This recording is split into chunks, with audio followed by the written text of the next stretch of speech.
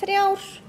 Áður en við göngum til dagskrár vill forseti tilkynna borgarstjórn það að nokkrir dagskrárliðir við ætlum að draga saman umræður í 3. dagskrárlið og 4. og einnig í 7. og 7. Þar fara fram samhliða.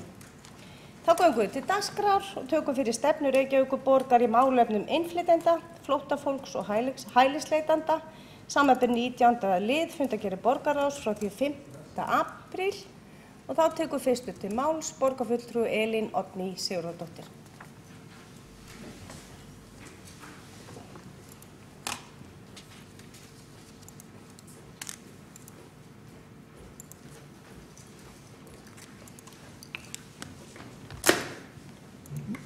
Borgarfulltrúar, borgarstjóri og allir áheyrendur. Við erum hér í seinni umræðu stefnu Reykjavíkurborgar í málefnum innflytjenda, flóttafólks og umsækjenda alþjóðlega vernd.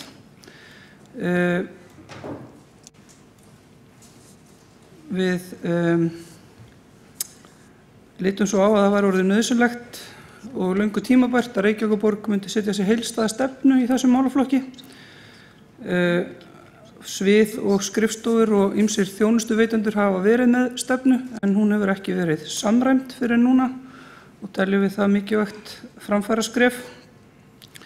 Í umfjölluninni hóp innflytjenda mjög mikilvægt að horfa til þess að fjölbreyttan hóp að ræða sem hefur fjölbreyttar þarfir og að við þurfum að rýna þær hindranir sem að innflytjendur mæta í þjónustu eða til að geta notið sín í starfi hjá borginni og þessi stefna og þær aðgerðir sem henni fylgja eru til þess fallnar að vinna að því að útrýma slíkum hindrunum sem fólk upplifir í sínu daglega lífi.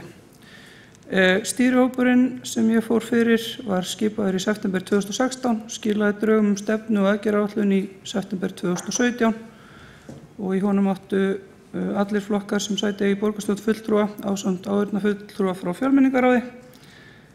Stefnan var sett í umsagnarferli mjög víðtækt og það var brugðist við þeim athugasemdum sem bárust í umsagnarferlinu og í 19. desember síðastliðinn fór fram fyrri umræða stefnuna ásamt aðgerðaáætlun í borgarstjórn.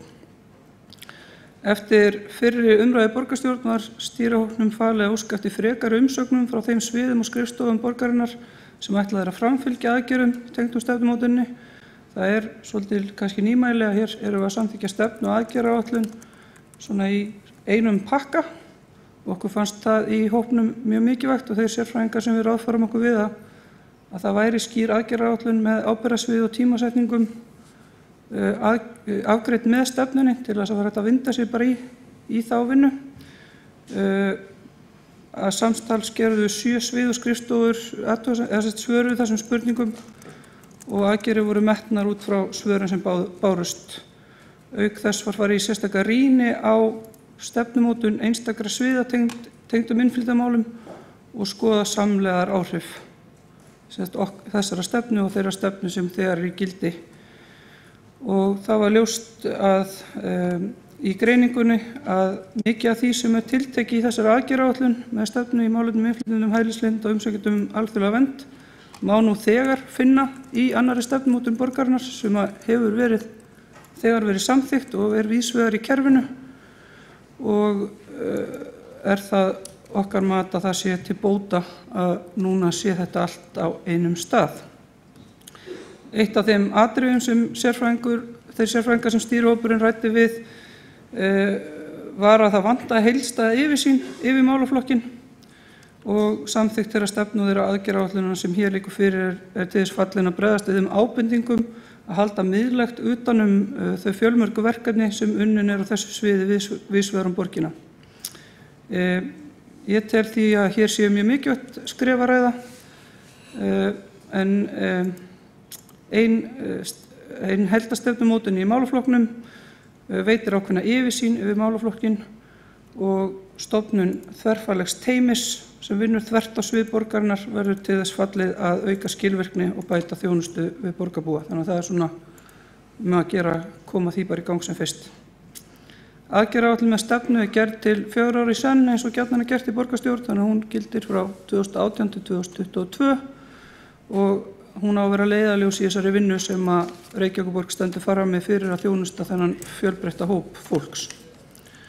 Í þeirri aðgerðaáætlun sem núna liggur fyrir ljóst að framvinda verkefna, einstakra verkefna fyrir eftir því fjármagni sem til staðar innan sviða og skrifstofa Reykjavíkurborgar og það þarf að tryggja fjármagn í afgreiðslu þessara verkefna þegar við afgreiðum fjárhagsáætlun fyrir hvert ár eins og venja í hinum ýmsu málaflokkum.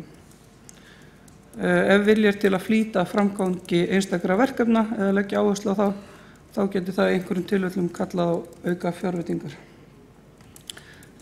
Mannréttindaskrifstofa hefur nú þegar yfirumsjón með eftirliti með aðgerðaáætlun í jafnréttismálum sem svona þvert á svið og yfir allt kerfi borgarinnar og það skilningur minn og það tiltekið í stefnunni að umsjón með aðgerðaáætlun í innflytjendamálum fari fram með svipuðum hætti hvað varðar eftirfylgd með áætlun í jafnréttismálum. Þannig að þetta verði svona svipaður pakki og eftirfylgnin með báðum þessum stefnum og aðgerðum verði á mannréttindaskrifstofu. Það ákveðin sýn sem felst í því að við séum að líta á innflytjendur sem auðlind fyrir reykvískt borgarsamfélag og við sem fjölmenningarborg eigum að stuðla því að allir sem setjist hér að og búi upplifi sig sem Reykvíkinga óháð þjóðerni og uppruna. Ef að það verður staðan þá hefur við skapað borg sem raunverulega fyrir alla íbúa. Ég vil að lokum þakka öllum í stýrihópnum fyrir þeirra vinnuframlag, starfsmanni hópsins og alla þeirra fjölmörgu aðila sem að hittu okkur. Þeir voru alveg nokkrir, ég heldur að við tali á 4. tug aðila sem að við hittum á þessum tíma. Einna allra sem að gáðu sér tími að veita umsagnir með stefnunni. Og ég ætla að öllum öðrum ólestuðum sérstaklega þakka þá vinnu sem hefur verið veitt að hendi Mannréttindaskrifstofu Reykjavíkurborgar við utanumhald í kringum þessa vinnu. Takk fyrir mig. Þá borgarfulltrúi Elín Oddný Sigurðardóttir lokið máli sínu og óskar borgarfulltrúinn eftir að veita andsvar. Þá kemur borgarfulltrúi Marta Guðjónsdóttir upp í andsvar við ræðu borgarfulltrúans. Forseti, góðir borgarfulltrúar, ég held að hér séum alveg ágæti stefnu að ræða og margt gott sem að kemur fram í henni og eins í þeirri aðgerðaáætlun sem að hér liggur fyrir. Mig langar til að spyrja út í einkum tvennt. Það kemur fram undir kaflanum Reykjavíkurborg sem stjórnvald að Reykjavíkurborg muni stuðla markvisst að aukinni þátttöku innflytjenda svo sem í borgarstjórnarkosningum. Hvernig það hugsað og hvaða aðgerðir hyggst Reykjavíkurborg grípa til varðandi það? Sömuleiðis langar mig að spyrja, við vorum nú hér á fundi í morgun varðandi málefni eldri innflytjenda. Við tölum að taka vel á móti innflytjendum en við þurfum náttúrulega að hlúa þeim líka þegar þeir eru komnir hér og hafa starfað og búið hér til margra ára. Þá velti ég fyrir mér hvernig við getum virkað á betur inn í félagsstarf eldri borgara. Það virðist vera einhver vanhöld á því, þátttaka þeirra virðist vera eitthvað minni en þeirra sem að hér hafa búið og hér eru fæddir. Þá borgarfulltrúi Marta Guðjónsdóttir lokið við að veita andsvar, þá svarar andsvari borgarfulltrúi Elín Oddný Sigurðardóttir. Það var farið í vinnu við að kortleggja kosningaþátttöku, í rauninni litla kosningaþátttöku ungs fólks og fólks af erlendum uppruna í síðustu sveitarstjórnarkosningum. Þar voru mjög sláandi lágar tölur í ákveðnum hópum, til dæmis bara rétt í kringum 20% hjá fólki sem með utan EES ríkisfang sem hefur réttindi til að kjósa í sveitarstjórnarkosningum. Algengur misskilningur þar að fólk sem ekki íslenski ríkisborgarar telja sig ekki hafa kosningarétt í sveitarstjórnarkosningum þó að þeir hafi það.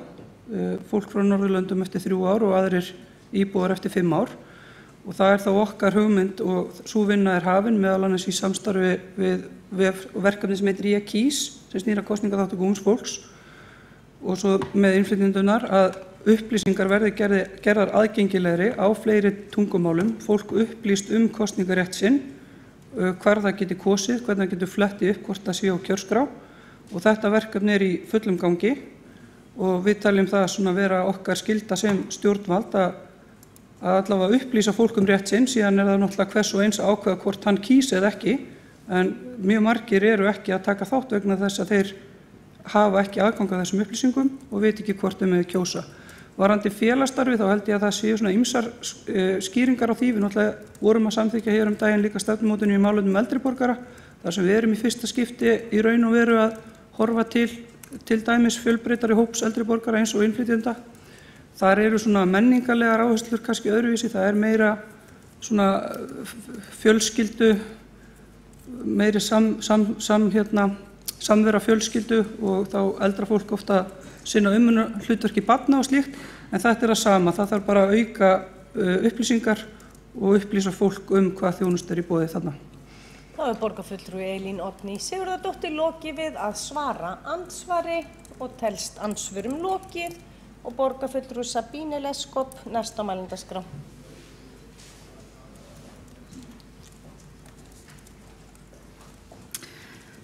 Borgarstjóri, kæru borgarfulltrúar, í dag liggur hér fyrir borgarstjórnarfundum að stefna Reykjavíkurborgar í málefnum innflytjenda, hælisleitenda og flóttafólks í seinni umræðu og borgarfulltrúi Elín Oddný Sigurðardóttir er búin að fara yfir ferillinn í þessari vegferð hingað til. Ég þakka einnig fyrir gott samstarf í stýrihópnum og sérstaklega starfsmanni og starfsfólki hjá mannréttindaskrifstofunni. Mig langar að benda hér á öllum á það að það var gríðarlega magn af skýrslum og rannsóknum sem var tekin saman þarna, sem er alveg fjársjóður sem við ættum að nýta okkur og grípa til. Það veitir ekki af. Já, innflytjendur eru orðin 14% í Reykjavík. Þetta ekki jaðarhópur og samkvæmt skýrslu OECD alþjóðlega búferlaflutningar er framlag innflytjandi samfélagsins á Íslandi með þeim hæstu í heiminum. Hagvöxturinn okkar má rekja ekki síst til þess. Reykjavíkurborg er ung innflytjaborg, langstærsti hópur innflytjara milli 25 og 45 ára.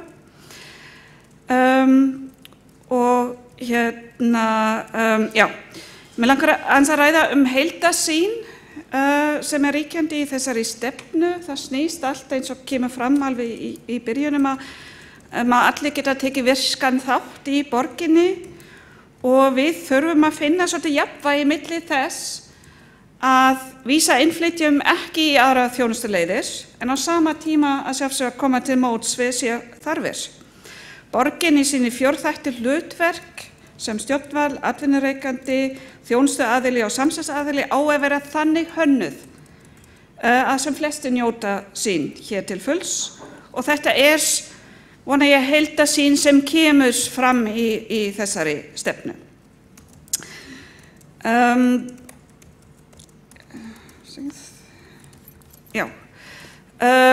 Eins og ég sagði þá er stefnan í 4 þáttum. Hérna við erum að skoða Reykjavíkurborg sem stjórnvald og erum að skoða það sérstaklega þáttöku í lýðræðinu eins og hefur hér komið fram og ábendingu frá borgarfulltrúa Mörtu Guðjónsdóttur til dæmis þáttöku í kosningum sem er svo sannarlega ekki fullnægjandi.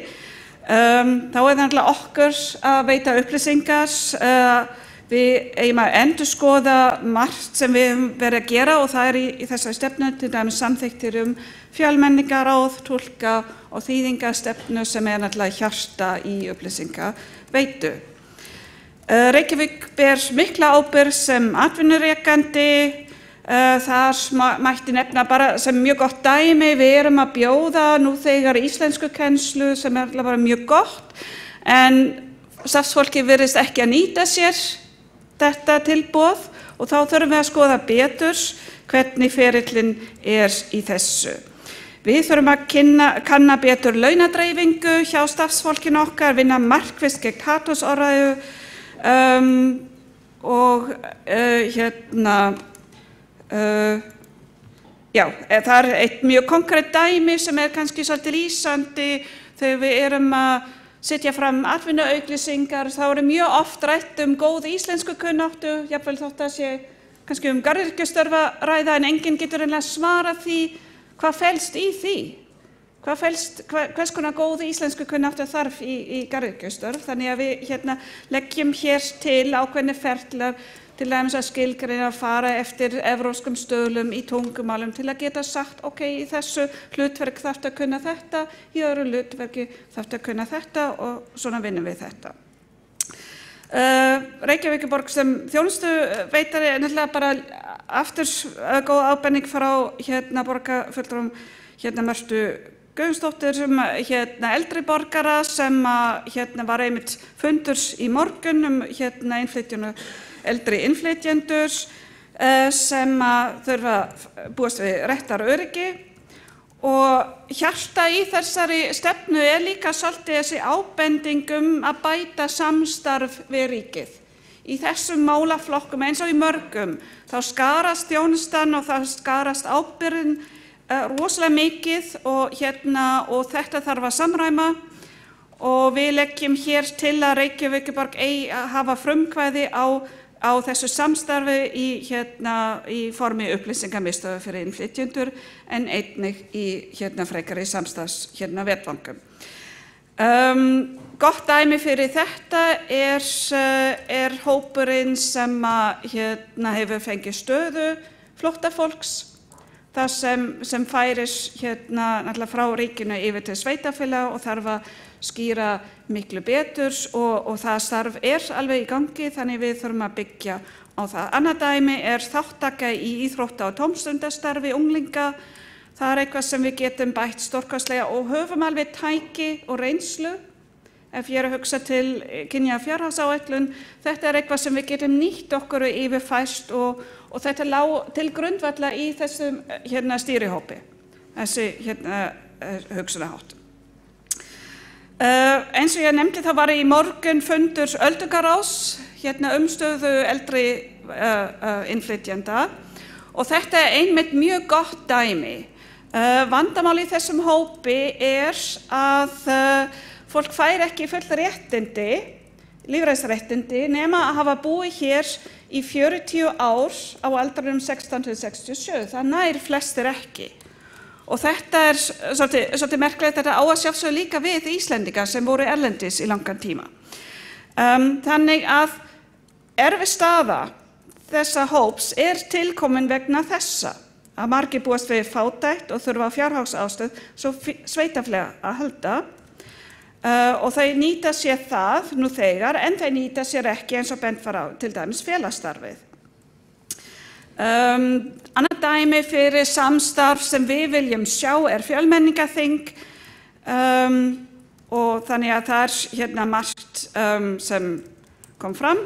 Við höfum fengið frábæra ábendingar frá sviðunum, sérstaklega skóla frístundasviðum sem alltaf segir okkur líka hvað við erum komin langt á mörgum stöðum og hvaða fókus við viljum sjá í þessu starfi og ég hvet einmitt til þess að við fylgjum þessu víðtæku samstarf alla sem koma að málefnum innflytjenda eins og hefur verið bent á og alveg möguleikar eru. Takk. Þá borgarfulltrúi Sabine Leskop lokið máli sínu og einn borgarfulltrúi hefur óskað eftir því að veita ansvar við ræðu borgarfulltrúans og þá komu upp á mælendaskrá fyrirgefið. Þá hefur borgarfulltrúi Sveinbjörg Birna Sveinbjörnsdóttir óskað eftir því að taka til máls.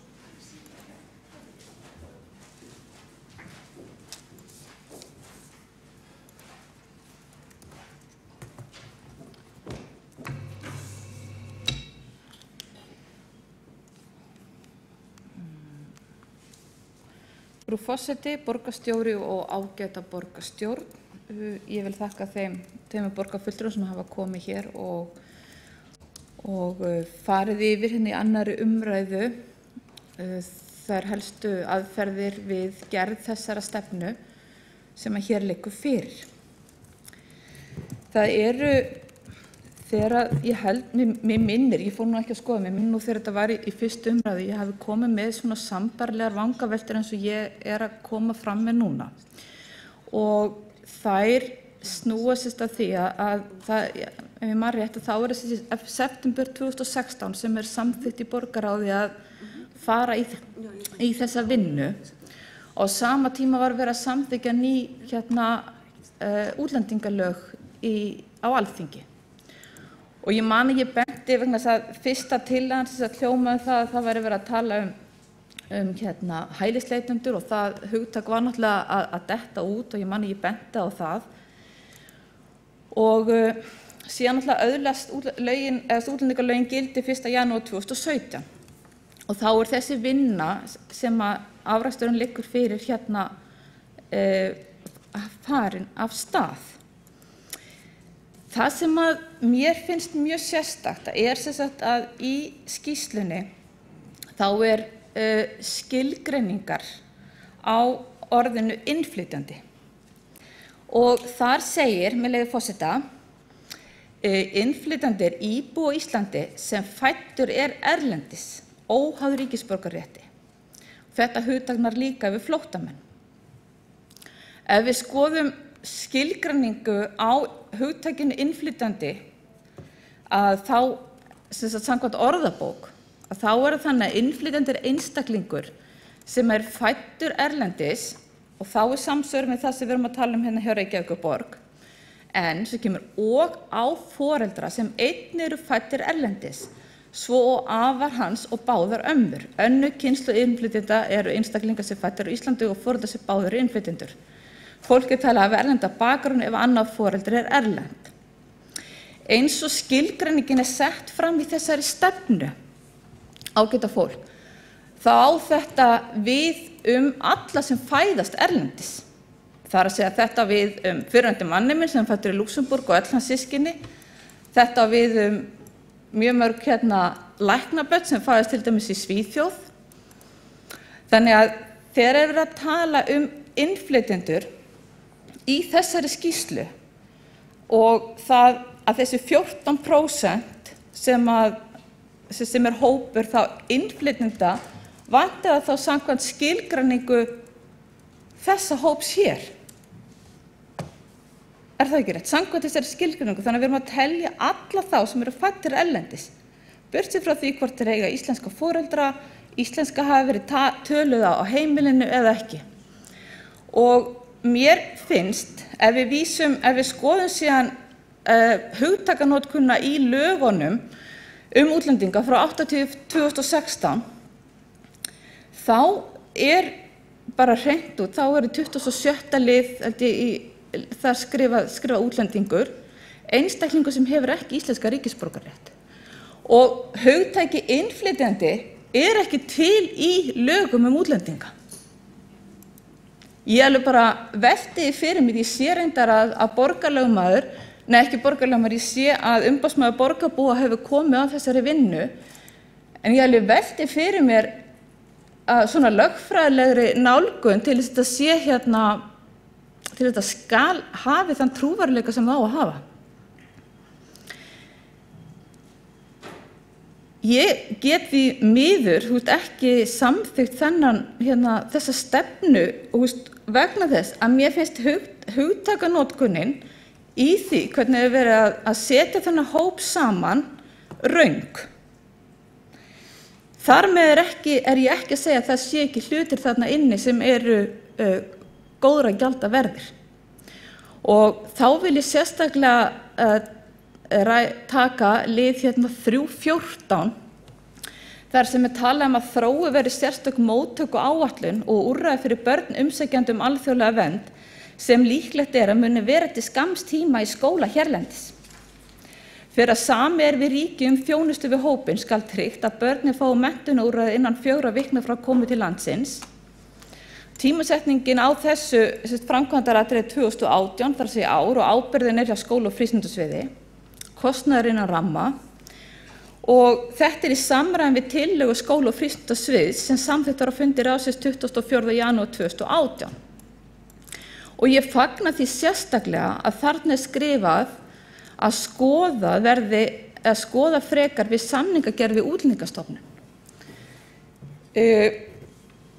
Fjölmiðlar ætluðu algjörlega að fara á límingunum haustið 2017 þegar að ég fór í útvarpsviðtal á útvarpi Sögu og talaði þar sokkinn kostnað sem ég hef nefnt sagt að sé mjög óhentugt að nota þegar verið að tala börn. En það einmitt þetta, það sem við þurfum að gera hér í borgarstjórn og raunverulega öll sveitarfélög að eiga þetta samtal við ríkjum, þau komi að því að greiða kostnaðinn fylgir þessum börnum, hvort sem það með sérstökum móttökuskóla eða móttökudeildum, þar sem að þau eru styrkt þann tíma sem þau eru hér, annarkur styrkt til þess að halda áfram þá með enskukunnáttu og íslenskukunnáttu, vegna þess að við vitum það að flest eru bara mælt á, börn sem koma til lands eru bara mælt á einu tungumáli. Þannig að ég var mjög glöð að sjá þetta þarna inni. Og það sem ég fannst líka mjög gott að sjá og það var það sem að borgarfulltrúinn Sabine Leskov kom hérna inn á, að þetta skjal verulega að miklu leyti ákallu meira samstarf við ríkið þegar kemur að þessu málaflokki. En ég myndi vilja fá frá innlegg frá kannski frummælanda hér inni varðandi þessa vangaveltu mínar með hugtakanotkunna á útlendingum samkvæmt lögum, hugtakanotkunna innflytjendum samkvæmt þessu skjali og síðan hugtakanotkunna innflytjendur samkvæmt almenni skilgreiningu. Það mun mögulega breyta afstöðu minni til þessara stefnu sem hér liggur fyrir. Takk fyrir.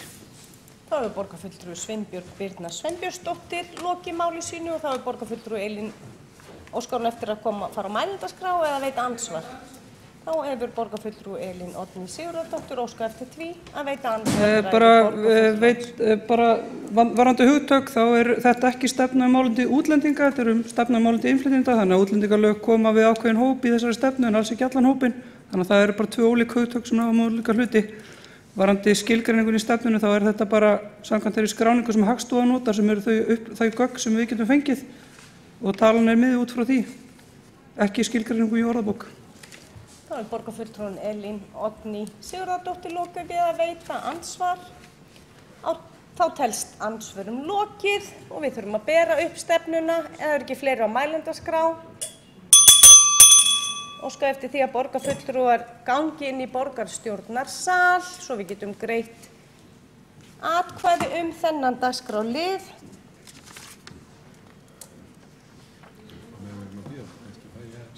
Já, þá hefur borgarfulltrúi óskað eftir því að taka til máls á meðan við bíðum.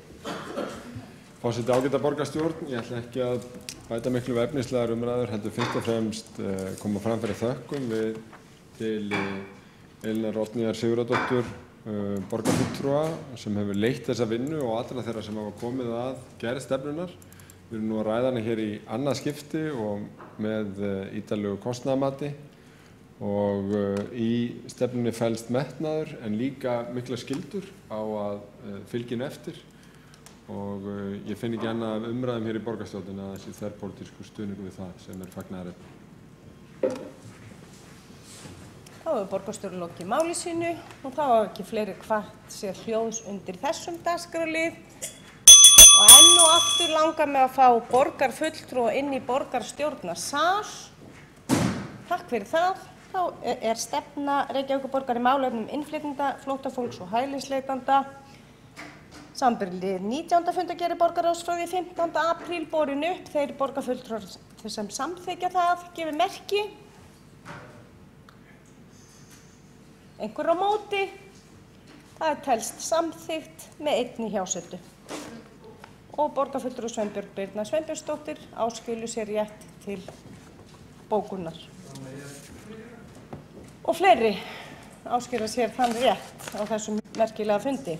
Við göngum til annars máls á dagskrá sem tillaga Sveinbjargar Birnu Sveinbjörnsdóttur, óháðs borgarfulltrúa snjallsímabann, samanber 7. lið fundargerð borgarstjórnar frá því 20. mars. Þá tekur borgarfulltrúinn fyrst til máls.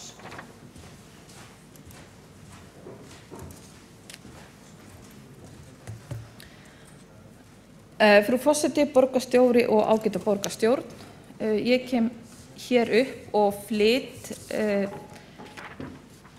tillögu sem breytt tillaga frá því í byrjun mars lok febrúar, byrjun mars, sem að fjalla snjallsímabann í grunnskólum. Tillagan hljóðar svo með leyfi forseta. Borgarstjórn felur skóla- og frístundasviði að setja reglur í samræmi við skólastjórnendur, kennara, frístundaráðgjafa, skólasálfræðinga og hagsmunaaðila nemenda og foreldra sem miða því að banna með öllu snjallsímanotkun nemenda á skólatíma og í frístundastarfi í grunnskólum borgarinnar. Ástæðan fyrir því ég kem fram með þessa breyttu tillögu sem samt sama efni svo að ég hlustaði á þá borgarfulltrúa sem hér tóku til máls. Þó svo að ég hafi klárlega saknað þess að heyra ekki afstöðu borgarstjóra í mína fyrir tillögu, en það var sá samhljómur allra þeirra sem komu hér upp í pontu þá að tillagan sem ég setti fram fæli ekki í sér nógu mikið samráð, fæli ekki í sér neitt samráð við hagsmunaaðila. Og það þess vegna sem að ég ákvað að koma aftur fram með tillöguna og segi þá við ykkur sem hér sitið, við ætlum að tala við skólastjórnendur og kennara og frístundaráðgjafa, skólasálfræðinga og hagsmunaaðila nemenda og foreldra með það að markmiði að finna leiðir þannig að hægt sé að banna þessa snjallsímanotkun. Það getur síðan komið úr þessari vinnu og þessari umræðu það að þessir aðilar, það að segja skólastjórnendur sem eru yfir skólunum hér í borginni, kennarar sem eiga í samskiptum við nemenduna, við börnin okkar hverjum einasta degi, frístundaráðgjafa sem langflestir eiga í samskiptum við börnin okkar líka hverjum einasta degi, skólasálfræðingar, því miður eiga kannski ómikið samskiptum við börnin, því myndi alltaf vilja þau þyrfti ekki að skólasálfræðingi halda, og hagsmunaaðilar segir bara sem svo að þetta sé ekki þar sem eigi að gera. En við hérna í borgarstjórn, okkur á ekki að skorta kjarkinn til þess að setja þetta mál í þann farveg að þessir hagsmunaaðilar sem þarna eru tilkallaðir fái að segja sína skoðun á þessu. Því að við erum þá alveg svo það gagnrýnt að mín fyrri tillaga hafi verið of harkalega orðuð, að ég vilji leggja bara blátt bann við öllu, að þar sé ekkert samráð og við séum að taka völdin af þeim sem raunverulega stjórna og stýra innan skólastofunnar. En nákvæmlega sama hætti og sömu formerkjum má snúa við og segja ef við samþykkjum ekki þessa tillögu, ef við samþykkjum hana ekki, þá fáum við ekki að heyra hug þessa fólks gagnvart því. Og ég trúi ekki öðru heldur en að allir borgarfullar hér inni hafi að minnstakosti eftir síðasta fund okkur í borgarstjórn þar sem þetta var til umræðu kynnt sér málin betur. Og ég ætla ekki að endurtaka ræðu mína hér frá því síðast. Það hægt að horfa á hana á YouTube. En það er alltaf að aukast áhyggjur fagaðila, skólaaðila, foreldra og allra það sem koma að uppeldi barnanna, hvaða áhrif þetta að hafa á ungdóminn. Það jafnvel það gengið svo langt í greinum sem eru skrifaðar, reyndar ekki á Íslandi en erlendis, að þessi takmarkalausi aðgangur að snjallsímum sé farin að valda því sem búið að vera á forsíðu Morgunblaðsins núna held ég 2 morgna í röð, aukningu á lyfjaávísunum á börn. Við hljótum að vera tilbúin til þess að samþykkja þessa tillögu og leyfa þá þessum fagaðilum að hafa sitt að segja þetta. Ef að niðurstaða þeirra verður, segi það enn og aftur, ef hún verður svo að þetta sé ekki hægt og við séum ekki að fórna minni hagsmuni fyrir meiri og það séu hagsmuni barnanna að hafa snjallsímana við hendina í skólastofum bara eftir þörfum hvers og eins eða eftir ákvörðun hvers og eins kennara eða skólastjórnenda, þá það svo. En við getum ekki tekið af þeim plattformi sem ég að búa til með þessari tillögu. Þannig að ég bið ykkur ágætu borgarfulltrúar enn og aftur að leyfa börnunum að njóta vafans með því að samþykkja þessa tillögu og leyfa þessum fagaðilum að koma að ákvarðanatöku. Niðurstaðan kann að vera jákvæð, hún kann að verða neikvæð, en við tökum því þá sem stjórnvald. Takk fyrir. Þá borgarfulltrúi Sveinbjörg Birna Sveinbjörnsdóttir lokið máli sínu og borgarfulltrúi Skúli Helgason næstur á mælendaskrá. Þú varst búin að biðja orðið á undan. Forseti ágæta borgarstjórn.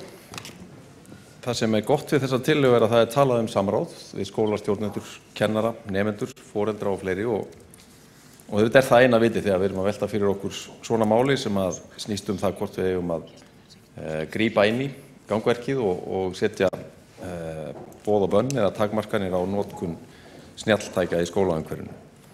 Það sem vont við tillöguna auðvitað það að það áskilið að þetta víðtæka samráð eigi að leiða til tiltekinna niðurstöðu sem fortakslaust bann.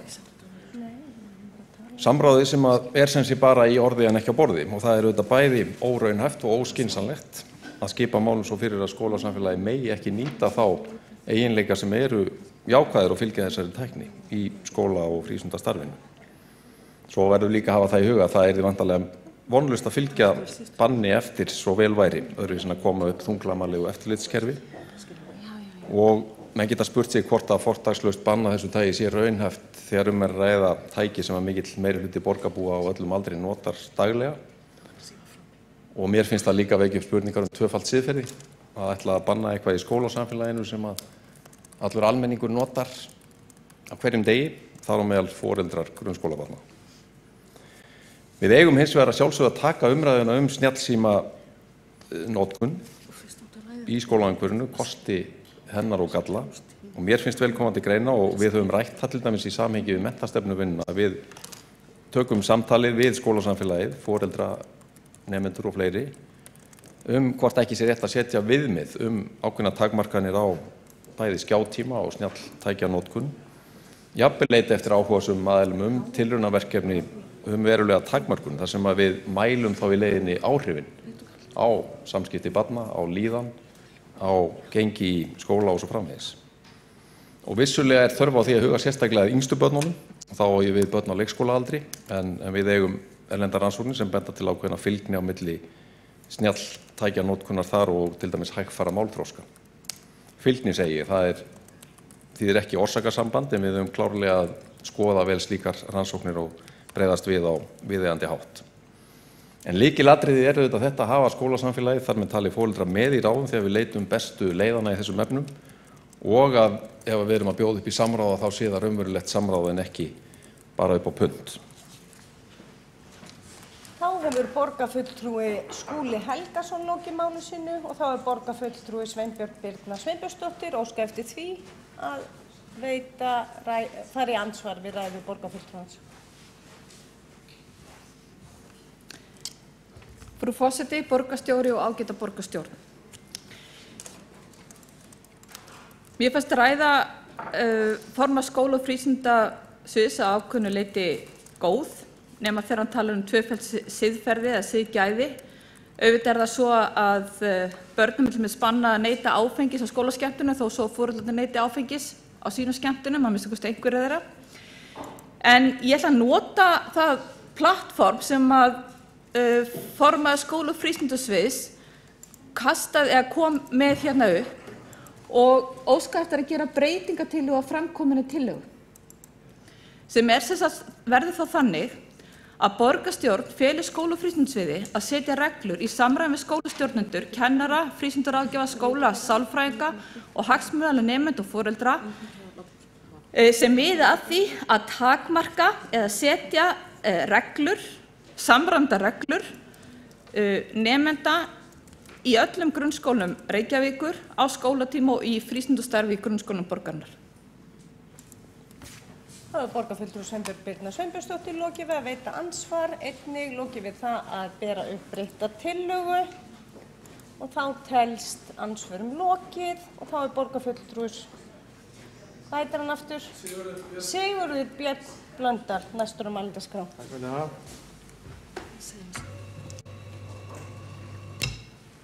Við erum á sama lista, framboðslista. Forseti, ágætu borgarfulltrúar. Já, þetta við ræðum þetta hér í annað skipti og ég var einmitt dálítið undrandi yfir því að borgarfulltrúi Sveinbjörg Birna Sveinbjörnsdóttir skyldi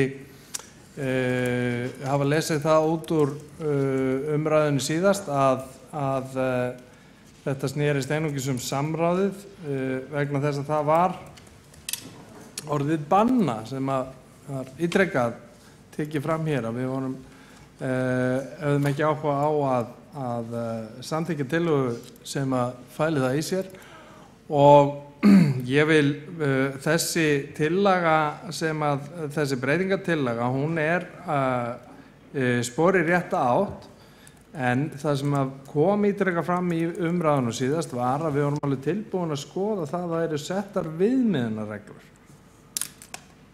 og það er lykillinn að þessu. Þannig held ég að við byrjum. Það er rétt að skrefi til þess að koma svona þessari notkun snjalltækjana á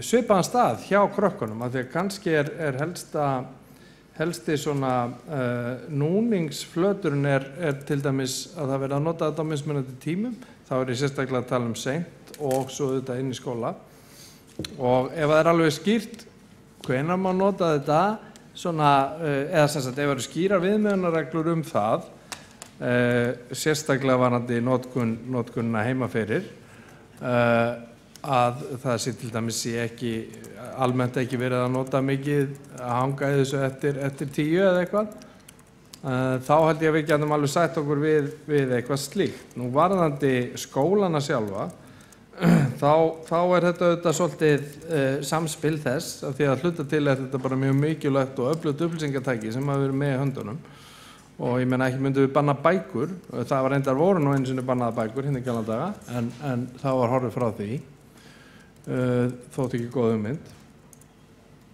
þannig að ég held að það væri ekkert vitlaust að við stingjum saman nefjum og myndum orða þessa tillögu á þann hátt að það væri viðunandi fyrir okkur. Hún er ennþá þannig að ég get ekki samþykkt hana.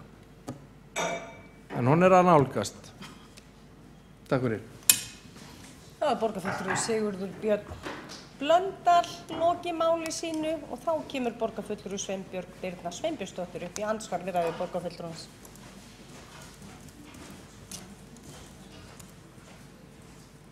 Frú forseti, borgarstjóri, ágæta borgarstjórn. Þetta verður ekki fyrsta og ekki síðasta skipti sem ég og borgarfulltrúi Sveinbjörg Blöndal erum ósammála hvorki það sem við nemum með að skiljum hér í mæltu máli. En ég er ekki að setja fram hérna tillögu til þess að honum einum þóknist. Það er nú bara þannig. Ég er að setja fram tillögur með hagsmuni barnanna að leiðarljósi eins og til hann er orðið núna þá er algjörlega svigrúm fyrir það að koma með alls konar útfærslur inn í það frá þessum hagsmunu aðilum en ekki okkur pólitísku fulltrúnum á þessum tímapunkti. Takk fyrir. Það er borgarfulltrúi Sveinbjörg Birna Sveinbjörnsdóttir lokið að veita ansvar þá svarar ansvari borgarfulltrúi Sigurður Björn Blöndal. Forseti ágætu borgarfulltrúar, já ég líka hugsa börnin og það er nú þannig að ef að borgarfulltrúin vill að ég samþykki tillöguna sem hún kemur með þá er mjög æskilegt að ég sé sammála henni eða hún sé orðað á þann hátt að ég setti mig við.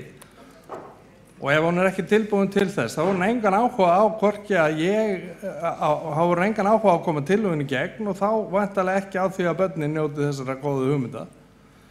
Þannig að auðvitað verður að setja tillöguna fram til að þóknast mér til að bjarga börnunum. Það er bara þannig.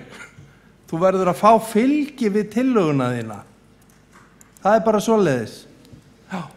Og ég held að það séu fleiri en ég sem eru þar að ef að þetta væri orðað þannig að væri að ræða einhvers svona viðmiðunarreglur, þá getur fólk sagt sig við þetta, en ekki í því formi sem hún er lögð fram núna. Það var borgarfulltrúi Sigurður Björn Blöndal lokið við að svara andsvari, þá veitir andsvar öðru sinni borgarfulltrúi Sveinbjörg Birna Sveinbjörnsdóttir.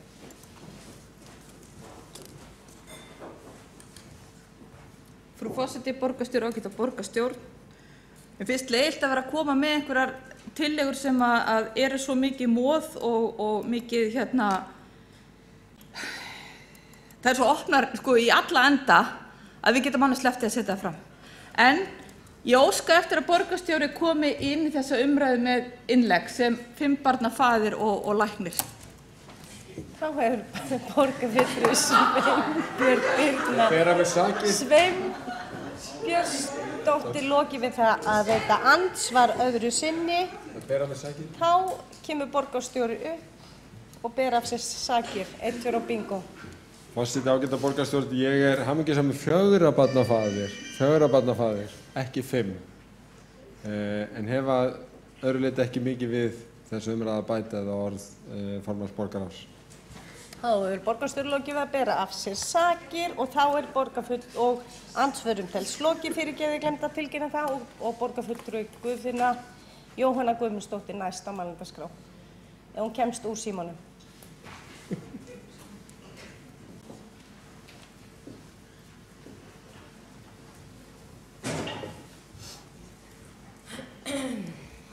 Forseti, borgarfulltrúar, ég tek undir skilning borgarfulltrúans Björns Blöndal.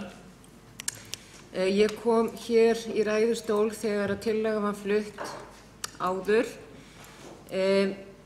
og taldi eðlilegt að það yrði haft samráð, en ekki það samráð yrði til þess að banna, heldur að skoða hvort það ætti að banna. Þannig að ég er ekki tilbúin til þess að samþykkja tillöguna eins og hún er orðuð, heldur finnst mér eðlilegt að það sé haft samráð við þessa aðila sem eru nefndir í tillögunni, hvort það eigi að banna eða hvort það eigi eitthvað að takmarka snjallsímanotkun nemenda. Eins og frummælandinn Sveinbjörg Birna Sveinbjörnsdóttir fór yfir þegar hún flutti tillöguna hér áður, að þá eru ýmsar rannsóknir sem hún hefur stuðst við erlendar. Þetta á auðvitað eftir að skoða betur hér og ég er ekki tilbúin að samþykkja tillöguna svona sem miðar að því að banna þetta.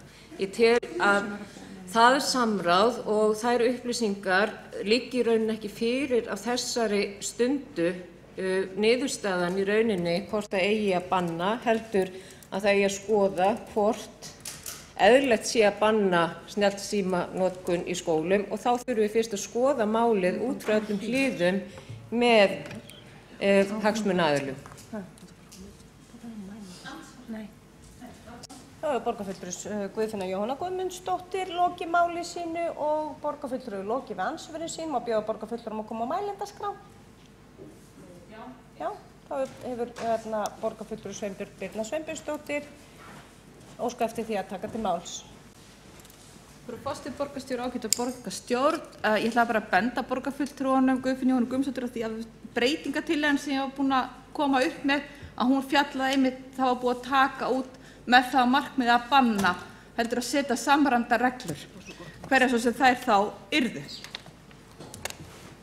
Þá hefur borgarfulltrúi Sveinbjörg Birna Sveinbjörnsdóttir lokið máli sínu og þá hefur borgarfulltrúi Guðfinna Jóhanna Guðmundsdóttir óskað eftir því að veita andsvar við ræðu borgarfulltrúans.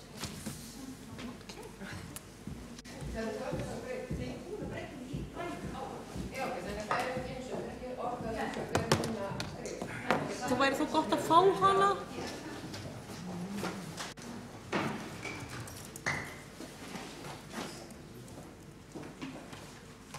gerast? Það er ekkert að gerast. Enginn hefur hvatt sér hljóðs.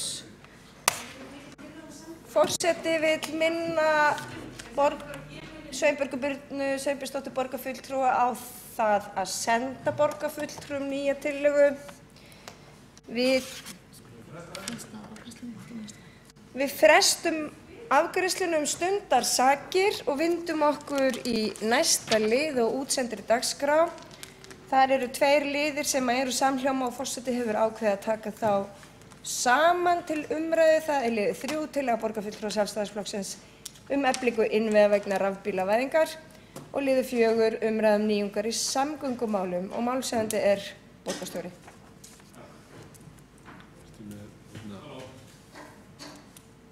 Hvað? Er ekki með glæri? Nei, ég er ekki með mér. Hann má vera málshefjandi. Já. Og fyrstu sem tekur til máls er Kjartan Magnússon, borgarfulltrúi.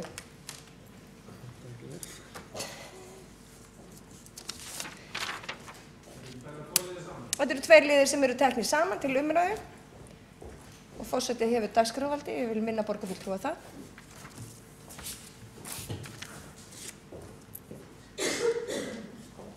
Forseti, góðir borgarfulltrúar, af því að forseti sá ástæðu að taka þér fram að hann hefði dagskrárvaldið. Þá vil ég bara framkomið að hann er hér, starfar hér í umboði borgarstjórnar og hann getur ekki ákveðið einhliða runni dagskrárna á þessum fundi. Það er hægt að bera hann að jafna og myndir atkvæði fundamanna. Og ég verð að segja það eins og að mér finnst það nú ekki vel að verki staðið ef forseti ákvæði hér einhliða að fella niður einstaka dagskrárliði sem borgarfulltrúar óskuðu eftir að settir á dagskrá og að sameina það öðrum. En ég hef nú enga trú á því að þessi forseti gerir þannig í samráði við aðra borgarfulltrúa því að hann hefur verið þægilegur í samstarfi og tekið tillit til óska borgarfulltrúa svona eins og hann á að gera. Til þetta rétt að því að fyrsta forsetinn ræddi þetta. En að því sem er hér á dagskrá, það er hér tillaga borgarfulltrúa Sjálfstæðisflokksins eflingu innviða vegna rafbílavæðingar og við borgarfulltrúa Sjálfstæðisflokksins leggjum við fram svohljóðandi tillögu með leyfi forseta. Borgarstjórn samþykkir að beita sig fyrir því að auðvelda almenna rafbílavæðingu. Talið er að 50.000 rafmagnsbílar noti innan við 1% af því rafmagni sem framleitt er á Íslandi. Sparnaður í eldsneyti af 50.000 rafbílum er 30 milljarðar á ári. Borgarstjórn samþykkir að vinna áætlun til að gera íbúum í fjölbýli í Reykjavík kleift að hlaða rafmagnsbíla við sitt heimili, enda er verkefni bæði hagkvæmt og umhverfisvænt. Já, ágætis borgarfulltrúar,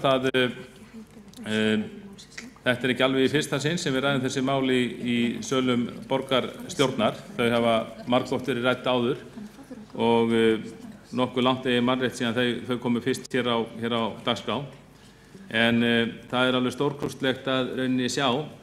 Það eru breytingar sem eru að verða á orkumálum í landinu og þar getum við talað orkuskipti ef ekki orkubyltingu. Það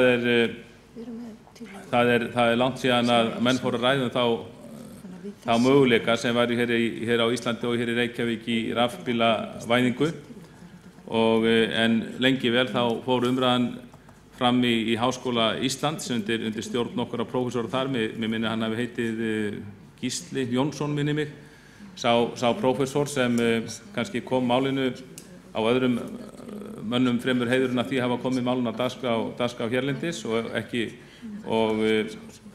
ekki síður fréttamaður sem hafði mikinn og einlægan áhuga á þessum málum sem var og er Ómar Ragnarsson. Og þegar upp úr 1970 byrjuðu að birtast fréttir sem Ómar sagði gjarnan af því að þetta gæti verið framtíðin. Það var keyptur tilraunabíll til Íslands, rafmagnsbíll sem var geymdur út í háskóla og ekið á þegar að nægilega heitt var í veðri og sannast sagna þá höfðu margir ekki trú á þessu vegna þess að rafhlöðurnar og hvorki bíllinn í rafhlöðurnar voru öflug og menn töldu að margir töldu að það væri óraunhæft að tala um það að rafmagnsbílar yrðu einhvers megnugir á Íslandi. En svo liði tíminn og ýmsar þjóðir og mannkynið allt sér í rauninni þörfin á því að nýta aðra orkugjafa heldur en jarðefnaeldsneyti og svo umræða nær sjálfsögðu hingað til lands. Nú og fyrir 10 árum eða svo þá jókst þessi umræða hröðum skrefum og á tímabilinu 2006-2010 þá man ég mögulegt til því að þetta fór að rata inn í stefnumarkandi umræðu og ályktanir hjá okkur.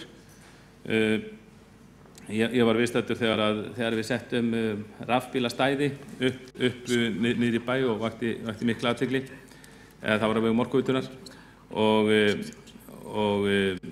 það voru stæði sett upp en það voru mjög fáir bílar komnir og margir töldu þetta, eða einhverjir töldu þetta vera ofílagt en mjóri mikils vísir og þetta kannski sýndi það sem koma skal. Þarna voru komnir öflugri bílar en áður og þarna kannski fyrsta sinn voru menn farnir að nota bílans að komast eða sinni Reykjavík. Þetta, ef mann rétt þessi stöðrar voru opnaðar, þá voru þetta ekki nema í kringu 10-20 manns en hefur fjölgað verulega síðan eins og við höfum orðið vör við. Og nú held ég að flestir séu komnir á þá skoðun sem hafa kynnt sér þessi mál að sjá að Reykjavík og raunni Ísland og ekki síður Reykjavík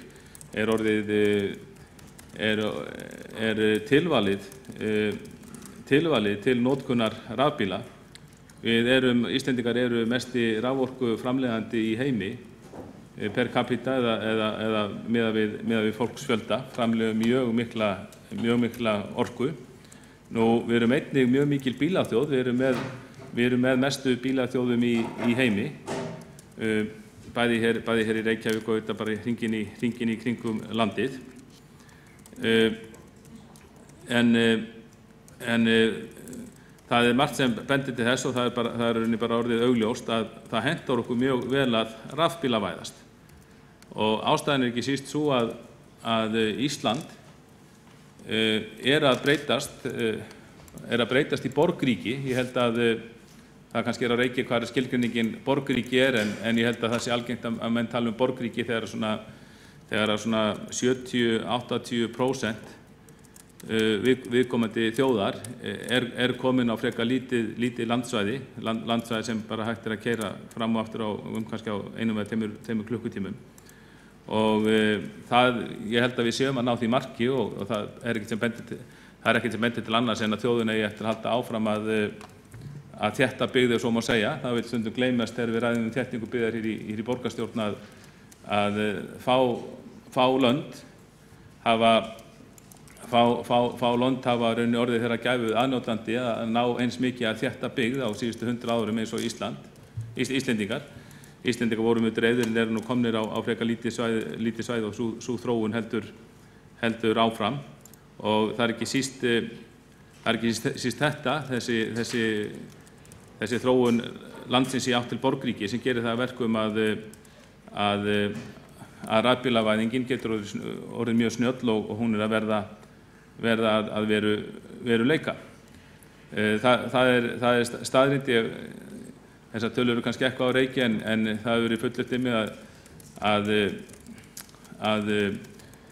við erum komin 70-80% landsmanna eru komið hér á frekar lítið svæði, að það henti og höfuðborgarsvæðið, ef við tökum svona stór höfuðborgarsvæði, þessi fjöldi kominn á þetta svæði, þá sé að þannig með 90 rúmlega 90% íbúa á höfuðborgarsvæðinu, þeir sem sagt 90% ferða af 90% íbúa er hægt að tjóna með drægni núverandi rafbíla. Rafbílar þeir draga mismunandi langt, kannski sem styst fara kannski 30 km og svo er þetta alveg upp í 500-600 km kannski þeir öflugustu og dýrustu og þróunin er bara í þá átt að drægnin mun eiga eftir að aukast og hleðslan hleðslan sem tekur í mörgum tilvikum nokkra klukkutíma núna sá tími á einnig eftir að styttast. Það er ekki langt síðan evrópskt fyrirtæki sótt einkaleyfi á hugmynd sem gengur út á nýja tegunda rafhlöðum, og það á að taka mínútu að hlaða rafhlöðuna frá 0 upp í 100% mínútu, sem þá rauninni styttri tími heldur en maður þegar maður dælir bensín í bíl á bensínstöð, og þessi rafhlaða á að duga bílnum í 1000 kilometra, og hún á að komast í fjöldaframleiðslu eftir 3 ár eða svo. Og þó að einkaleyfi þýðir þetta ekki að sama og tæknin hafi verið fundin upp, þá sýnir þetta bara alveg hvert þetta stefnir. Enda eru öflugustu bílarnir, eins og segi nú, eins og hefur komið í ljós, öflugustu bílarnir draga á rafhleðslunni til Akureyrar. En þannig að við sjáum möguleikana, við sjáum þetta sniðugt, við sjáum hvað þetta er sniðugt fyrir okkur að nota raforkuna sem við framleiðum sjálf í landinu til þess að ferðast sjálfum. Þá bæði drögum við notkun jarðefnaeldsneytis, bensínsins, og ekki síður skiptir þetta máli upp á það að við spörum gjaldeyri. Það er fínt að framleiða þetta innanlands, og ég held að stefni í það og stjórnvöld hafa borið gæfu til þess að ýta undir þessa þróun. Við vitum það alveg að það gengur ekki til lengdar að hið opinbera hafi engar tekjur af rafmagnsbílnum, en ég treysti, ef maður getur treyst skattlagningarvaldinu til einhvers, þá er það mun mjög fljótlega grípa inn í og fara að skattleggja, finna kerfi sem skattleggur rafmagnsbíla langleiðina, ef ekki jafnvel bara til jafns á við bíla með jarðefnaeldsneyti. Og þá er spurning, bara þessi þróun er að verða.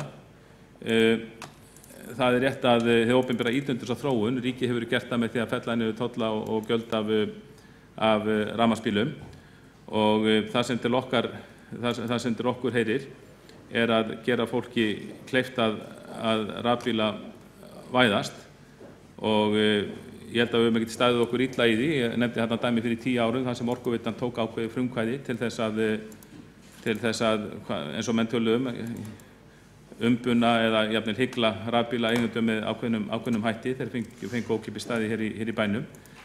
Það mæltist bara vel fyrir. En nú heyrir maður í fólki, það eru mun fleiri sem, ef það er eitthvað kvartanir sem okkur berast, þá er það rauninni það að það get ekki allir rafbílavæðst. Þeir sem búa í sérbíli, þeir sem búa í einbýlishúsum eða raðhúsum, þeir eiga auðveldast með það, því þeir geta bakkað bara bílnum upp í sitt bílastæði og hlaðið sjálfir. Og ég er einn af þeim sem get gert slíkt. En þetta er aðeins flóknara þegar kemur að fjölbýlishúsum eða bara þeim sem hafa ekki bílastæði inn á sinni lóð. Þeir þurfa og maður sér það þegar maður gengur bæinn að það er auðvitað fólk sem býr í fjölbýlishúsum eða þeir sem hafa ekki bílastæði á lóðinni sem kaupa rafbíla, og ef þeir vilja hlaða þá heimi á sér, sem flestir vilja nú gera, þá þurfa að leggja snúru sem fer þá inn á borgarland, fer yfir gangstétt. Þetta er víða gert, maður sér þetta gert, maður sér snúrur og millistykki koma út glugga á fjölbýlishúsum, þvottahúsglugga í kjallara. Maður sér opinbera vinnustæði þar sem bara snúra kemur út og fer yfir gangstétt eða yfir bílaplan og út í bíl, og svo framvegis. Og þetta er bara sjálfsbjargar viðleitni fólks sem hefur keypt rafbíla og gerir þetta, en vildi örugglega svo gjarnan miklu frekar að hafa betri aðstöðu. Nú Orkuveitan eða sem sagt dótturfyrirtæki hennar hefur að mörgu leyti staðið sig vel við að koma til móts við fólk með því að koma upp hraðhleðslustöðvum hér og þar borgina. Þetta er ekki komið í öll hverfi, og við fulltrúar sjálfstæðismenn í stjórn Orkuveitu Reykjavíkur höfum lagt til að það verði áhersla lögð á að setja upp hraðhleðslustöðvar, annaðhvort á vegum Monni eða bara í samstarfi við einkaaðila í öllum hverfum borgarinnar. Við lögðum til að það er stöðsett upp í Breiðholti, ég held að hún sé komin eða á leiðinni, og það var eftir Vesturbærinn og eitthvað eitt hverfi í viðbót. Þannig að þetta er alltaf að koma, og svo náði þeim glæsilega árangurinn daginn, eins og kom vel fram í fjölmiðlum að nú er búið að setja upp rauninni stöðvar hringinn, þannig að ef maður er á langdrægum bíl, þá getur maður, og jafnvel ekki eins og í langdrægum, þá getur maður nokkuð auðveldlega hlaðið bílinn á ferðinni og komist allan hringinn. Og ákveðin svona ákveðin varða að menn komist hringinn á rafmagni en mér finnst að við eigum að því að við erum Orkuveitan og eru þetta fyrst og fremst Reykjavíkurfyrirtæki þá eigum við ekki síður að sýna metnað þegar kemur að því að rafbílavæðast innan Reykjavíkur og gera almenningi kleift að rafbílavæðast. Rafbílavæðing á ekki að vera forréttindi fárra sem hafa einkabílastæði inn á sinni lóð. Þetta voru hlutur sem allir Reykvíkingar geta ráðist í alveg óháð búsetu formið eða hvernig þeir búa. Og það er langt síðan var farið að tala um það að það væri ýmsir möguleikar til að koma til móts við fólk sem byggir fjölbýlishúsum. Það er ljóst að hraðhleðslustöðvarnar leysa ekki vanda allra. Fólk vill, ef við hlustum á fólki, þá vill fólk hlaða bílana heimi á sér. Og það eru ýmsar lausnir sem menn hafa talað sem hægt er að grípa til þess að gera íbúðum í fjölbýli kleift að hlaða rafmagnsbílana við sitt heimili og ekki síður bara við götur þar sem ekki einkabílastæðin á lóðum og að koma fyrir búnaði. Fyrst töluðu menn að sennilega væri raunhæfast að koma upp nýjum staurum í hverju götu. Það eru svokallaðir hleðslustaurar, litlar hleðslustöðvar eða hleðslustaurar eins og má sjá við heimili inn á einkalóðum. En síðan hefur verið bent á það að komið nýr búnaður sem á að gera það bara nokkuð auðvelt að hafa þennan búnað bara í ljósastaurunum.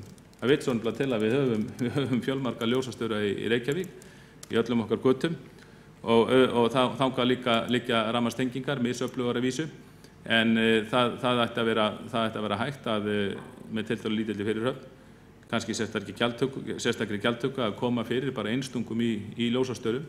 Kannski endar það þannig að slíkar einstungum verið í öllum ljósastaurum en ég held að við getum allar minnst byrja að því að reyna að útbúa ljósastaura við fjölbýlishús eða sérstakar staura eða ljósastaura í götum, kannski nokkra stauri í hverju götu með þessu búnaði. Svo koma íbúar og leggja við þessa staura og hægt að ganga frá því með einhverjum hægt að það verið tryggilega gert að menn geti bara hlaðið í götunni. Og eins og ég segi, það er langt síðan við ræddum þetta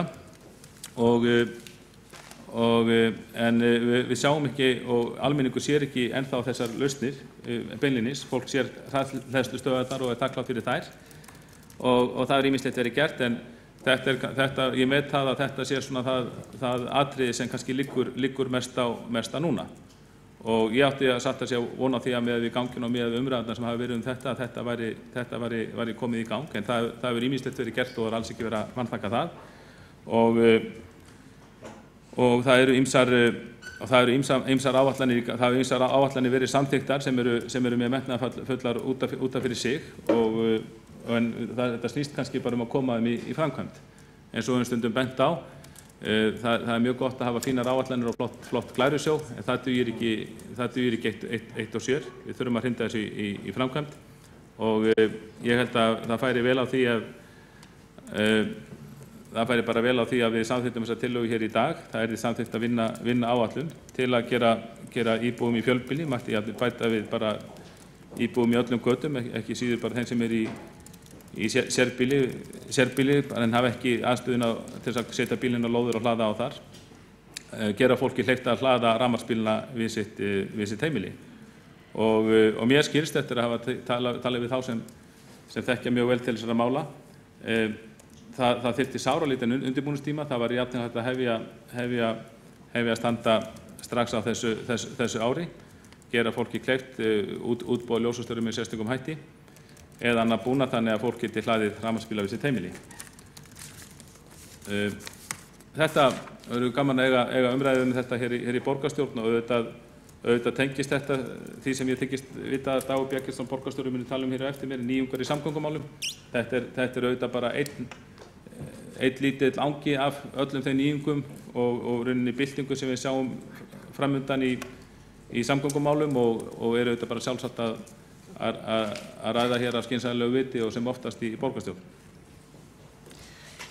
Kjartan Magnússon, borgarfulltrúi, lokið máli sínu. Forseti vill áminna borgarfulltrúum að hafa símana sína á hljóðlausu og forseti biðst einnig afsökunar á þessum ruglingi en næstur tekur til máls borgarstjóri.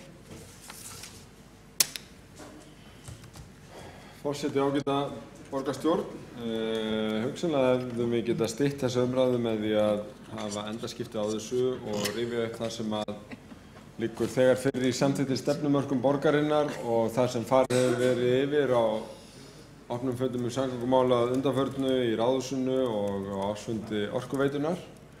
Því að nýverið þá var farið yfir ýmsar nýjungar í umferðinni og í samgöngumálunum í borginni og rifjað upp að þegar við héldum árlegan fund samgöngumál fyrir ári síðan að þá settum okkur nokkur markmið að innan árs verði komin hjólaleiga, innan árs verði komin snattbílar, innan árs að við hleðslustöðum fyrir rafbíla fjölga mikið, innan árs væri búið að velja bestu leiðir fyrir borgarlínuna og reyndar náð samningum við ríkið tímasetningu framkvæmd og fjármögnun og innan árs verði búið að fjölga verulega fyrirtækjum í borginni sem bjóður starfsfólki samgöngusamninga og við vildum umferðaröryggisáætlun. Hjólaleigan kom síðasta sumar á vegum VÁ eftir auglýsingu Reykjavíkurborgar og Zipcar hefur hafið deilibílaþjónustu í borginni.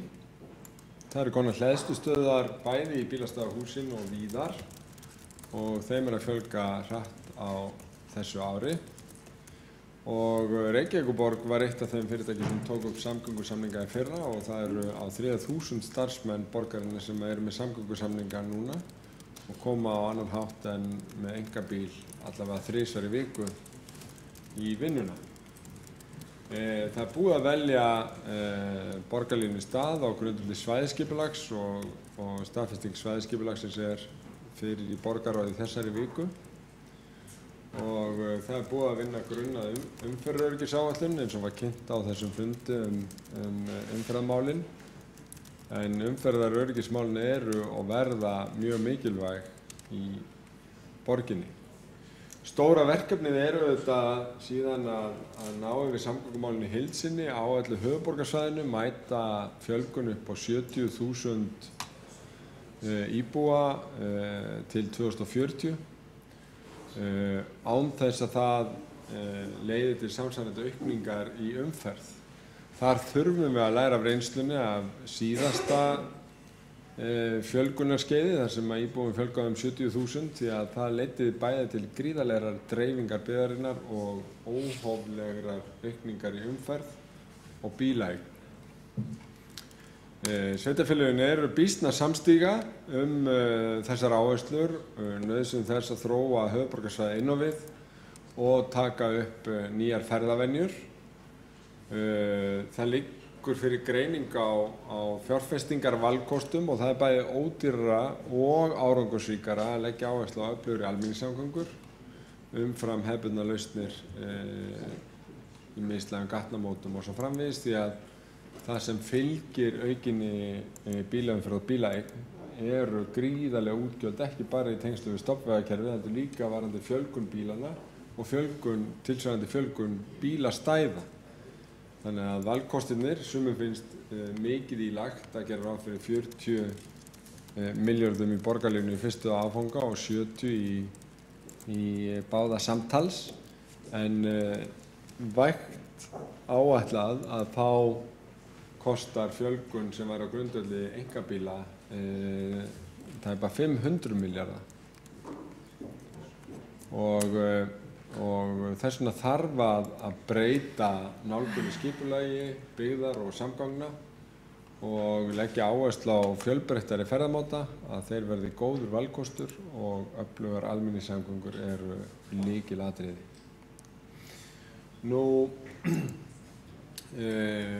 Þau tíðindi hafa orðið að sveitarfélögin á höfuðborgarsvæðinu og Vegagerðin hafa náð saman hvað þurfi að gera varðandi stofnvegakerfið annars vegar og borgarlínu hins vegar. Þetta er 80 milljarða pakki og þessu hefur verið skilað núna inn á borð samgönguráðherra og inn á borð sveitarfélaganna og sem hafa tekið þetta fyrir í bæjarráðunum og í gær samþykkti stjórn SSH að Stýrihópurinn sem að vanna þessum tillögum myndi núna samþykkja samningsmarkmið á grundvelli fjárfestingaráætlunar ríkisstjórnarinnar því að þar eru þau ánægjulegu tíðindi að það kveðið upp úr það að sami verði við sveitarfélögin á höfuðborgarsvæðinu borgarlínuverkefni á þessu ári.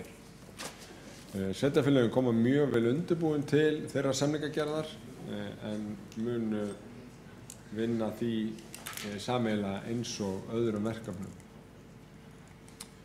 Við auðvitað sjáum það í skipulagsverkefnum víða að það þegar farið að taka mið af borgarlínuverkefninu, til dæmis upp á Ártúnshöfða og Höfðunum, við útfærsluna á Vogabyggð og tengingunni yfir Elliðarósa, inn í Skeifu og Heklureit, svo nokkrir reitir séu nefndir. Kringlureitirinn annað dæmi, þar sem að borgarlínan hefur haft áhrif og síðan hugmyndirnar Miklubraut í Stokk sem eitt mikilvægasta forgangsverkefnið í þessum 80 milljarða pakka sem að sveitarfélögunum höfuðborgarsvæðinu hafa náð saman og það auðvitað mjög góð tíðindi fyrir borgarstjórn sem hefur verið mjög áhugasöm þessa mikilvæga framkvæmd að það sé breið samstaða að hún eigi að vera í forgangi. Þess má síðan geta að hugmyndir hafa verið kynntar nýjar útfærslur á Hlemmi sem taka mið af þessum nýju áherslum og þær eru þrenns konar og ég bind vonir við að á næstu vikum verði tekin afstaða til á hvaða grundvelli þetta svæði verði þróað áfram og gerð tillaga það af hálfu umhverfis- og skipulagsráðs. Í samgöngumálunum eru þetta ákveðin fastir póstar, meðal annars hjólreiðaáætlun sem tæpur hálfur milljarður á ári sem fer í nýja göng- og hjólaleiðir samkvæmt hjólreiðaáætlun en það hefur náðst eftirtektarverður árangur varðandi hlutdeild hjólandi í öllum ferðum og má segja að við séum komin nálægt markmiðunum sem átti að nást 2030 nú þegar þó að það sé nokkuð hverfaskipt.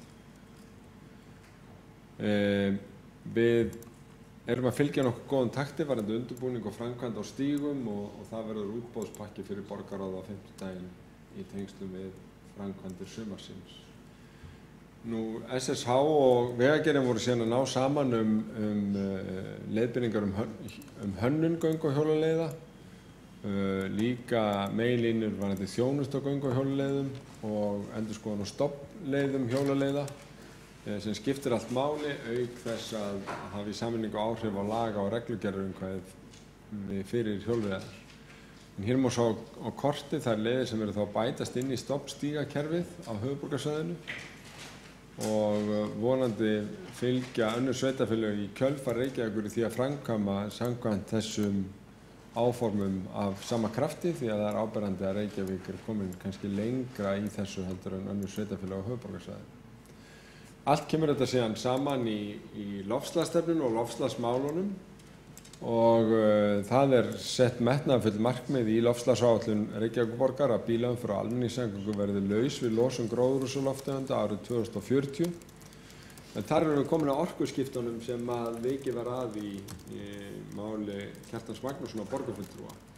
Við eigum að sækja innblástur í orkuskiptin sem urðu í hitaveitunni þegar við hættum að kynda með kolum og olíu á 7. áratugnum endanlega og vera róttæk í þessu.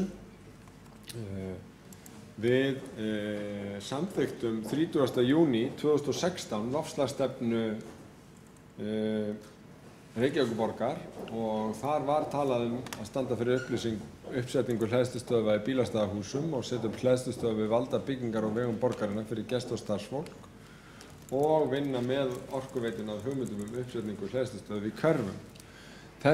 Framgangur þessara verkefni hefur núna verið kynntur á 2 opnum fundum, annars vegar fundinum nýjungar í samgöngumálum, léttum á umferðinni og hins vegar ársfundi orkuveitunnar.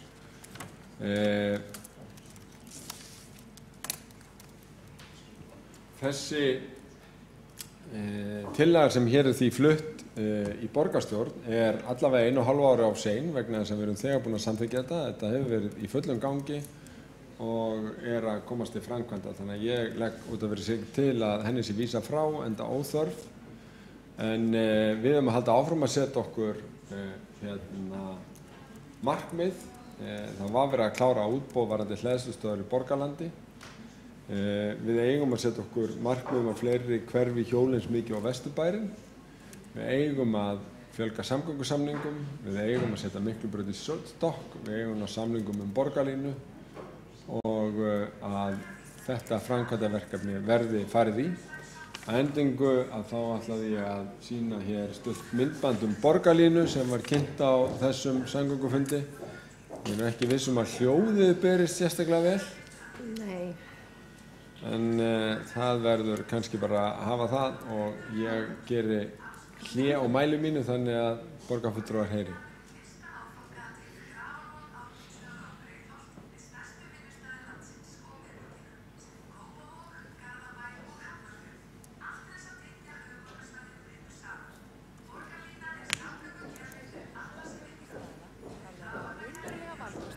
Alls konar farartækja. Borgarlínan mun í fyrsta áfanga að tengja Grafarvog, Ártúnshöfða og Breiðholt við stærstu vinnustaði landsins og miðborgina, sem og Kópavog, Garðabæ og Hafnarfjörð. Allt til þess að tengja höfuðborgarsvæðið betur saman. Borgarlínan er samgöngukerfi fyrir alla sem vilja. Hún er hraðvagnakerfi eða svokallað Bus Rapid Transit. Vagnarnir eru knúnir af rafmagni og eru skilgreindir sem hágæða almenningssamgöngur. Borgarlínan er aðgengileg með góðum biðstöðum. Hún keyrir á sér akreinum og fær forgang yfir umferðarljós og er því óháð umferðarþunga hverju sinni. Borgarlínan kemur oftar en venjulegir strætisvagnar og næsti vagn er einhvern veginn alltaf alveg að koma. Og eftir því sem fleiri nota borgarlínuna, því meira pláss skapast á götunum. Hundruðir borga allan heim af öllum stærðum, gerðum og loftslagi hafa nú þegar komið sér upp borgarlínu. Reynsla þessara borga er góð og hefur þeim tekist með stórbættri þjónustu almenningssamgangna að fá fleiri notendur. Borgarlínan, hraður, öruggur og umhverfisvænn samgöngumáti sem þú getur treyst á. Og við hér er komin málsmeðferðartillaga að vísa tillögu borgarfulltrúa Sjálfstæðisflokksins eflingu innviða vegna rafbílavæðingar frá vegna þess að nú þegar er til aðgerðar áætlun sem kveður á þetta og er þegar komið til framkvæmda og ég ber frávísunartillöguna upp. Hér hefur Kjartan Magnússon, borgarfulltrúi, óskað eftir því að taka til máls.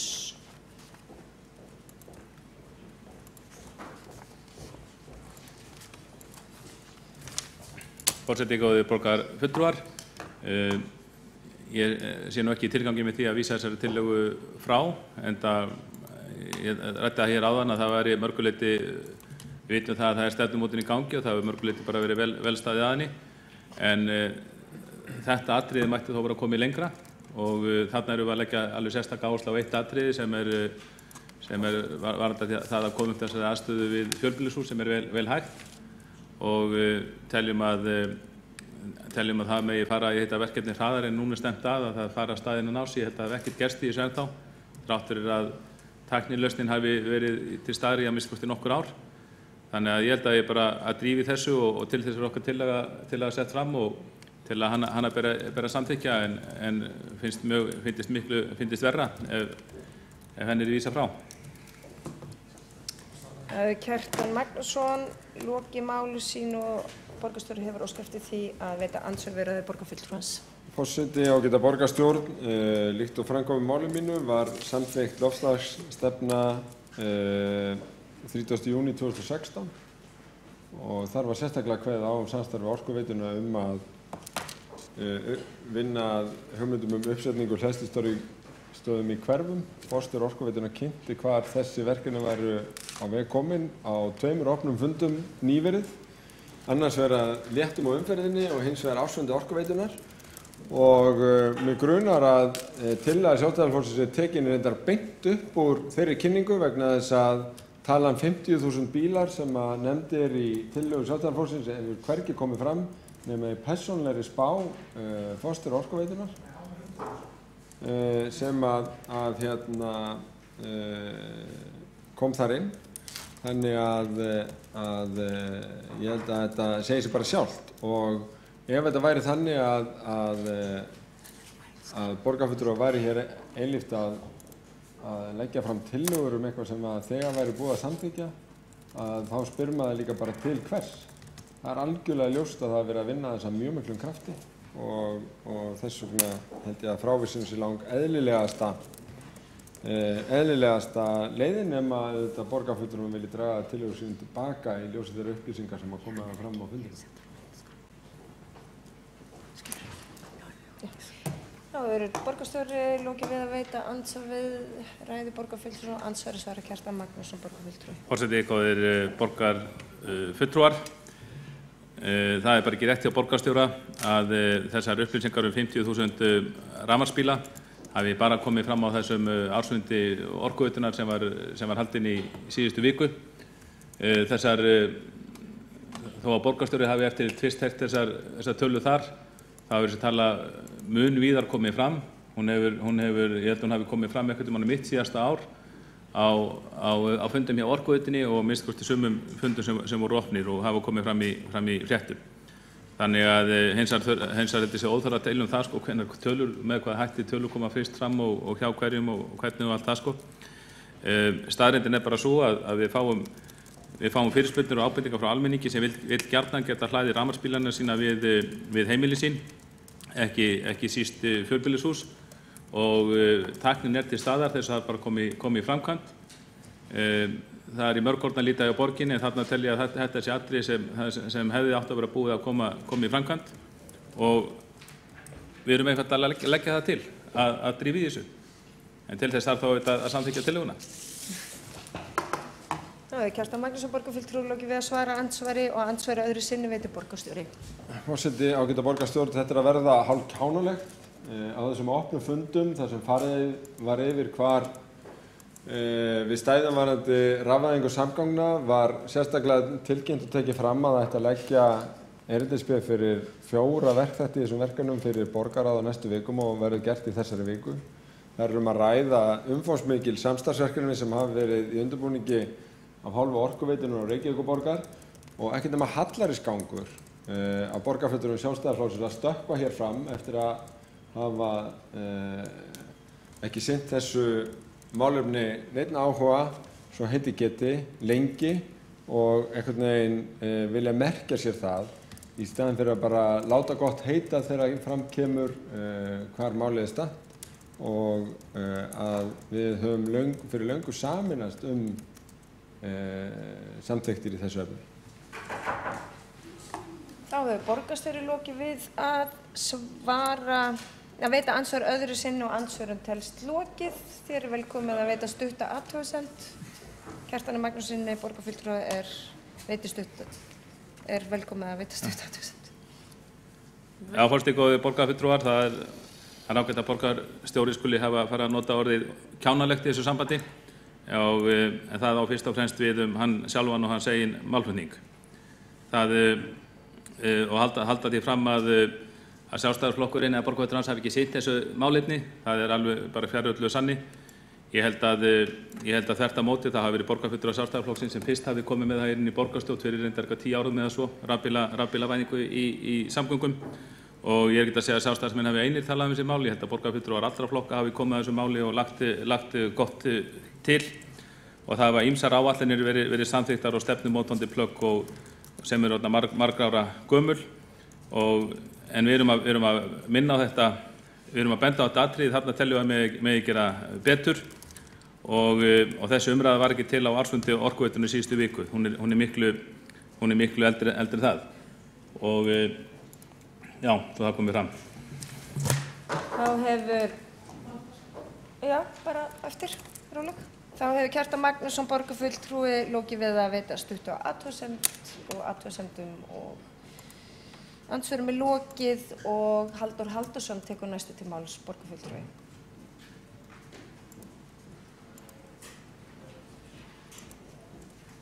Allir kátir. Forseti og góðir borgarfulltrúar, núna kem ég inn á fundinn inn í þessa umræðu af því að ég var að kom seinna á fundin en aðri borgarfulltrúar. Ég var að ávarpa þing Kennarasambands Íslands. Nú er 3 daga þing framundan hjá þeim. Mér langaði bara til þess að nefna það í þessari mikilvægu umræðu að ég er ekki sammála því sem borgarstjóri segir að borgarfulltrúar Sjálfstæðisflokksins hafi ekki sýnt þessu máli áhuga. Þvert á móti, við höfum reyndar og hefðum auðvitað mátt fyrr vera með einhverja formlega tillögur í þessa veru. Við höfum verið með fyrirspurnir og tillögur reyndar í umhverfis- og skipulagsráði varðandi rafbílana og sá hér stendur hefur allt þetta kjörtímabil rætt á fundum á þess þó að vera með tillögur eða bókanir það þar sem þessi mál hafa komið upp eða bara tengd mál varðandi skipulag í hverfum, þá hef ég iðulega tekið upp málefni rafbílana og þá möguleika sem að fólk hefur til þess að hlaða rafbíla við heimili sitt. Og það verður að segjast eins og að það eru frekar takmarkaðir möguleikar. Ég hef ágætis reynslu af þessu og reyndar hefur borgarfulltrúi Kjartan Magnússon reynslu af þessu líka vegna þess að báðir höfum við átt og reki rafbíl eða það sem kallað plug-in hybrid sem að maður vill helst geta hlaðið við heimili sitt á nóttunni og lengst af hef ég búið í Holtunum þar sem að maður veit ekki nákvæmlega hvar maður fær bílastæði hverju sinni og þá við mjög marga íbúa hér í borginni að þú hefur ekki fast bílastæði við húsið. Þetta eru gömul og gróin hverfi og sjálfur sér ekkert skrítið að það hefði ekki verið gert ráð fyrir þessu. Við erum ekki svo heppin í öllum gömlum og grónum hverfum að það hefði verið eitthvað tískufyrirbrigði eins og við blokkirnar í Árbænum að stinga bílunum í samband á sínum tíma til þess að geta hita þá. Þar er eitthvað rafmagn. En ég mótmæli orðum borgarstjórinn það við höfum ekki sýnt þess áhuga. Við höfum sýnt þessu mjög mikinn áhuga og hvaðan sem tölurnar koma, 50.000 rafbílar eða 100.000 rafbílar sem ég held að hafa nú reynda verið persónuleg spá forstjóra Orkuveituna frekar en 50.000, þá er þetta alveg gríðarlega spennandi málaflokkur. Þetta eru orkuskipti og ef að talan er rétt að við séum að spara 30 milljarða í innflutningi á eldsneyti við það að það fari 50.000 rafbíla, þá er það náttúrulega engin smá búhnykkur fyrir íslenska þjóð. Og til þess að sá búhnykkur geti orðið fyrr en kannski væntamátti, þá er mjög mikilvægt að við séum með skýra stefnu það hvernig við stöndum að uppbyggingu og rafvæðingu í grónum hverfum. Þetta er í loftslagsstefnunni en það má gera betur. Og þess vegna því að ég heyri að meirihlutin er staðráðinn í því að vísa þessari tillögu frá, að þá finnst mér þó allavega skárra að tillögunni yrði fyrst að það á að taka þetta fyrir í borgarráði eins og borgarstjóri sagði hérna áðan, þá stefnu sem í gildi og við höfum ekki þátt í að samþykkja, þá væri nær að vísa þessari tillögu þar inn. Þannig að það sem við erum með, okkar málflutningu hér, er rauninni bara að ganga lengra og vinna hraðar. Þannig að ég myndi að minnstakosti vilja sjá það að meirihlutin frekar en að vísa henni frá eða fellana, þá henni þá minnstakosti vísað inn í borgarráðið. Og ég held að við hljótum öll að vera sammála það að það er algjörlega verk að vinna í þessum málum og það er reyndar verk að vinna í meiru í orkuskiptunum vegna þess að nú framleiðum við metan eða öllu heldur við föngum metan á sorphaugum og á þess að ég veit hvort að það var rætt hérna áðan en þá auðvitað eru miklu meiri möguleikar í að nýta metanið og maður myndi til dæmis vilja sjá því að nú er strætisvagnarflotinn aðeins að rafvæðast, það er núna tilraun með nokkra vagna, held ég 10 eða eitthvað svoleiðis, að borgin eða byggðasamlag sem í meirihluta eigu borgarinnar nýtti metani meira. Ég sá umfjöllun það af hálfu framkvæmdastjóra Orkusetursins, Sigurður Inga Freyleifssonar, þar sem hann skrifaði grein það á dögunum að metanið væri vannýtt auðlind og það væri hægt að gera miklu betur í að nýta það. Þannig að víða eru möguleikarnir á orkuskiptunum hjá okkur. En ég held að meirihlutin hafi heyrt þessa tillögu mína að frekar en að vísa þessu frá, að vísa þessu inn í borgarráð og leyfa okkur að ræða þessa tillögu í samhengi við annað Þá sameinum við bara kraft okkar og gerum eins vel með þetta og við mögulega getum. Þá hefur Halldór Halldórsson borgarfulltrúi lokið máli sínu og einn borgarfulltrúi hefur óskað eftir því, og næst tekur til máls Marta Guðjónsdóttir borgarfulltrúi.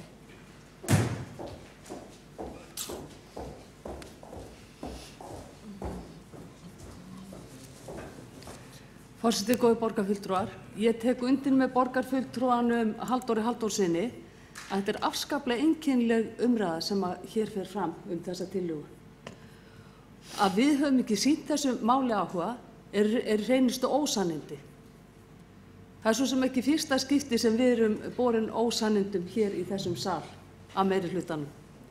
Ég veit ekki betur en að sú sem hér stendur hafi komið fyrirspurnir varðandi staðsetningu hleðslustöðva í miðborginni og beðið úttekt á því og beðið stefnu hvar við komum þeim fyrir. Ég hef hins vegar lítið séð af þeirri vinnu og þeirri kortlagningu. Já, það er rétt hjá borgarstjóra að þetta snýst eignarhald hér. Það snýst nefnilega það að borgarstjóri sjálfur og meirihlutin á ekki þessa tillögu. Hann getur ekki unað minnihlutanum að hafa komið með þessa tillögu hér í dag. Þá skal henni vísa frá, svo að borgarstjórinn geti örugglega eignað sér sjálfur tillöguna. Þannig snýst þetta eignarhald. Auðvitað eigum að fara þá leið sem að borgarfulltrúinn Halldór Halldórsson nefndi hér áðan. Auðvitað eigum að vísa þessari tillögu þá áfram í borgarráð úr því að það einhverjar hugmyndir það að fara að vinna í þessum málum á þeim vettvangi. Borgarbúar kalla eftir því að geta hlaðið bílana sína. Þeir vilja rafvæða bílana. Þeir vilja geta ekið á rafvæddum bílum. Og ég veit til þess að framhaldsskólanemar, þeir hafa verið að kalla eftir því líka. Og það er ekki langt í það að við Fjölbrautaskólann í Ármúla verði komið upp rafhleðslustöð. Ég held að hún verði tekin í notkun í næstu eða þarnæstu viku. Þannig að borgarstjórinn er ekkert að finna hér upp hjólið ef hann heldur það eins og oft áður. Þá hefur Marta Guðjónsdóttir borgarfulltrúi lokið máli sínu og Halldór Auðar Svansson borgarfulltrúi tekur næstu til máls.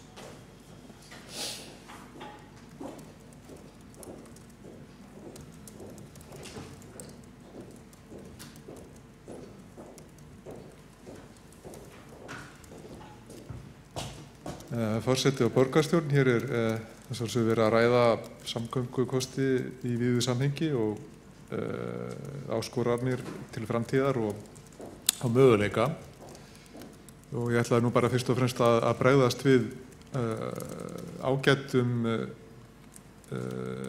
ágætri umræðu borgarfulltrúans Halldórs Halldórssonar metan sem kost. Og ætlaði bara að koma inn á það að nú er fyrirhuguð gas- og jarðgerðarstöð í Jálsnesi sem að Sorpa er að fara að reisa á næsta ári. Og það er liður í því að hætta alfarið að urða lífrænan úrgang á öllu höfuðborgarsvæðinu og þetta þýðir að sjálfsögðu stóraukna metanframleiðslu. Það kemur úr þessu bæði molta og síðan meira metan en nú er verið að framleiða. Þannig að þetta er mjög raunveruleg áskorun, alveg vissulega. En í þessu samhengi get ég aðeins rakið hvað við höfum verið að skoða í þessu samhengi og þá meðal annars samvinnu við Strætó að þau geti farið í það að metanvæða Strætóflota sína hluta. Þau eru náttúrulega búin að setja sér metnaðarfullt markmið að vera alveg kolefnislaus á árinu 2030. Þannig að þetta er nokkuð sem við höfum verið að kasta okkur á milli okkar og erum að skoða meðal annars með tilliti til samkeppnissjónarmiða, hvort að það raskar þeim eitthvað að koma bara upp einni pípu sem að Strætó notar bara. En sem komið hefur ekkert komið upp sem að bendi til annars en að þetta sé alveg raunhæfur kostur út frá öllum sjónarmiðum. Og eru þá bara leiðsla sem eru í lögð og áfyllingarstöð. Og svo eru náttúrulega aðrir kostir sem hægt er að skoða, hvernig þetta gagnast til dæmis einkabílum og hvort það er hægt að fá dreifinga aðila fyrir það. En metanið svolítið þess eðlis að þetta virkar mjög vel á sko stærri bíla, getur verið meira vesen með minni. En við erum alveg með dæmi borgir og bæi til dæmis á Norðurlöndum sem hafa gert þetta mjög vel, að metanvæða strætó og virkar vel. Og svo náttúrulega allur flotinn, sorpbílaflotinn hér metanvæddur nú þegar. Þannig að já, ég ætlaði bara að rekja þetta. Þetta svona á plani, eins og sagt er. Þá hefur Halldór Auðar Svansson borgarfulltrúi lokið máli sín og það hafa ekki fleiri hvatt sér hljóðs undir þessum lið og við þurfum að greiða atkvæði frávísun á tillögu sjálfstæðismanna eflingu innviða vegna rafbílavæðingar og þau sem að samþykki það gefi merki. Einhver á móti. Það samþykkt með 9 greiddum atkvæðum og 6 greidd atkvæði á móti frávísun. Hér áskilja menn sér rétt til bókana. Þá göngum við til 5. liður á dagskrá og það umræða aðgerðir í leikskólamálum. Og málshefjandi Skúli Þór Helgason, borgarfulltrúi.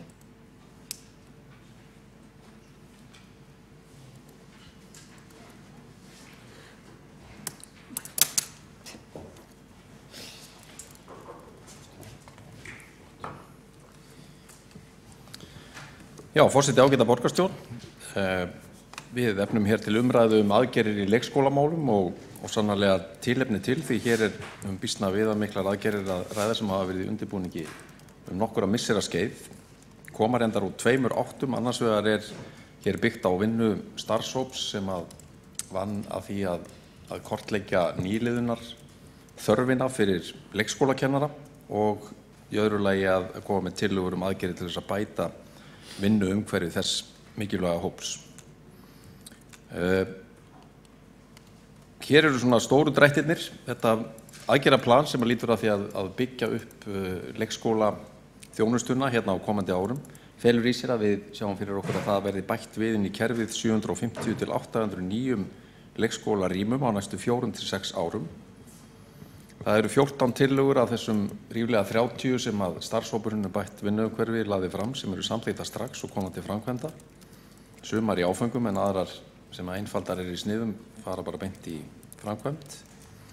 Og við áætlum að fjárveitinga vegna þessar aðgerða það losi 632 milljónir á þessu ári og 1100 milljónir á því næsta, samtals í rekstur og fjárfestingar. Í heild gert ráð fyrir því að fjárfestingar í nýjum leikskólum kosti 3,7 milljarða króna á næstu 4 til 6 árum. Þetta skiptist niður á nokkra liði.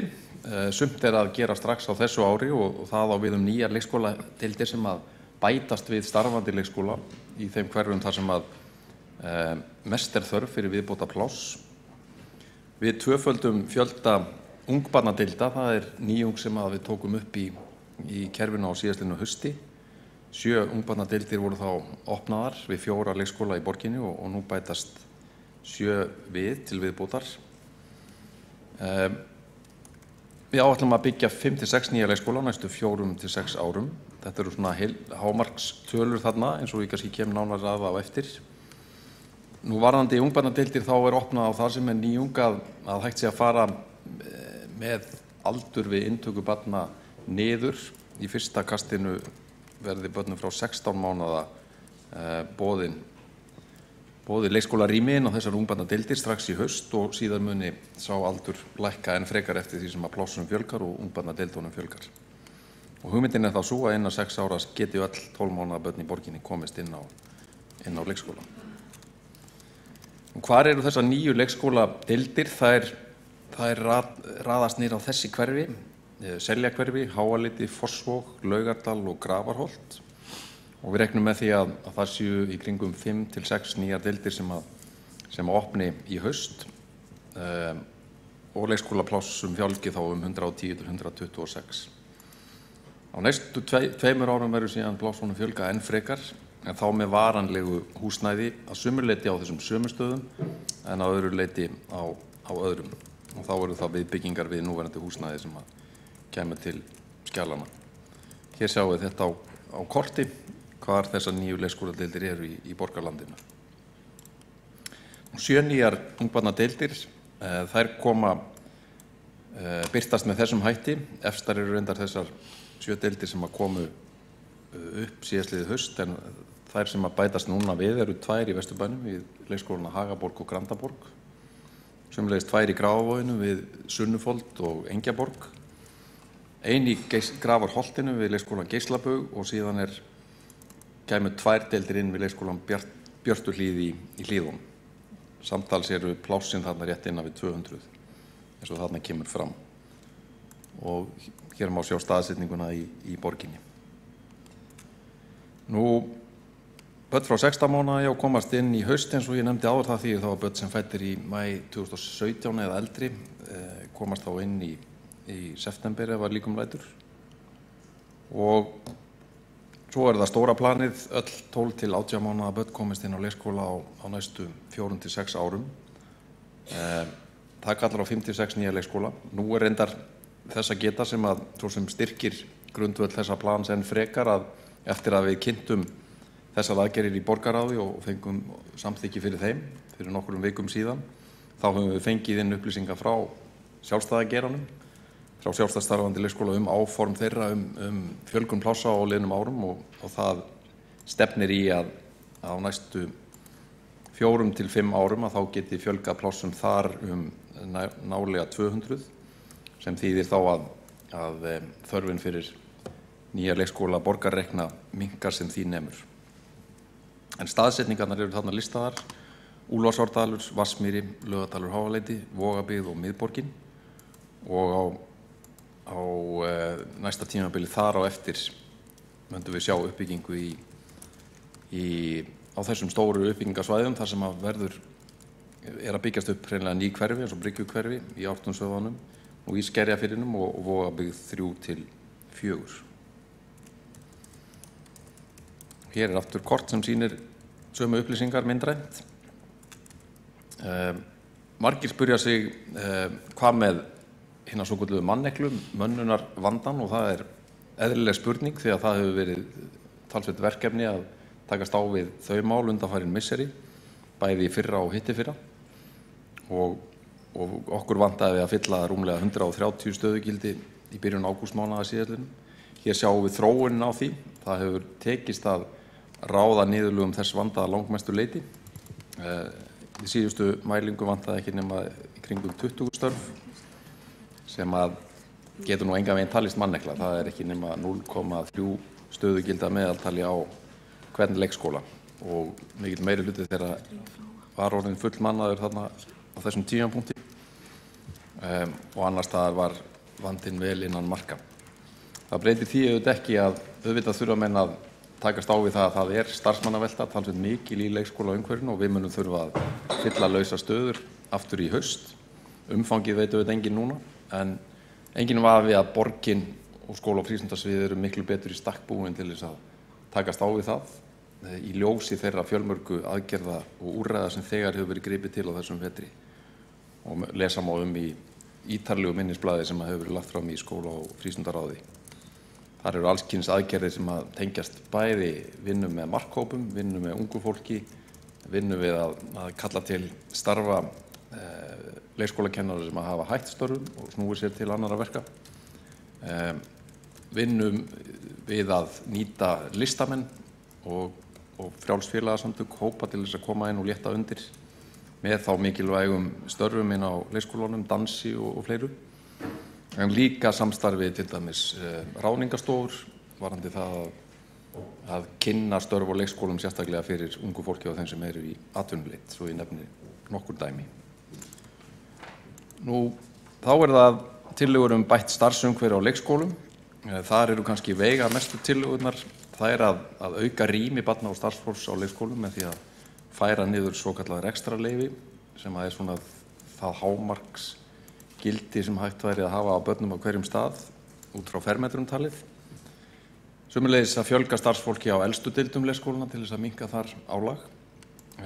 Stóra verkefnið í þessum mönnunarmálum auðvitað að fjölga síðan fagfólki, sérstaklega leikskólakennurum á komandi árum, halda áfram því átaki sem verið hefur varðandi ráðningarmálin og opna fyrir frekara nám og tækifæri til náms fyrir þá starfsmenn okkar sem eru ófaglærðir en halda út í afar mikilvægu starfi.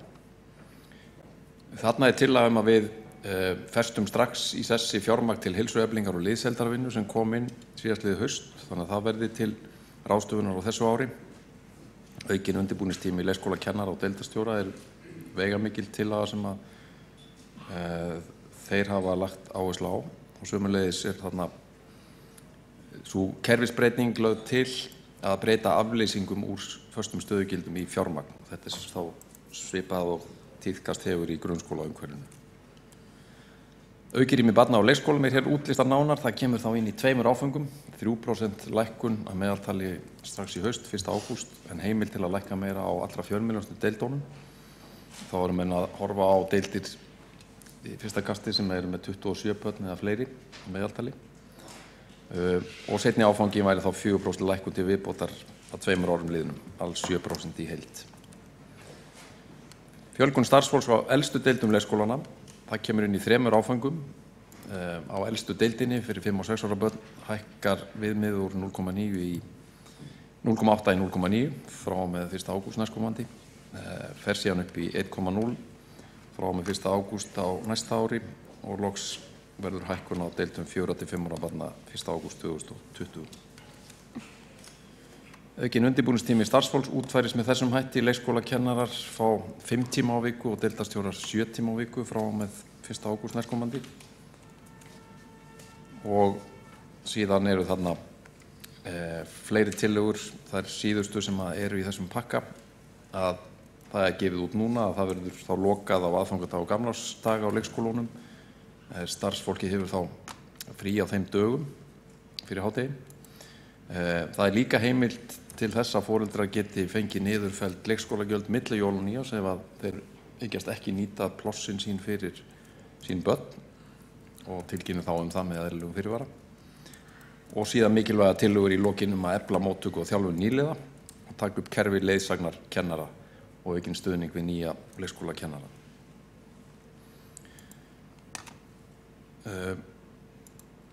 Handleiðsla og stuðningur við úrlausn flókinna mála sömuleiðis tillaga þarna sem á við starfsmannahópinn allan. Það samþykkt að fara í heildarúttekt á húsnæði og starfsaðstöðum í leikskólaumhverfinu. Svipað hefur verið gert nú þegar í grunnskólunum. Klárlega þarf að leggjast í kynningu á námi í leikskólakennarafræðum og kynna og markaðssetja almennt nám og starfi í leikskólum borgarinnar. Þessi vinna fór að stað af miklu afli í fyrra og verður auðvitað haldið áfram. En hluti af verkefninu auðvitað að ná samtali og samstöðu með ríkinu að kynna kennarastarfið almennt fyrir ungu fólki og koma inn með ívilnanir og hvata til þess að auka aðsókn í námið sem hefur auðvitað verið allt of lítil og hreinlega hrunið frá því að námið var lengt fyrir það bil áratug síðan.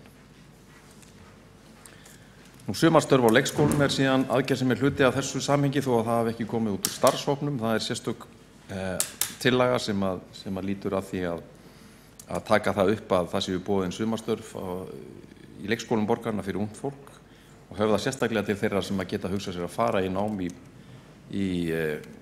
á kennslu eða uppeldissviðum og markmiðið þetta að kynna þetta sem áhugaverð og spennandi störf fyrir ungt fólk og kveikja vonandi áhuga þeirra á að sækja nám í leikskólakennarafræðum. Þarna verði í boði 60 störf samtals í 10 vikur, annars vegar fyrir 18 ára og eldri og hins vegar 17 ára og eldri. Að lokum til upprifjunar og áminningar. Við erum með starfshópastörfum sem að skoða dagforeldrakerfið hjá okkur, hvernig megi auka þar gæðin og öryggi þjónustunnar og sá hópur mun skila af sér tillögum reyndar í þessum mánuði. Styttist mjög í það að þær tillögur birtist okkur og þar verið að skoða leiðir til að fjölga dagforeldrum, bæta þeirra starfsaðstæður og hækka niðurgreiðslu til dagforeldra sem að geri þá þann valkost raunhæfari og betri fyrir foreldra ungra barna. Hér hefur farið svona í nokkur hraðri yfirferð yfir þessar aðgerðir. Þetta miðar auðvitað að því að við séum að stórbæta leikskólaþjónustuna. Við erum með mjög gott kerfi sem að stenst fyllilega samanburð við það sem best gerist í löndunum í kringum okkur. Við erum með niðurstöður úr þjónustukönnunum sem sýna að Svo nýjast það að 96% foreldra eru ánægðir með þann leikskóla sem að börnin þeirra eru á. Það nú einhvern sem gerist nú alla betri í sambærilegum könnunum. En vissulega þarf að mæta því að álag hefur aukist í leikskólaumhverfinu á liðnum árum og að það ákveðin skortur á fagfólki sem við þurfum að mæta og vinna buga og jafnt og þétt í samstarfi við ríkið og þá við háskólana og ráðuneytið. En vonast eftir góðri umræðu og samstöðu þetta. Það var gleðilegt að sjá að það var full samstaða aðgerðirnar í borgarráði á dögunum og engin spurning að þetta verður eitt veigamestað og mikilvægasta fjárfestingaverkefni komandi ára. Skúli Þór Helgason, borgarfulltrúi, lóki máli sínu og Marta Guðjónsdóttir, borgarfulltrúi, tekur næst til máls.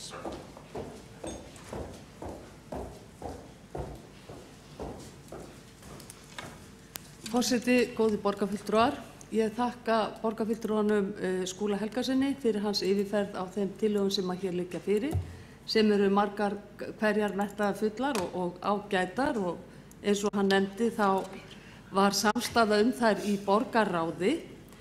En ég verð að segja það að mér líður svolítið einkennilega þegar það birtast hér glærukynningar í borgarstjórnarsalnum. Því að við erum búin að sjá það svo margar á kjörtímabilinu og við erum búin að sjá svo mörg góð áform ýmsar framkvæmdir í húsnæðismálum, í skólamálum og öðrum málum sem að lítið hefur orðið úr. Og þessi glærukynning, ég ætla að vona það að þetta takist og þessi markmið náist. En það margt sem að maður setur samt spurningamerki við og maður dregur í efa að geti nást af þessu markmiðum.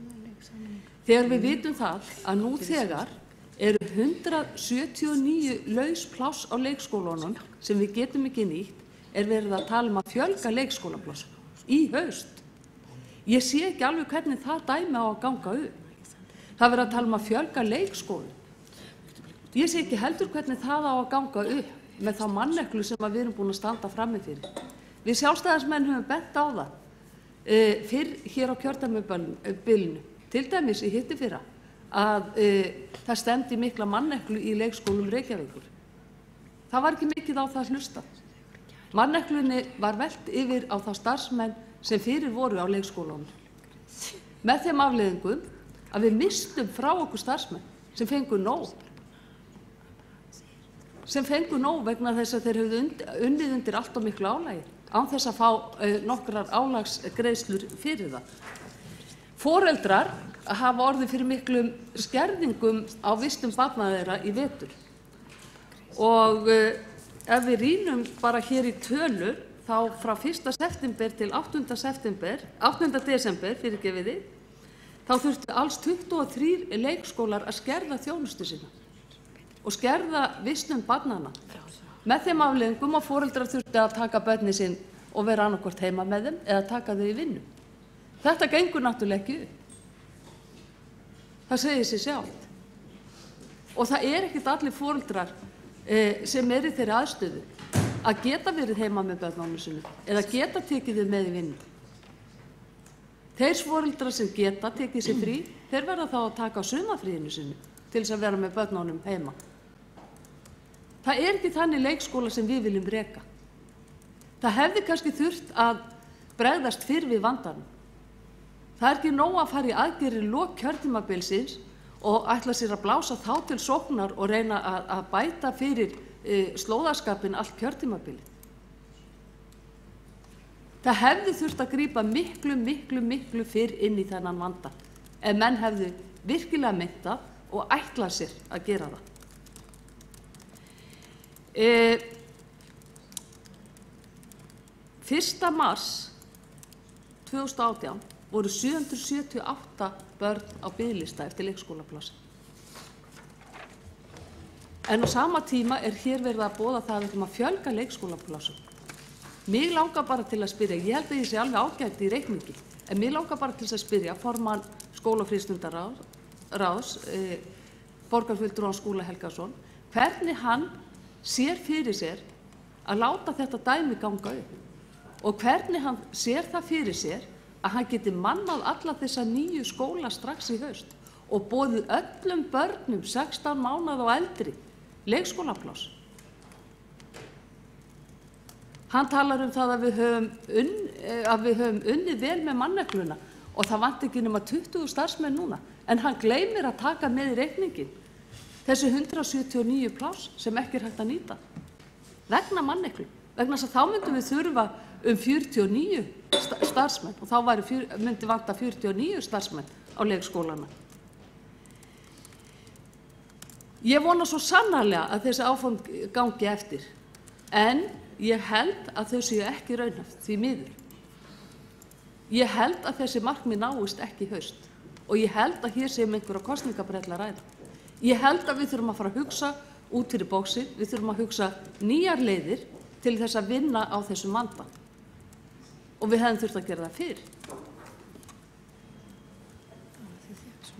En vonandi tekst okkur með tímanum að leysa þessi mál þannig að við getum boðið öllum börnum og tryggt öllum börnum leikskólapláss hér í borginni og við þurfum ekki að skerða þjónustu í framtíðinni eins og gert hefur verið nú á þessu kjörtímabili.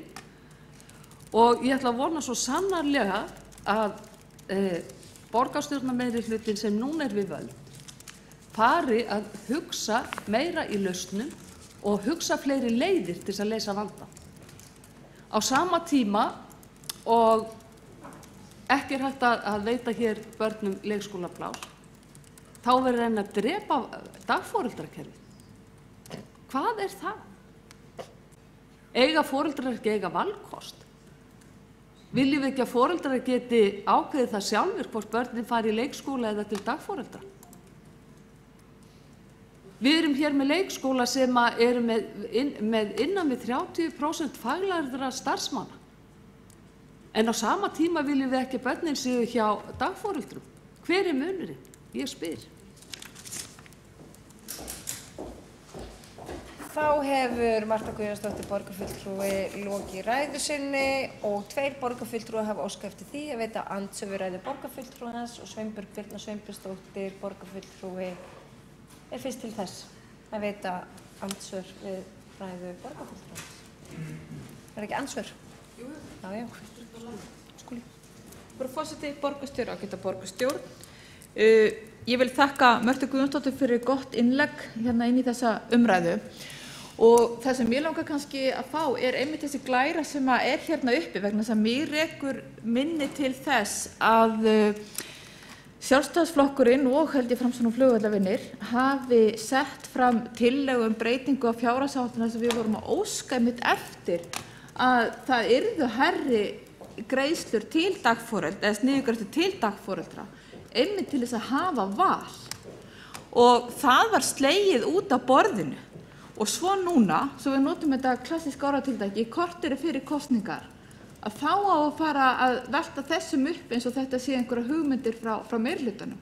Og ég veit að borgarfulltrúi Marta Guðjónsdóttir vel inn í þessum málum og hefur talað ötullega fyrir henni hóp, þannig ég bara þakka henni fyrir það og ég held að það sé það þurfi að koma miklu markvissari stefnu eða allavega nákvæmara orðalag til þess að við veitum dagforeldrum það svigrúm að þeir geti vaxið og dafnað í starfi og veri raunhæfur valkostur áfram fyrir ung börn í borginni.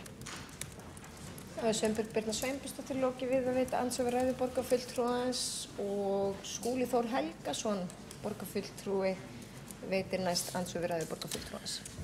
Já, forseti, ágæta borgarstjórn.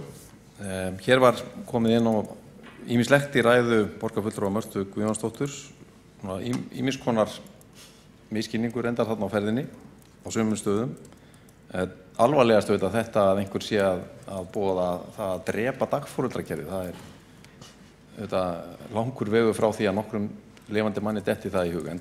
Enda ég mál mitt á því að bara minna á það fyrir þá sem ekki vita, þar með talið þá sem í skóla- og frístundaráði eins og Marta Guðjónsdóttir borgarfulltrúi sannarlega að við erum einmitt með sérstakann starfshóp sem var ákveðið að setja á fót í fyrra og á lokametrónum að skila af sér sínum tillögum sem að ganga út á einmitt að efla og styrkja dagforeldrakerfið, mæta áhyggjum ákveðinna foreldra af því að það væri æskilegt að það væri meira öryggi í þjónustunni og við til dæmis erum mikið að vinna með þá staðreynd að það yfir 80% þeirra sem að nýta þjónustu dagforeldra sem myndu kjósa að hafa barn sitt hjá dagforeldrum sem vinna 2 og 2 saman. Og það þróun sem að byrjuð, hún reyndar, það að aukast talsveit mikið í þeim hópi sem mjög gleðilegt að dagforeldrar vinni 2 og 2 saman. Mér skilst það í kringu 70 núna sem þá nálægt því að vera helmingur af starfandi dagforeldrum í borginni. Og þetta getur verið mjög mikilvæg aðgerð til þess að auka öryggið og við erum tilbúin til þess að koma inn með sérstaklega hvata þannig að menn sjáu sér sérstakann hag í því að stíga þetta skref. Nú 16 mánaða börn strax í haust, réttar leiðrétta það ekki öll 16 mánaða börn sem komast inn í haust, heldur þau börn sem að fara inn á ungbarnadeildirnar, þær fá heimildir til þess að bjóða niður í 16 mánuði í haust. Það þarf auðvitað fleiri pláss inn í kerfi til þess að við getum boðið öllum.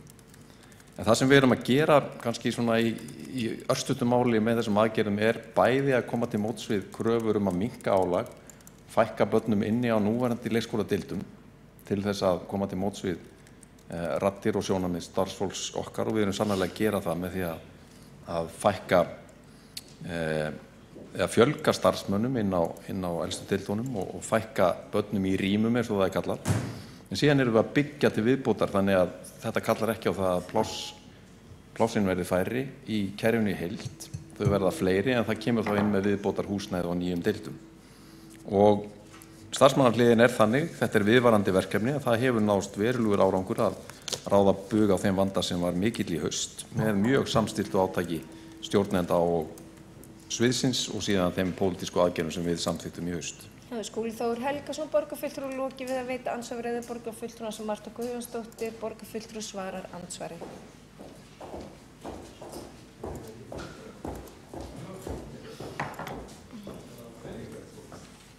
Forseti, góðir borgarfulltrúar, já, það ánægjulegt ef að það verið að skoða það að liðka eitthvað til í dagforeldrakerfinu og koma til móts við dagforeldra. En það dálítið sérstakt að það skuli gert hér eins og borgarfulltrúin Sveinbjörg Birna Sveinbjörnsdóttir orðaði það svo réttilega áðan, korteri fyrir kosningar. Vegna þess að við erum búin að vera með tillögur það allt kjörtímabilið. Og hefði verið hlustað á þær tillögur, þá stæðum við kannski frammi fyrir aðeins minni vanda en við stöndum frammi fyrir núna. Ég hef áhyggjur af framtíð leikskólabarna í Reykjavík. Ég hef áhyggjur af þeim börnum sem komast hvorki til dagforeldra eða inn á leikskólana vegna þess að það þýðir það að annað foreldrið verður að hætta að vinna og við höfum heyrt af slíkum dæmum og við viljum ekki að unga fólkið okkar hérna standi frammi fyrir því að þar sem engin úrræði í boði fyrir börnin þeirra að þeir geti ekki sótt vinnu. Þá erum við ekki orðið samkeppnisfær við þær þjóðir sem við viljum bera okkur saman við.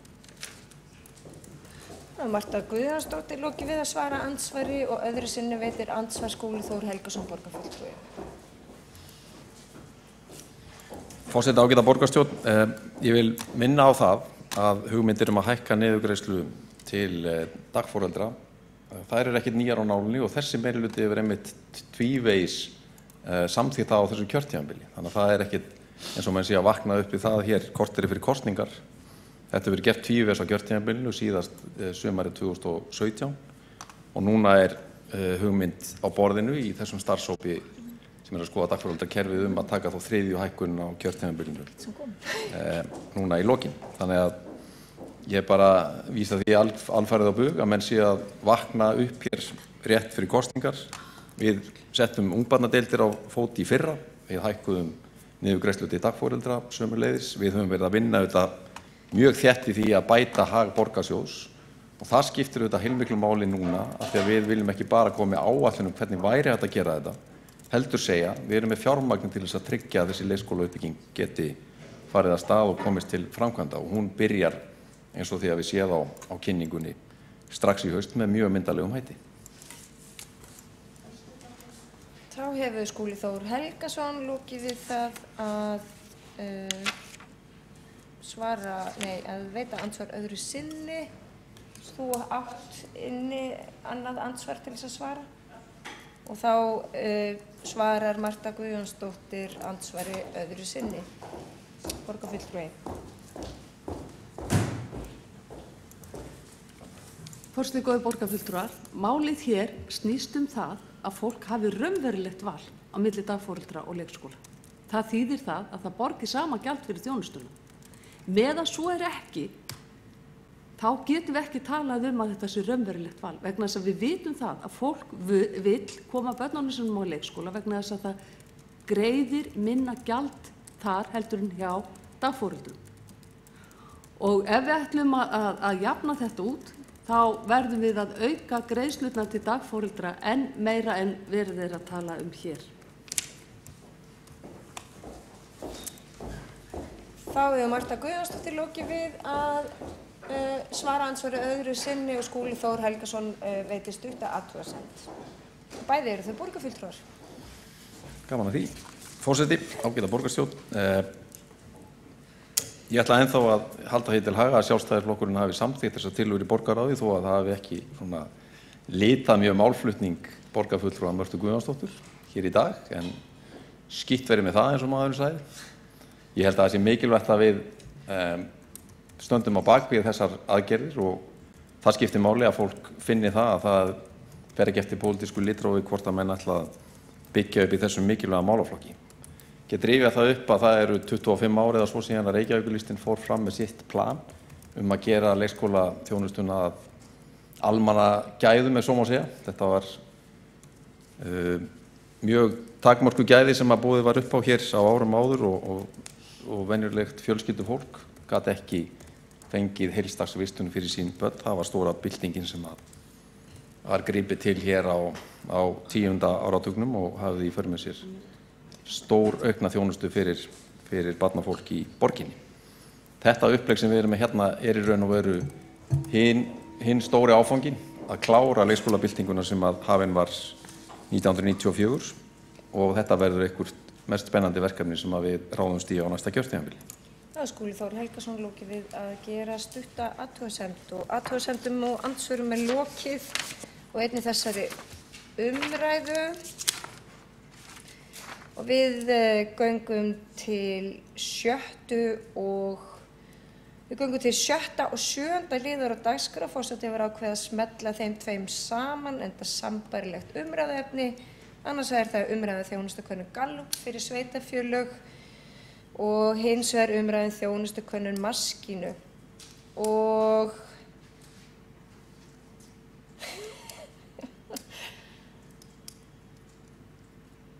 forseti biður fólk að gefa sér akkurat einmitt.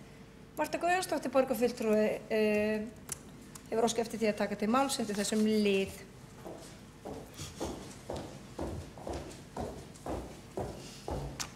Allir bara hressir. Forseti, góðir borgarfulltrúar, við borgarfulltrúar Sjálfstæðisflokksins settum þetta mál hér á dagskrá vegna þess að það hafa borist til fréttir af þessari þjónustukönnun Gallups þó að við höfum hann ekki beinlínis undir höndum. En þessi þjónustukönnun, hún hefur verið gerð fyrir stærstu sveitarfélögin frá því árið 2008 þar sem að viðhorf og ánægja íbúa með þjónustu sveitarfélaganna könnuð. Niðurstöður þessara kannana eru mikilvægt tæki fyrir sveitarfélögin við forgangsröðun verkefna og stefnumótum í helstu málaflokkum. Því í niðurstöðum má greina hvar styrkleikar og veikleikar í þjónustunni við íbúana liggja. Reykjavíkurborg tók það ákvörðun hins vegar fyrir nokkurum árum að hætta að vera með í þessari könnun. Og hver skyldi nú ástæðan vera fyrir því? Það skyldi þó ekki vera að niðurstöðurnar hafi ekki verið nógu hagfelldar fyrir þann meirihluta sem nú stjórnar borginni. Reykjavíkurborg hefur því miður verið að skrapa botninn síðustu ári í þessum könnunum. Og nú mælist borgin í könnun Gallup langsamlega neðst í samanburði við önnur sveitarfélög þegar kemur að þjónustu, bæði leikskóla, grunnskóla, þjónustu við eldri borgara og þjónustu við fatlaða. Í stað þess að horfast í augu við þá fallengun sem borgin fær og nýta þetta mikilvæga tæki til að greina vandann og bæta þjónustuna fara borgaryfirvöld í afneitun og finna þessari könnun allt til foráttu. Ákveðið þá að fá annað fyrirtæki til að mæla þjónustuþættina. En það svona svipað eins og nemandi sem fellur á prófi og óskar eftir því að þessi búi til léttara próf fyrir hann. Gallinn á þessari nýju könnun sem borgin lætur gera núna annars vegar sá að borgin mælir ekki alla þjónustuþættina og leikskólar, skólar og þjónusta við eldri borgara og fatlaða ekki tekið með í þeirri könnun. Og eins vantar samanburðin við önnur sveitarfélög. Ef önnur sveitarfélög telja hagsýni borgið með að kaupa þessa könnun og nýta sér hana, af hverju ætti þá ekki Reykjavíkurborg að gera það líka? Jú, það vegna þess að hún vill fela vandann. Hún vill fegra stöðuna og það ekki ásættanlegt. Við höfum gert tillögur það að þessi könnun verði keypt á nýjan leik þannig að við getum borið okkur saman við önnur sveitarfélög hvað þjónustu varðar, en því hefur hins vegar verið hafnað. Og ég myndi vilja gera það að tillögu minni hér að þessi könnun verði keypt á nýjan leik og við förum að þora á nýjan leik að horfast í augu við vandann, þora að horfast á við niðurstöðurnar sem að koma út úr þessum könnunum og nýta okkur þær í að bæta þjónustuna við borgarbúa.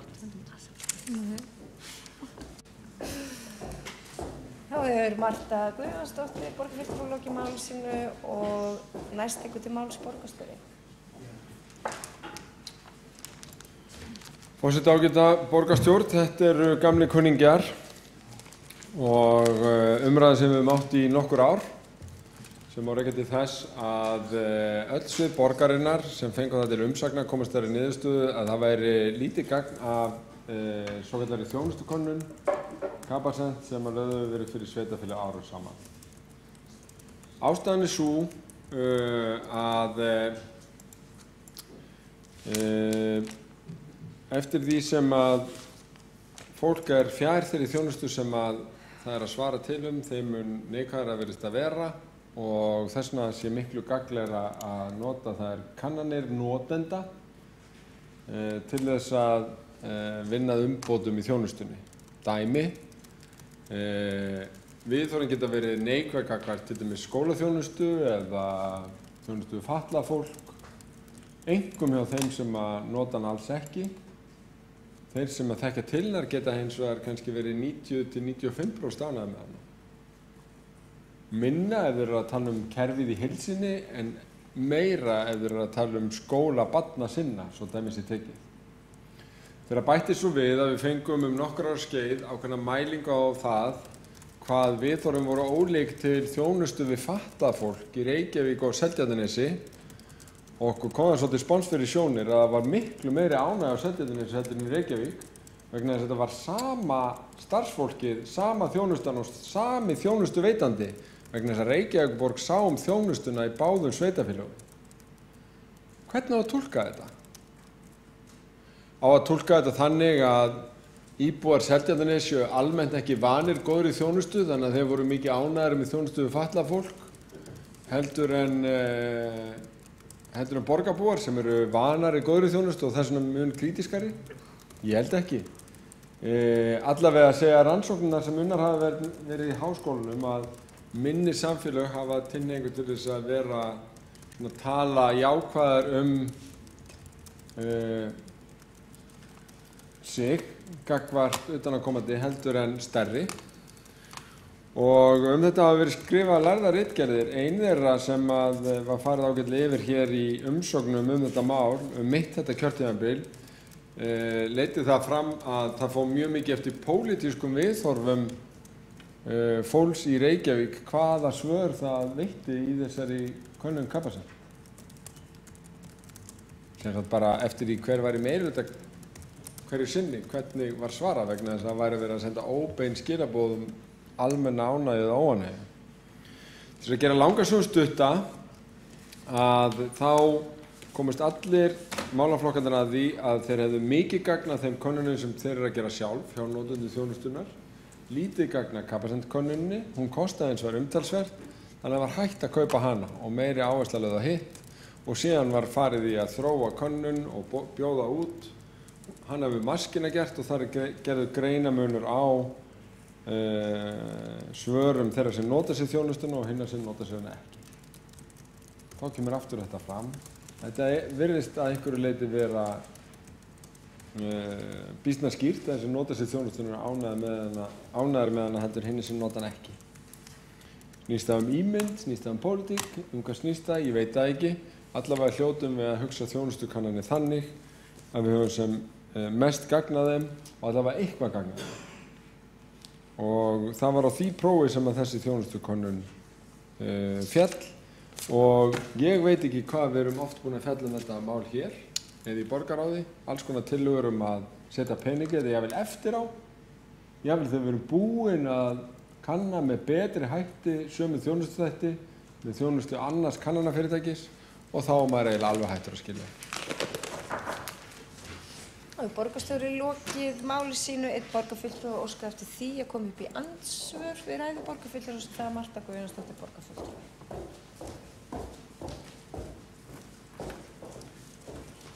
Forseti, góðir borgarfulltrúar, það væri fróðlegt að fá að vita það nánar með hvað betri hætti maskína kannar viðhorf borgarbúa til þjónustu hennar. Ég á bara eiginlega ekki til orð, hér er bara verið að alhæfa, hér er ekki komin neinn rök fyrir því af hverju það sé betri könnun og að það sé lítið gagn af öðrum könnunum. Ef að önnur sveitarfélög telja að það sé mikið gagn af því og vilja nýta það til þess að bæta þjónustuna, til þess að nota það, til þess að forgangsraða í þá þætti sem ekki koma vel út, af hverju ættum við ekki að gera það líka? Af hverju ættum við ekki að þora að bera okkur saman við önnur sveitarfélög? Mér fannst líka einkennilegt svar borgarstjórans þegar hann talar það að það fer eftir pólitísku skoðunum hvernig fólk svarar. Er hann að gefa í skyn að það hafi ekki verið kjósendur meirihlutans sem að hafi tekið þátt í könnunni? En kjósendur meirihlutans hefðu örugglega komist að annarri niðurstöðu. Ég skil nú ekki bara svona þvætting.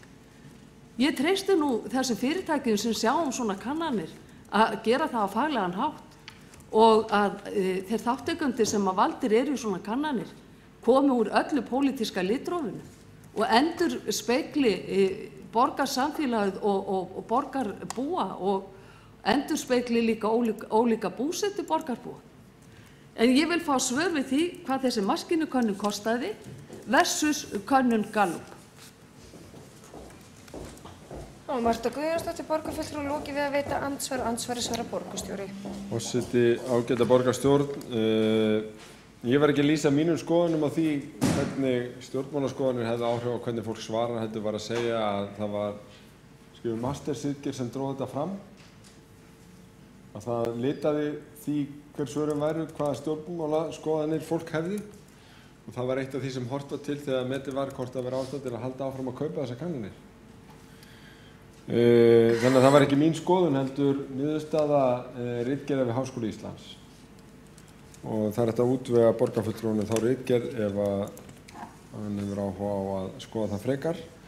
Ég er nú reyndar ekki með tölunni við kostnaðinn hjá maskínu meðferðis en það byggði á útboði og maskínu var lægst. Það er hægt að afla þær upplýsingar líka. Borgarstjóri lokið við að svara andsvar og andsvörum telst lokið og einnig þessari umræðum. Og hér eru boðaðar bókanir, þvers og kruss og við göngum til 8. liðar á dagskrá sem umræða málefni Austurbæjar, Miðbæjar og Norðurmýrar og málshefjandi í þeirri umræðu er Kjartan Magnússon borgarfulltrúi.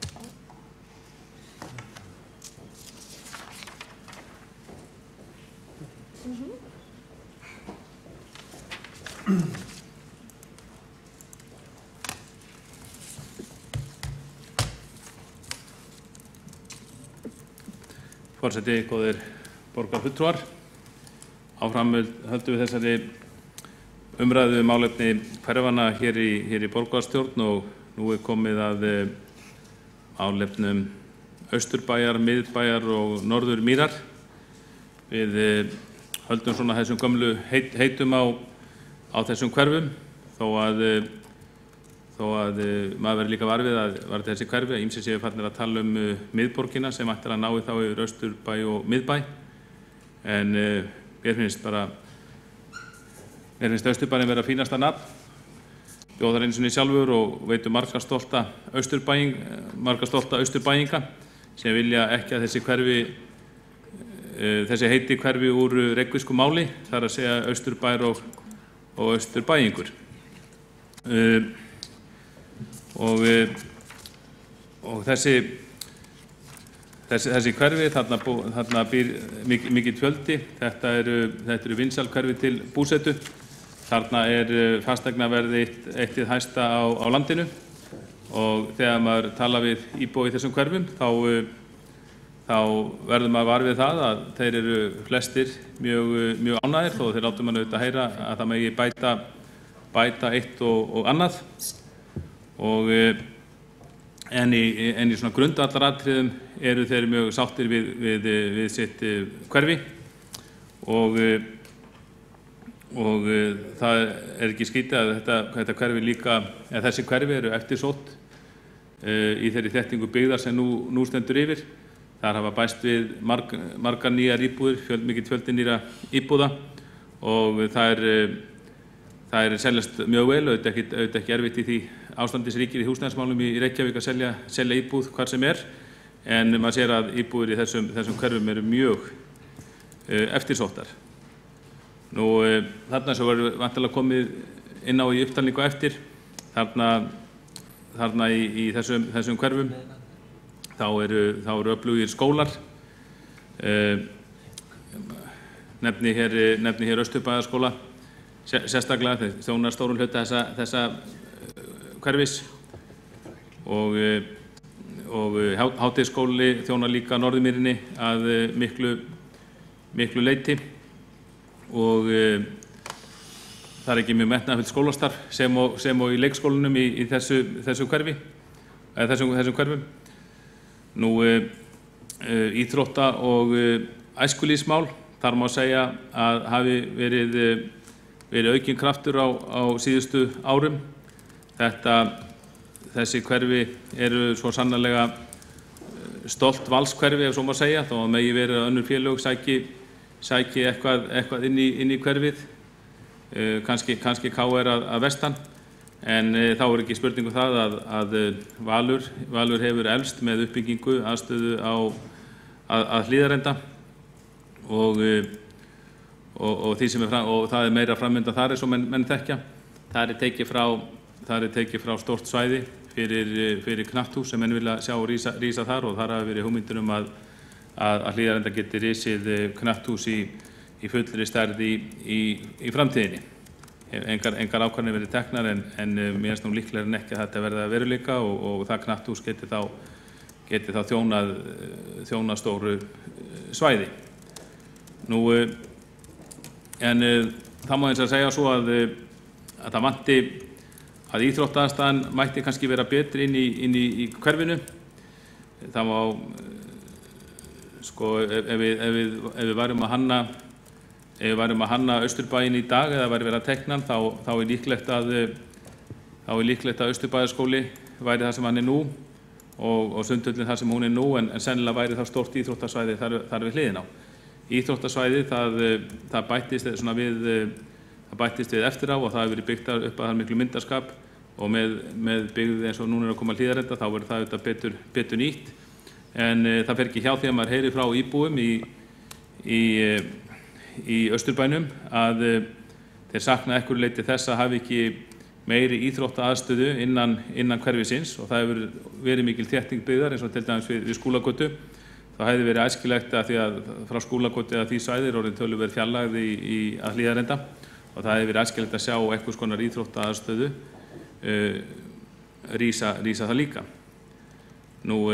Eða komið það fyrir með einhverjum hætti. Sparkvöll eða eitthvað slíkt og það var svo sem verið hugmyndir sparkvöll í Hljómskálagarðinum. Betri sparkvöllur en nú á Klambaratúni, geti líka þjóna sínu hlutverki og síðan hefur verið bent á það að það vanti íþróttaaðstöðu við Menntaskólann í Reykjavík og Kvennaskólann í Reykjavík reyndar líka og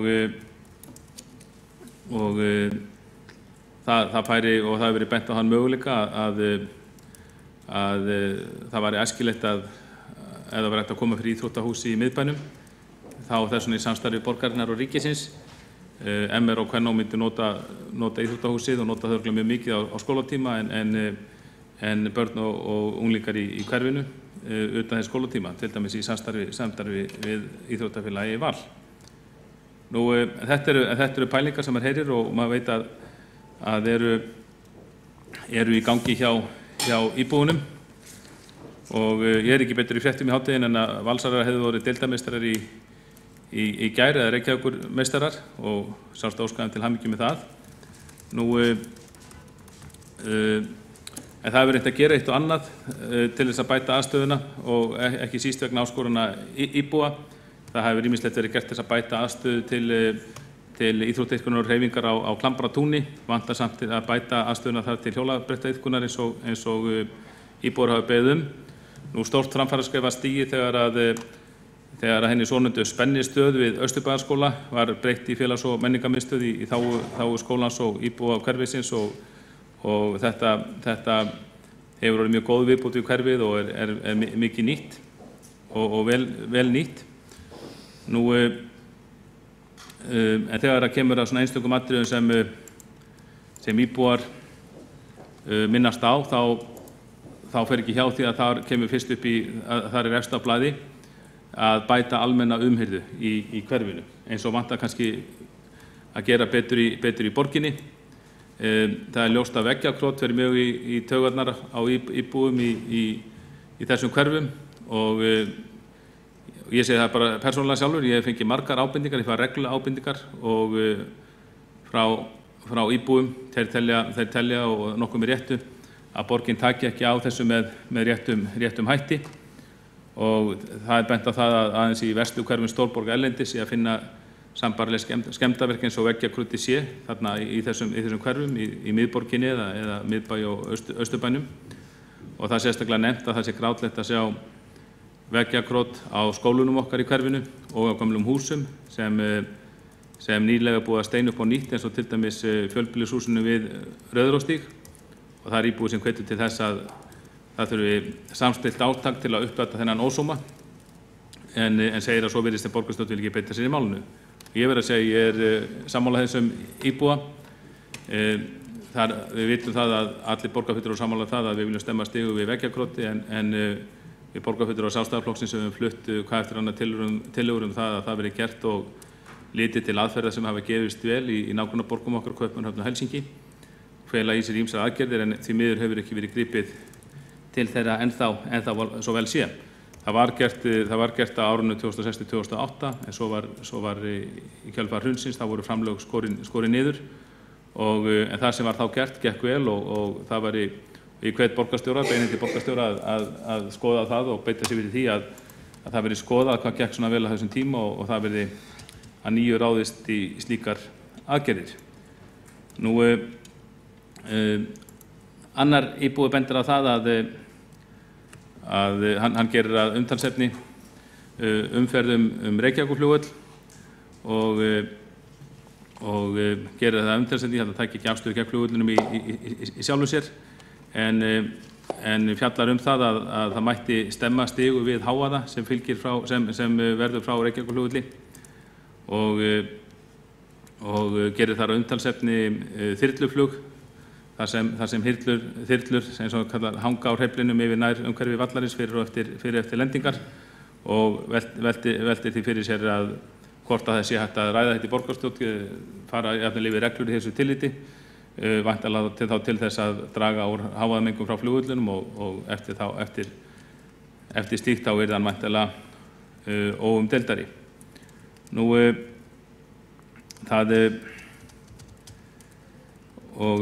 er talað um villigróður sem dafnar með fram gangstéttum og garðveggjum, njóla og aðrar jurtir talað almennt götur hér, þetta náttúrulega þetta fá að heyra úr mörgum hverfum ef ekki flestum í borginni, að götur séu allt of sjaldan þrifnar og það talað umferðarhávaða frá Miklubraut og að það hef ekki tekist nægilega vel að stemma stigu á honum þrátt fyrir vegginn umdelta sem liggur með fram Miklubraut og það er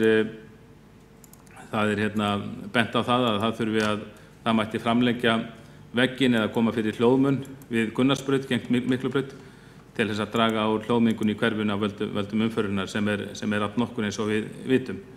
Það er kvartað yfir ónýttu skólpkerfi í götunni. Við Miklubraut sagt að það ráði ekki við mikla úrkomu eða það er að snjóa leysir og svo er kvartið þess að Klambratúnið, það verið haldið áfram að gera Klambratúnið skemmtilegt og það hefur verið hægt að standa fyrir viðburðum yfir sumartíman til dæmis. Líka fundið að því að þakka fyrir það að sóparabíll væri mættur í hverfið held ég bara í dag til þess að þrífa skítinn á göttunum, óhreinindin en fundið að því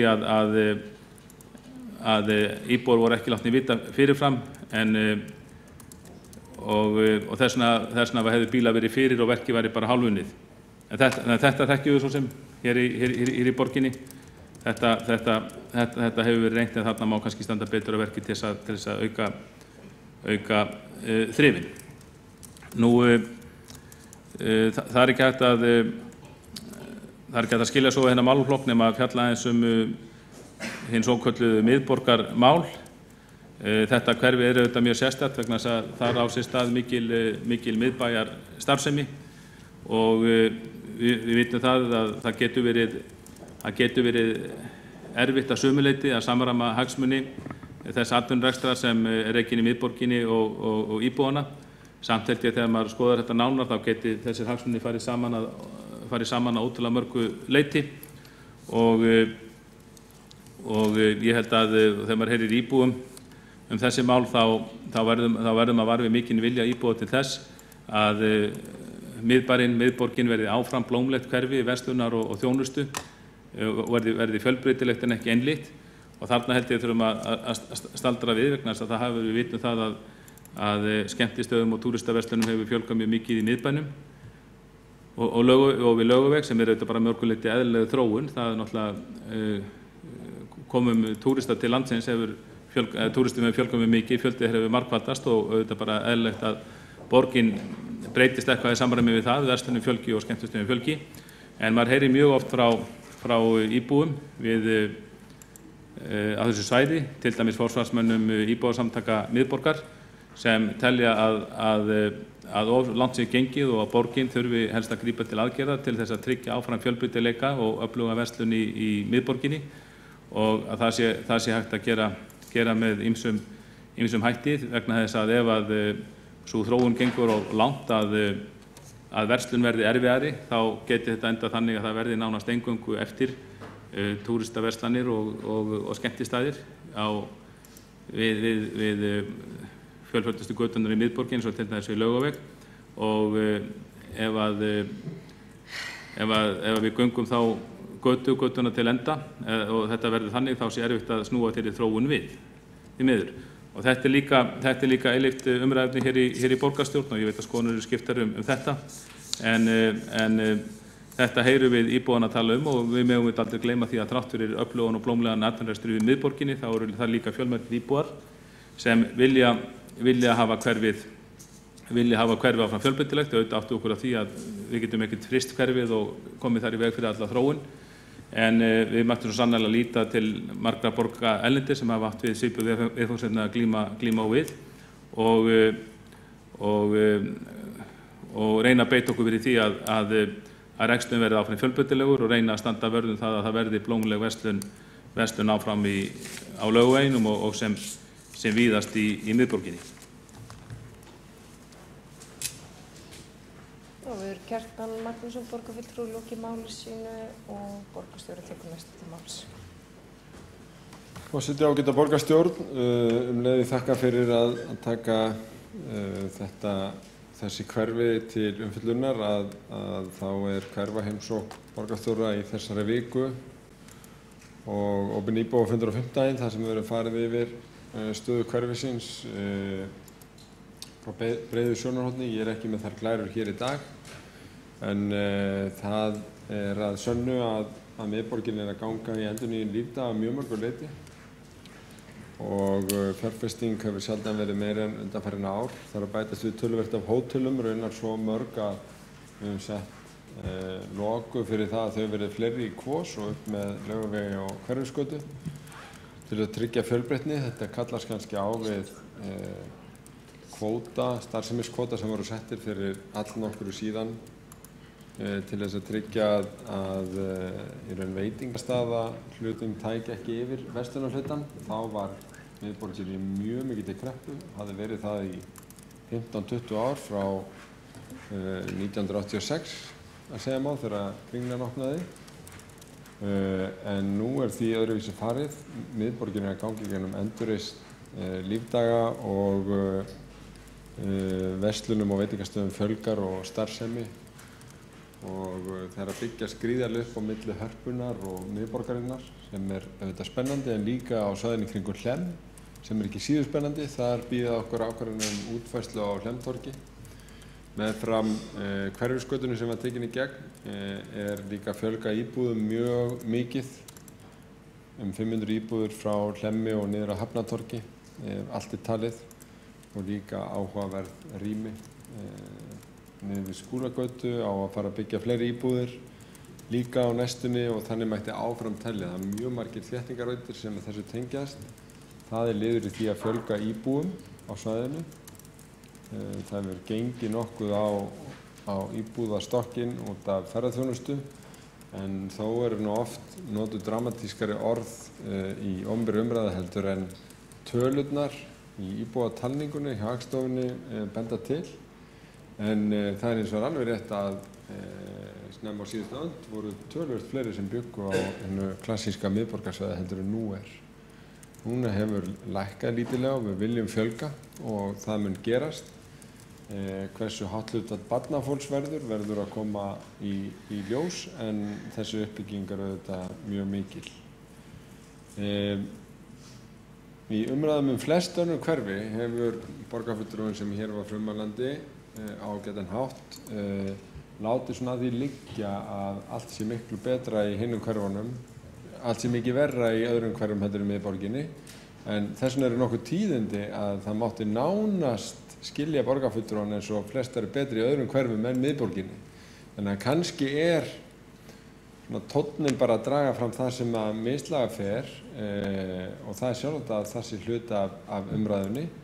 Þó held ég að ég tali fyrir mun flestra sem að sjá að svo endurreisn og uppbygging sem núna er í gangi er af henni góða, hún er spennandi, hún er auðvitað ekki bara í þá þeirra sem búa í miðborginni heldur í þá landsins alls og allra Reykvíkinga.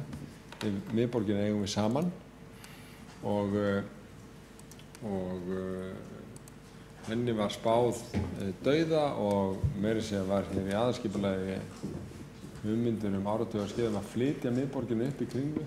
Það mistókst og sú tilraun verður aldrei endurtekin að ég held því að borgir hafa meira að minna fallið frá slíkum fyrirætlunum. Borgarfulltrúinn nefndi flugvallamál. Það er alveg rétt hjá honum að það geta verið í farvatninu töluverðar breytingar á flugvallamálum og þróun borgarinnar þar með á næsta árum. En það er kannski of stórt og langt mál til þess að fara yfir hér í þessari umræðu. En ég vildi bara að lokum geta þess að grænu svæðin eins og Hljómskálagarðurinn og auðvitað Austurvöllur þó hann sé ekki allur grænn. Klambratún, þetta eru mikilvæg svæði, ekki síst þegar verið að þétta og við höfum verið að byggja það öll upp, bæta við ýmsu. Það heldur áfram í sumar með alls konar fjárfestingum sem að íbúar hafa margar sjálfir átt uppástungu að og hafa verið kostnar í kosningunum betri hverfi og þannig erum við smám saman að þróa þetta góða íbúakverfi leið og þetta er auðvitað líka miðborg. Þá hefur borgarstjóri lokið máli sínu og Hjálmar Sveinsson hefur óskað eftir því að taka til máls borgarfulltrúi.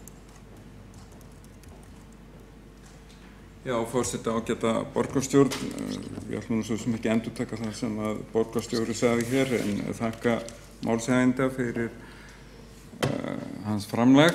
Það má kannski bæta við þeim sögulega fróðleik að 1950 bjuggu 30.000 íbúar innan Hringbrautar og 1992 maður rétt var það komið niður í 12.000 og hefur verið sirka þar síðan þá. Þannig að þessi breyting á íbúasamsetningu og íbúafjölda á sér langa sögu en eins og kom fram í borgarstjóra að þá núna verið að byggja gríðarlega mikið af íbúðum á miðborgarsvæðinu, líka mikið af atvinnuhúsnæði, ekki endilega hótelum, heldur líka mikið af skrifstofum og alls kyns þjónustu eins og við erum að sjá gerast. Það var tvennt sem ég langa aðeins að nefna að því að það kom fram í máli borgarfulltrúans Kjartans Magnússonar og það mikið rétt að sem hann nefndi að íbúar sérstaklega í Skólavörðholtinu sunnanverðu að þeir hafa kvartað undan hávaða frá flugvellinum og það kom formlegt bréf til umhverfis- og skipulagsráðs þar og þrátt fyrir að skýrsla heilbrigðiseftirlitsins flugumferð á Reykjavíkurflugvelli síðustliðna áratugi sýni það að flugumferð hefur minnkað að þá upplifa margir íbúar þarna á þessu svæði mjög aukinn hávaða bara núna sérstaklega síðast ár. Svo ég endurtaki nú það sem kemur fram í einu bréfi sem að barst formlega til umhverfis- og skipulagsráðs og auk þess sem ég sjálfur hef hitt allmarga sem að segja sömu sögu. Og vegna þess að umhverfis- og skipulagsráð ber auðvitað að taka slíkt alvarlega að þá var samþykkt tillaga eða samþykkt bókun fyrir 3 eða 4 vikum, hún var samþykkt samhljóða og mig langar með leyfi forseta að lesa hana fundarmönnum til fróðleiks. Hún hljómar svona: Umhverfis- og skipulagsráð telur mikilvægt að brugðist verði við kvörtunum íbúa vegna aukins hávaða af flugumferð. Það beinir því til flugrekstraraðila að minnka ónæði sem íbúar verða fyrir eins og kostur er. Svo virðist sem það sé einkum hrings- og lítilla flugvéla og þyrluflug sem veldur mestu ónæði. Ráðið minnir á að fyrirliggur samningur milli ríkis og borgar frá 25. október 2013 að innanríkisráðuneytið og Isavia skulu hafa forgöngu að kennslu og einkaflugi verði fundinn nýr staður. Og ég held að sé full ástæða fyrir borgarstjórnin að ítreka og minna eins oft og ástæða þykir og ástæðan fyrir hendi til að minna á þetta samkomulag sem núna að verða 5 ára gamalt og eftir því sem ég best veit hefur ekki verið gert margt til þess að standa við þetta samkomulag og það miður. Það var annað sem að borgarfulltrúinn Kjartan Magnússon kom inn á og það vissulega ákveðin meinsemd og það veggjakrótið. Mig langar að nefna það og það auðvitað til sífelldrar athugunar og auðvitað sjálfsagt að reyna að skoða þær aðferðir sem að virka best.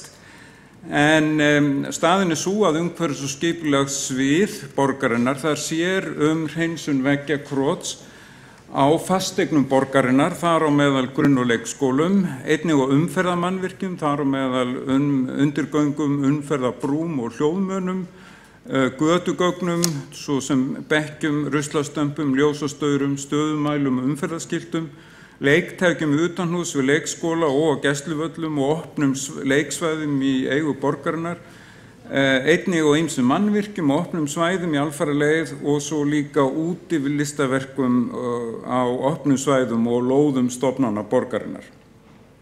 Umhverfis- og skipulagssvið vinnur líka náið með rekstrareigendum og húseigundum til að bregðast við og mála yfir skemmdarverk af völdum veggjakróts. Og það mikilvægt að hafa það í huga að mjög stór hluti veggjakróts inn á einkalóðum og það inn á fasteignum sem eru einkaeign. Þannig að möguleika borgarna til að grípa þar inn í eru mjög takmarkaðir og þarf auðvitað þá allavega að hafa þá samþykki viðkomandi húseiganda til að það gangi eftir. En sem sagt, borgin hefur veitt húseigandum sem hafa orðið fyrir slíku ráðgjöf og aðstoð til þess að hreinsa slíkt veggjakrot í burtu. Hefur Hjálmar Sveinsson lokið máli sínu, einn borgarfulltrúi óska eftir því að koma upp í andsvöruræðu borgarfulltrúans og það Marta Guðjónsdóttir borgarfulltrúi.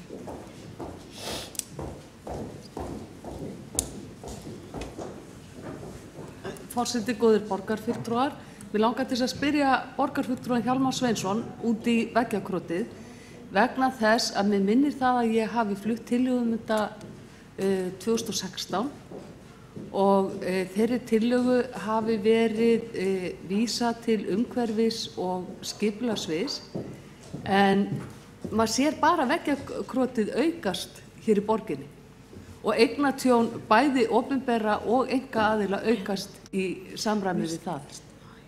Þetta er grafalvarlegt mál. Við verðum að ná niðurlögum á þessu veggjakroti. Borgin er bara subbuleg. Útkrotuð, bæði miðborgin og svo er þetta að fara að færast til út í úthverfin. Við þurfum ekki annað en að keyra Hjarðarhaga. Fólkið þar gerir ekki annað en að greiða fyrir viðgerðir og endurbætur á bílskúrunum sínum þar. Vegna þess að það er ekki fyrrbúið að laga að það byrja að krota þar. Við verðum að taka á þessu vandamáli. Þá hefur Marta Guðjónsdóttir borgarfulltrúi lokið við að veita andsvar og andsvari svarar Hjálmar Sveinsson borgarfulltrúi. Já, forseti, þá geta borgarstjórn, ég tók það fram í mínu máli að veggjakrotið er meinsemd og það þarf að leita allra leiða til þess að minnka það og helst að koma í veg fyrir það. En það má kannski geta þess og kannski við borgarfulltrúin séð fréttur það núna fyrir þessu ári að það var gert tilraunaverkefni á Skólavörðustíg minni mig, einmitt borgin með fasteigna eigendum þar það að fjarlæga veggjakrot og ef maður rétt þá stóð þar í fyrirsögn í þeirri frétt að fasteigna eigendur þar væru í skýjunum yfir því hversu vel tókst til. Þannig að það er augljóslega hægt og hefur verið einhverju leyti verið gert að laga ástandið og því verður örugglega haldið áfram. Það hefur Hjálmar Sveinsson borgarfulltrúi lokið við að svara andsvöru og andsvöru telst lokið. Það hafa ekki fleiri hvatt. Jú, Kjartan Magnússon borgarfulltrúi tekur næstu til máls.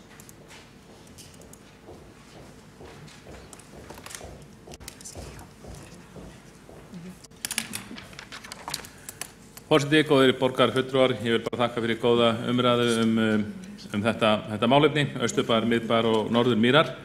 Ég bara segi það alveg eins og að sko í tengslum þess að hverfumræðu þá reynir maður að láta íbúa vita af því að þeim standi til boða að koma ábendingum til mín og það bárust mjög fáar ábendingar og mér minnir að þegar umræðan var líka þetta síðast fyrir 2 árum þá hefur líka borist frekar fáar ábendingar og það er að endurspegli bara á einhvern hátt að íbúar þarna eru mjög ánægðir með sitt hverfi en þó að þeir séu líka alveg duglegir að benda á það megi bæta ýmislegt en aðeins með veggjakrotið það var bara ánægjulegt að við skildum ræða það eins ítarlega og ánægjulegt að heyra borgarfulltrúa sem tala á undan mér nefna það að þetta væri meinsemd sem bara berjast gegn með öllum ráðum og ég held að við getum öll verið sammála um það í borgarstjórn en ég held að menn kannski átti þess ekki á því að það þarf margliða aðgerðir til. Það í sjálfu sér ekki bara nóg að mála yfir og hjálpa mönnum að hjálpa íbúum gera þið sama. Eins og hefur verið bent á þegar að borgin stendur sér vel eins og hún hefur stundum gert að mála yfir veggjakrot á hennareiknum, ekki borgareiknum, þá getur orðið til þess að veggjakrot aukist á atvinnuhúsnæði og íbúðarhúsnæði og það hefur kannski eitthvað lítið gerst, það hefur mennast við kvartað yfir því. En ég lagði einu sinni á mig að lesa skýrslu veggjakrot sem fjallaði árangur þeirra borgar sem náðu hvað mestum árangri á sínum tíma sem voru Helsinki og Kaupmannahöfn og þeir lögðu mjög mikla áherslu á margliða aðgerðir, ekki bara mála yfir, það var ekki nóg, þeir lögðu áherslu á að sjálfsögðu mála yfir sem víðast og hvetja sem flest að gera það Í öðru lagi lögðu þeir mikla áherslu á jákvæðan áróður gegn veggjakroti sem ætti sér í stað í gegnum skólana og félagsmiðstöðvarnar meðal annars. Og í þriðja lagi, og það var mjög mikilvægur þáttur, það var að senda eitthvað út af örkinni, rithandasérfræðing eða eitthvað slíkan, hálfgerða eitthvað spæjara, til þess að greina veggjakrotið vegna þess að þetta hefur rannsakað á sínum tíma og þar hefur rannsóknir leitt í ljós að ótrúlega fáir einstaklingar standa á bakvið ótrúlega stóran hluta veggjakrotsins. Mér minnir að það hefur verið talað að bara hérna í Reykjavík mætti ætla út frá svona þessum rannsóknum að það væri kannski 20-30 einstaklingar sem stæða á bakvið kannski 80-90% af veggjakrotinu. Alveg svo lögreglan hefur heldur bent okkur á stundum að það séu með sama hætti mjög fáir einstaklingar sem standa á bakvið, ef það kemur innbrotarhinna, svo kemur kannski ljós ótrúlega fáir einstaklingar standa á bakvið mjög mörg innbrot. Og mér skilst það að séu tiltölulega fáir einstaklingar sem standa á bakvið meiri hluta líkamsárás og svo framvegis. Þetta er stundum svona í þessum glæpaheimi. En þá sem sagt, þá var það ein mikilvæg staðferðin að reyna að finna hina seku vegna þess að þetta eru einstaklingar að jafnvel gengi sem fara og króta sem víðast eru með einhverjum hætti að merkja sér svæði eins og hundarnir gera með það einu sínu og erlendis bara hafði mikill árangur nást við því að finna þessi aðila og láta það sæta ábyrgð fyrir gjörðir sínar, hvort sem það var með einhverjum háum skaðabótakröfum að hendi þeim eða sem er líka hægt að láta það þrífa veggjakroti eftir sig og sættast við þá íbúðar eða húseigendur sem þeir höfðu krótað hjá. Þannig að og þessar aðferðir fórum við út í á sínum tíma og kjörtímabilið 2006-10 og hættum því síðan bara þegar við gripum til sparnaðarins í hruninu og ég vonast til að sá sparnaðarins í tímabundin og hef margótt bent á þessa lausn að fara í þessum marklegar aðgerðir að nýju og tel að við að gera það til að við getum verið samanlunda og bara og fagna því að borgarfulltrúi Hjálmar Sveinsson skyldi taka svo djúpt í árinni að segja þetta verið meinsemd sem að berjast gegn með öllum ráðum og tek undir þau orðans. Kjartan Magnússon, borgarfulltrúi, lokið máli sínu og ekki hafa fleiri hvatt sér hljóðs undir þessum lið.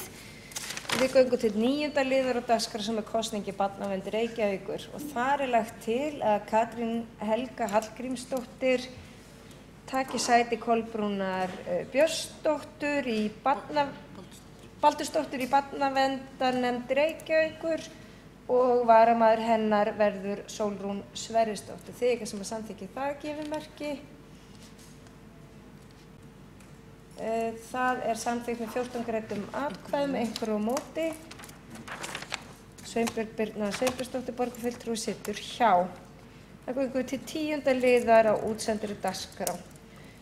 Það er fundargerð borgarráðs frá 22. mars, 25. liður er Íslandsvarðan tillaga kaupum og 39. liður viðauki við fjárhagsáætlun vegna innleiðingar og þjónustustefnu og fundargerð borgarráðs frá 5. apríl og Elsa Jóma borgarfulltrúi hefur óskað eftir því að taka til máls. Borgarfulltrúi.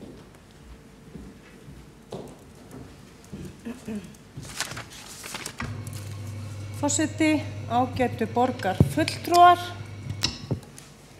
Ég kem hingað upp til að fylgja eftir 25. lið fundargerðar borgarráðs síðan 22. mars sem er kaup á þessu einstaka verki sem er Íslandsvarðan eftir Jóhann Eyfells er orðin ein af kennileitum borgarinnar. En verkinu var komið fyrir við Sæbraut í kjölfari þess að Ingólfur Eyfells bauð borginni að sýna bronsskúlptúr eftir föður sinn í opinberu rými í Reykjavík án endurgjalds. Verkið er metnaðarfullt verk og mikilvægt í ferli Jóhanns sem stundaði nám í Bandaríkjunum frá árunum 45 til 53. Fram til ársins 69 starfaði hann sem teiknari, hönnuður, arkitekt, listamaður og kennari ýmist í Bandaríkjunum eða á Íslandi. Frá 69 til 99 var hann prófessor í höggmyndalist við University of Central Florida. Listamaðurinn var fulltrúi Íslands á Feneyjar-tvíæringnum árið 93 ásamt Hreini Friðfinnssyni. Verk hans hafi verið sýnd á fjölda sýningar í Bandaríkjunum og á Íslandi. Samið var lán á verkinu til 7 ára og nú að þeim tíma liðnum það mat safnstjóra Listasafns Reykjavíkur að verkið hafi tvímælalaust gildi sem vandað og gott listaverk í opinberu rými borgarinnar og það hafi unnið sér sess á meðal borgarbúa. Það væri sorglegt að sjá eftir þessu verki. Því tekur meirihluti borgarstjórnar undir tillögu safnstjóra þess efnið að verki verði keypt af listamanninum þannig að megi tryggja sess þess til framtíðar í borgarlandinu. Kaupverði verksins 27,5 milljónir og til þess má geta bara kostnaður og flutningar verksins til landsins á sínum tíma stór hluti af þessari tölu. En að sjálfsögðu má gagnrýna þessa upphæð en fróðir menn í bransanum telja hana sanngjarna. Ég styð þessa tillögu heils hugar. Þetta ekki tillaga verk eftir einhvern listamann, né eitthvað annað sem gæti komið þarna í staðinn. Ég tel þetta vera einstaka tillögu og meirihlutinn boðar bókun eða ætlar að leggja fram bókun sem við vorum í borgarráði. Ég tel að sé eðlilegra að lesa kannski þá bókun eftir að atkvæðagreiðslan hafi átt sér stað. Þakka ykkur kærlega fyrir. Það Elsa Jómann, borgarfulltrúi, lúki máli sínu og Börkur Gunnarsson, borgarfulltrúi, tekur næstu til máls.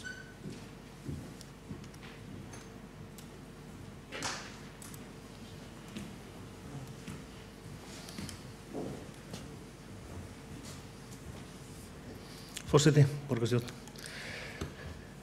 Ég get ekki að því gert það en að finnast þetta ekki góð hugmynd eða ekki nógu góð hugmynd. Ég hefði miklu frekar viljað sjá fleiri verk þarna og flögt á þessum stað, þetta yndislegur staður, og vera að festa svona í sessi ágætt listaverk.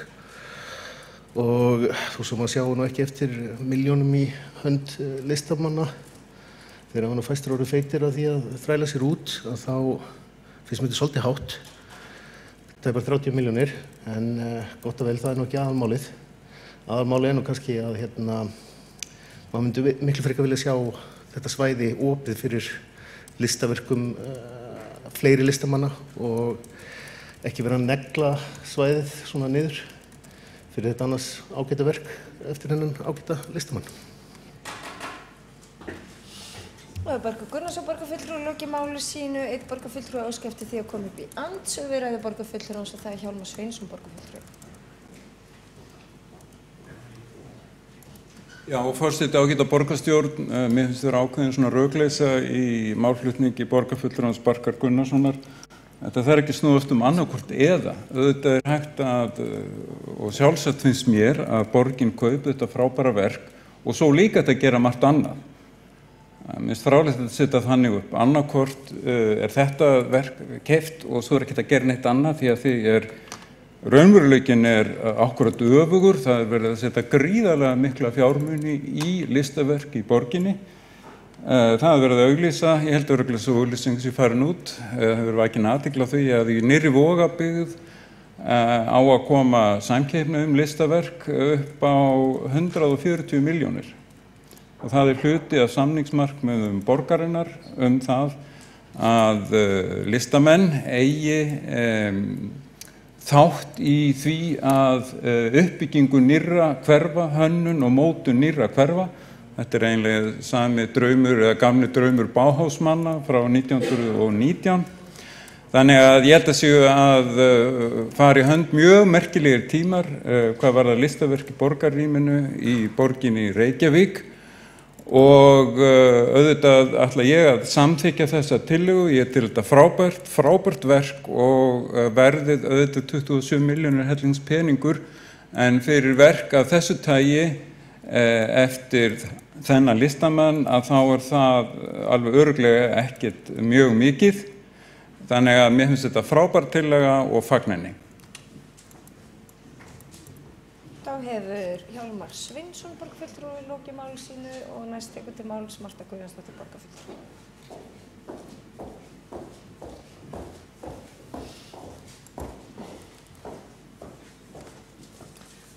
Forseti, góðir borgarfulltrúar, þetta snýst ekkert það að verkið sé eitthvað ómögulegt. Verkið frábært. Þetta frábært listaverk, þetta frábær listamaður, en þarna hefur þetta verk staðið án þess að Reykjavíkurborg hafi átt það og þarna fékk það að standa Reykvíkingum til yndisauka. En það sem við sjálfstæðismenn erum að tala að fleiri listamönnum gefist færi á því að fá að staðsetja verk sín á fjölförnum og eftirsóttum stöðum með sama fyrirkomulagi. Að Reykjavíkurborg þurfi ekki að greiða fyrir það, heldur fái þeir tækifæri til að kynna list sína fyrir borgarbúum. 27,5 milljón mikill peningur þegar maður á hann ekki til. Við komum hér með tillögu fyrir jólin bráðnauðsynlegt mál sem kostaði 24,5 milljón. Það var það að auka þvott hér á götum til þess að draga úr svifryki. En við skulum ekki gleyma því að það má rekja 80 dauðsföll á ári til svifryksmengunar. Og hvort nú nauðsynlegra að kaupa listaverk upp á 27,5 milljón ef það ekki til peningur eða til lítill peningur eða fara í það að þrífa göturnar hérna til þess að fólk deyi ekki hér úr svifryksmengun.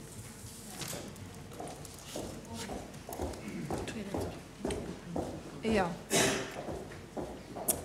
Marta Guðjónsdóttir borgarfulltrúi loki máli sem 2 hafa óskað eftir því að koma upp í andsvör við ræðu borgarfulltrúans og fyrstur til þessi Sigurður Björn Blöndal borgarfulltrúi.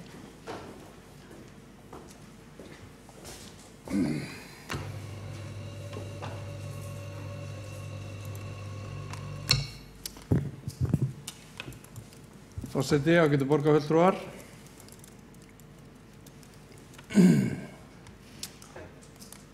Held þetta sé nú einn hörmulegasta ræða sem ég heyrt hér í sal þessara borgarstjórnar og þarna teygir borgarfulltrúi sig ansi langt í einhvers konar samanburði á gúmmískóm og eplum sem að svo í sletti meikar auðvitað engan sens. Auk þess leggur borgarfulltrúin til fyrir hönd Sjálfstæðisflokksins að við kaupum ekki listaverk, heldur fáum listamenn til að spila svona benefit-konserta, myndlistamenn til að lána verkin sín, sér til kynningar og við kaupum ekki neitt. Og ég verð að segja fyrir mína parta, mér finnst þetta í fyrsta lagi bara hörmulega vond hugmynd hjá borgarfulltrúanum og mér finnst hún lýsa ótrúlegri fyrirlitningu á starf listamanna og einmitt þess eðlis að listamenn geta alltaf komið fram einhvers staðar án þess að fá borga fyrir það því að þeir fá svo mikla kynningu út af það en þannig virka hlutirnir auðvitað ekki. Og það að tengja þetta við þrif á götum og dauðsföll, þetta auðvitað bara svona málflutningur sem þetta ekki báðulegt, þetta eiginlega sorglegt, þetta ekki einu sinni fyndið. En ég stil þessa tillögu kaupa á verki Jóhanns Eyfells Heilsugar, þetta frábært verk á flottum stað og mikilvægt fyrir Reykjavíkurborg að eiga verk eftir þennan mikilvæga listamann og það okkur öllum til sóma. Það Sigurður Björn Blöndal borgarfulltrúi lokið við það að veita andsvar við ræðu borgarfulltrúans og Marta Guðjónsdóttir borgarfulltrúi svarar andsvari.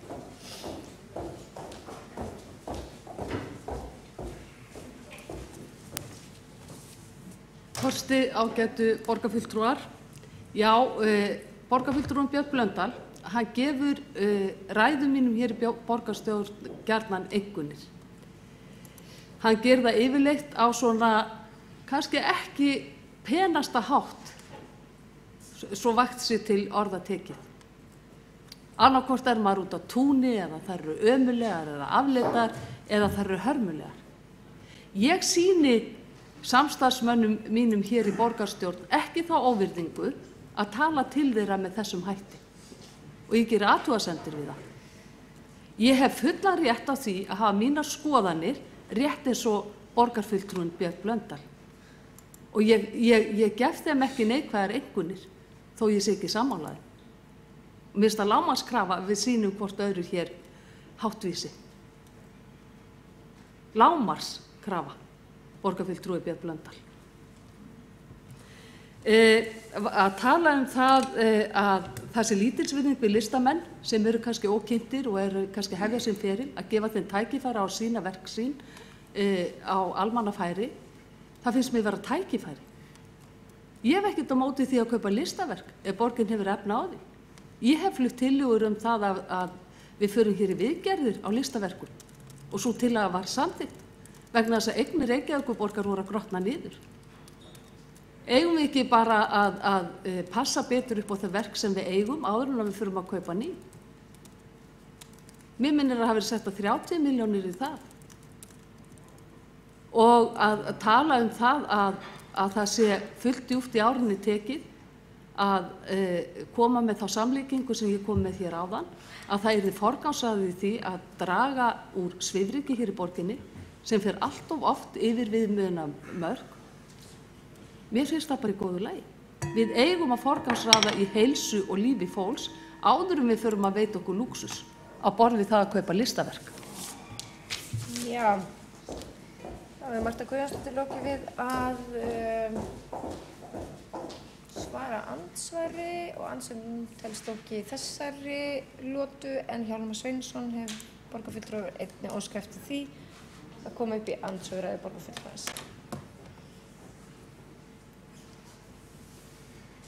Forseti ágæta borgarstjórn, ég verið að taka undir með borgarfulltrúanum Björn Blöndal. Ræða borgarfulltrúans Mörtu Guðjónsdóttir var óvenju lágkúruleg og þá af heilmiklum lágkúruskap að taka í gegnum árin. Líka að tefla þessu svona saman, kaup á listaverki eftir mikinn heiðursmann og merkan listamann, tefla því saman við útreiknuð dauðsföll vegna svifryks og komstu borgarinnar ósmekklegt og ómerkilegt og nær ekki nokkur átt. Þá hefur Hjálmar Sveinsson lokið við að veita andsvar við ræðu borgarfulltrúans og Marta Guðjónsdóttir svarar andsvari borgarfulltrúi. Forseti, góðir borgarfulltrúar, ég á ekki til orð yfir dónaskapinn hér. Ég á ekki til orð yfir þær yfirlýsingar sem að borgarfulltrúin Hjálmar Sveinsson lætur út úr sér. Talandi hér með niðrandi hætti til annarra borgarfulltrúa, það gengur ekki upp. Og ég furða mig á því að forseti borgarstjórnar skuli ekki grípa hér inn í og áminna borgarfulltrúa þegar þeir sýna öðrum borgarfulltrúum ruddaskap. Hér vorum við með heilmikla umræðu MeToo, borgarfulltrúi Hjálmar Sveinsson. Þú hefur kannski ekki verið að hlusta á þær umræður sem hafa farið fram hér í borgarstjórnarsalnum. En hér beitt niðrandi ummælum í minn garð aftur og aftur og aftur og aftur.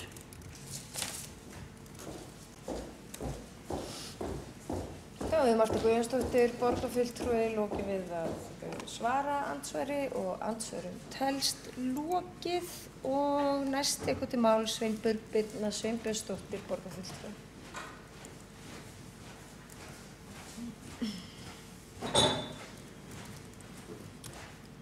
Frú forseti, borgarstjóri og ágæta borgarstjórn.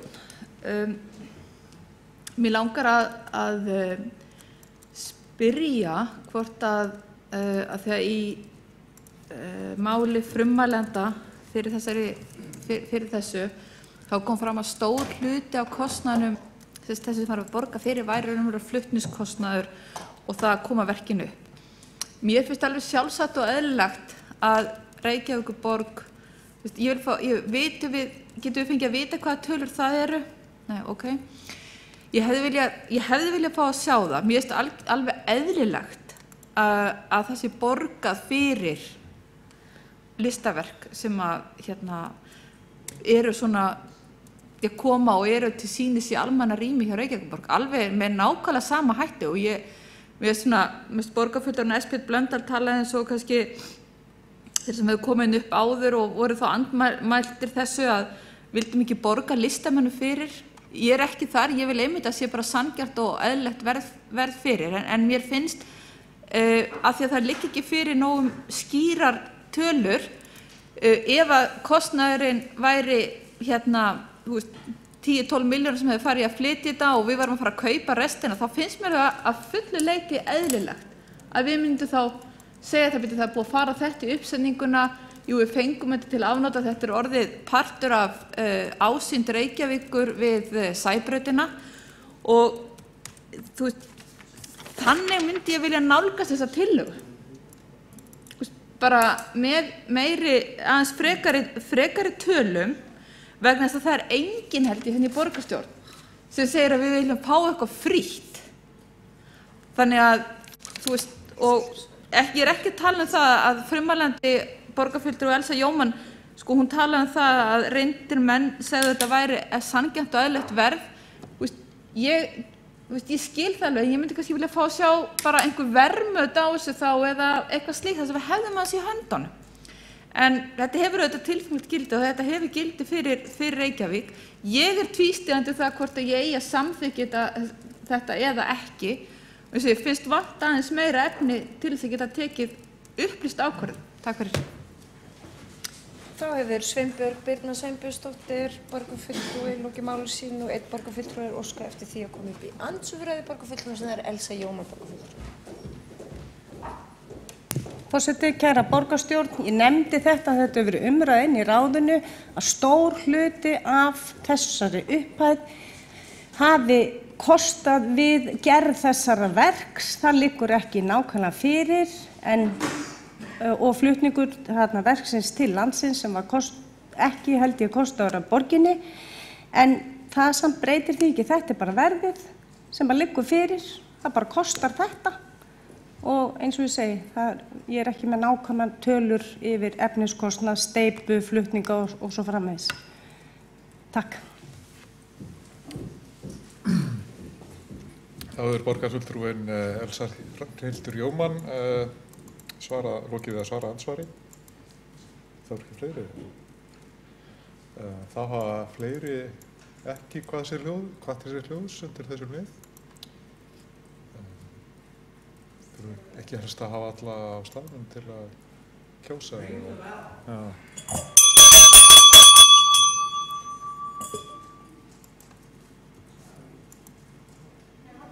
Líf hefur skroppið á þessari að borða. Þannig kemur hún. Þá eru allir borgarfulltrúar í salnum og þá ætla ég að bera upp til atkvæðagreiðslu. Það er 24. liður í fundargerð borgarráðs frá 22. mars til að kaupum á Íslandsvörðinni. Þeir fulltrúar sem eru samþykkir á móti.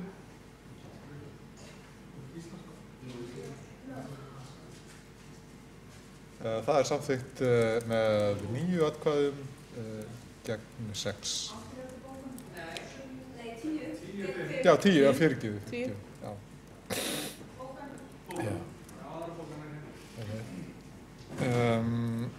Þá byrjum við upp.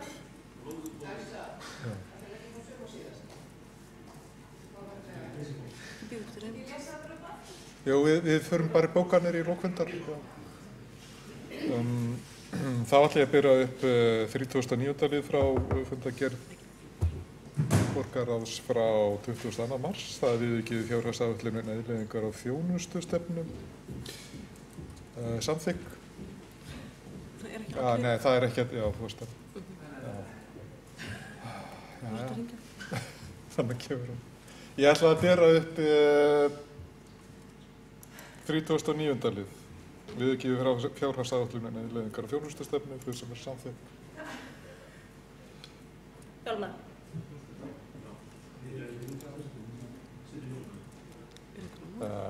Þau sem eru á móti.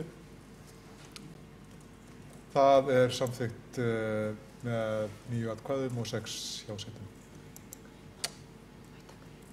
Já, ekki svo vel.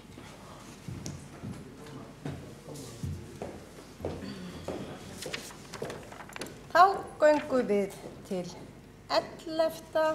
dagskrárliðar og leggjum fram fundargerð forsætisnefndar frá 7. apríl.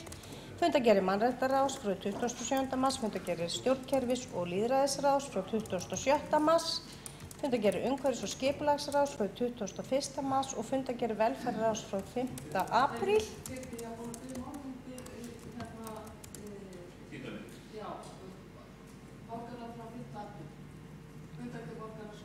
Fyrirgefðu, ég biðst afsökunar á því, tók ekki eftir, enda vorum við með nokkuð röð skipti hérna. Þá förum við aftur í 10. dagskrárlið og Marta Guðjónsdóttir kemur upp undir fundargerð borgarráðs frá 5. apríl.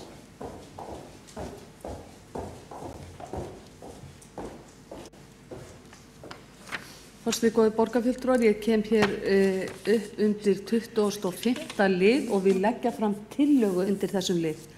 Tillögu frá okkur borgarfulltrúum Sjálfstæðisflokksins. Borgarstjórn samþykkir að ljúka greiðslu sérstakra húsaleigubóta til þeirra sem eiga rétt á því samkvæmt dómi Hæstaréttar Íslands frá 16. júní 2016.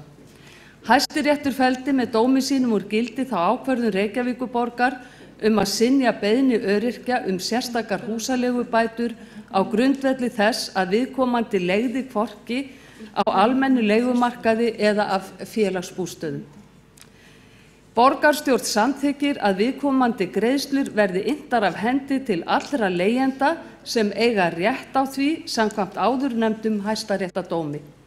Óháð því hvort þeir hafi sótt formlega umræddar húsaleigubætur á sínum tíma eða ekki.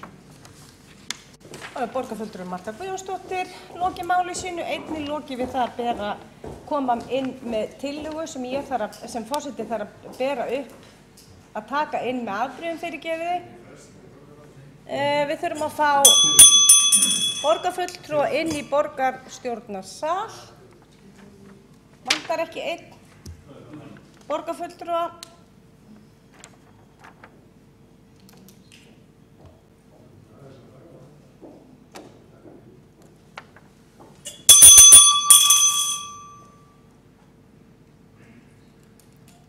Forseti vil biðja borgarfulltrúa að ganga inn í borgarstjórnarsal.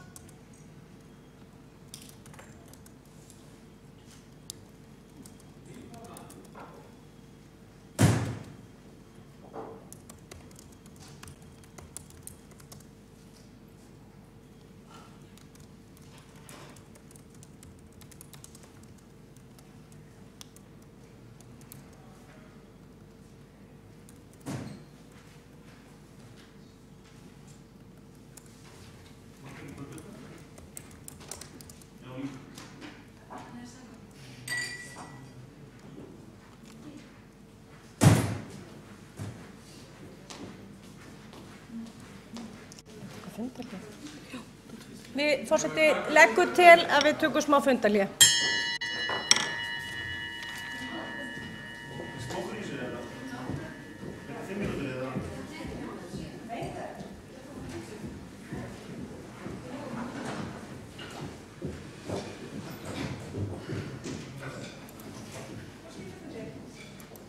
Nei.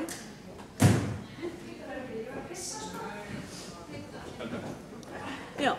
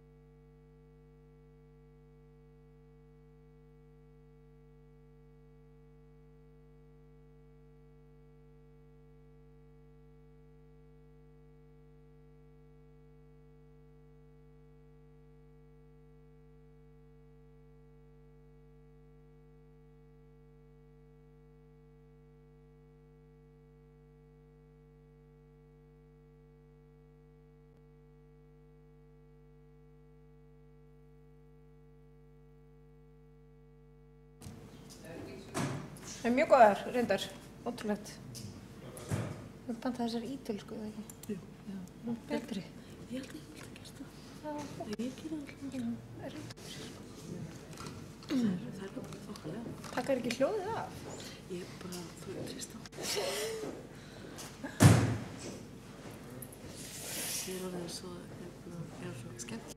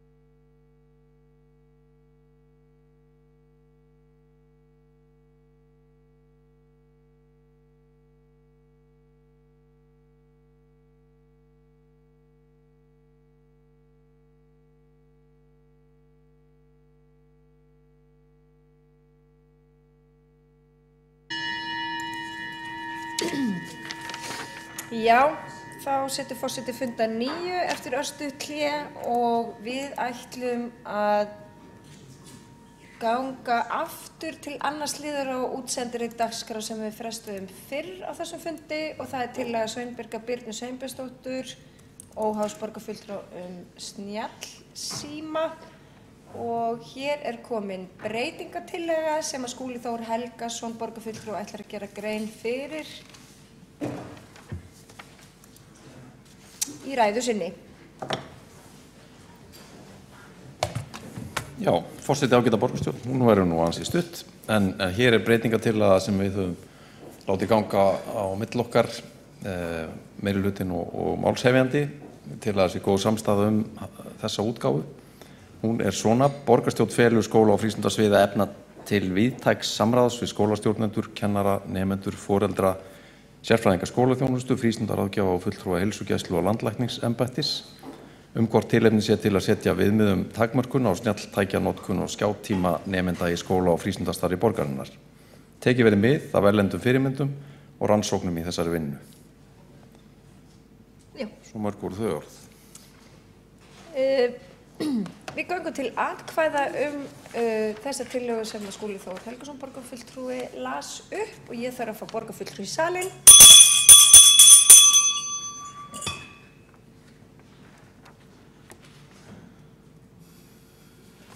Hér vantar Börk Gunnarsson, borgarfulltrúi Sjálfstæðisflokksins og við þurfum að fá allir í salinn til þess að geta greitt atkvæði þessa framkomnu breytingatillögu. Ég er að spara hvort þetta er tillaga borgarstjórnar eða ekki. Þetta er tillaga borgarstjórnar. Hefur ekki verið sjálf? Já. Það bókar það. Og eins og borgarfulltrúi nefndi þá er þessi tillaga borgarstjórnar sem hann ætlar að leggja fram í sameiningu og hefur hér farið á milli manna.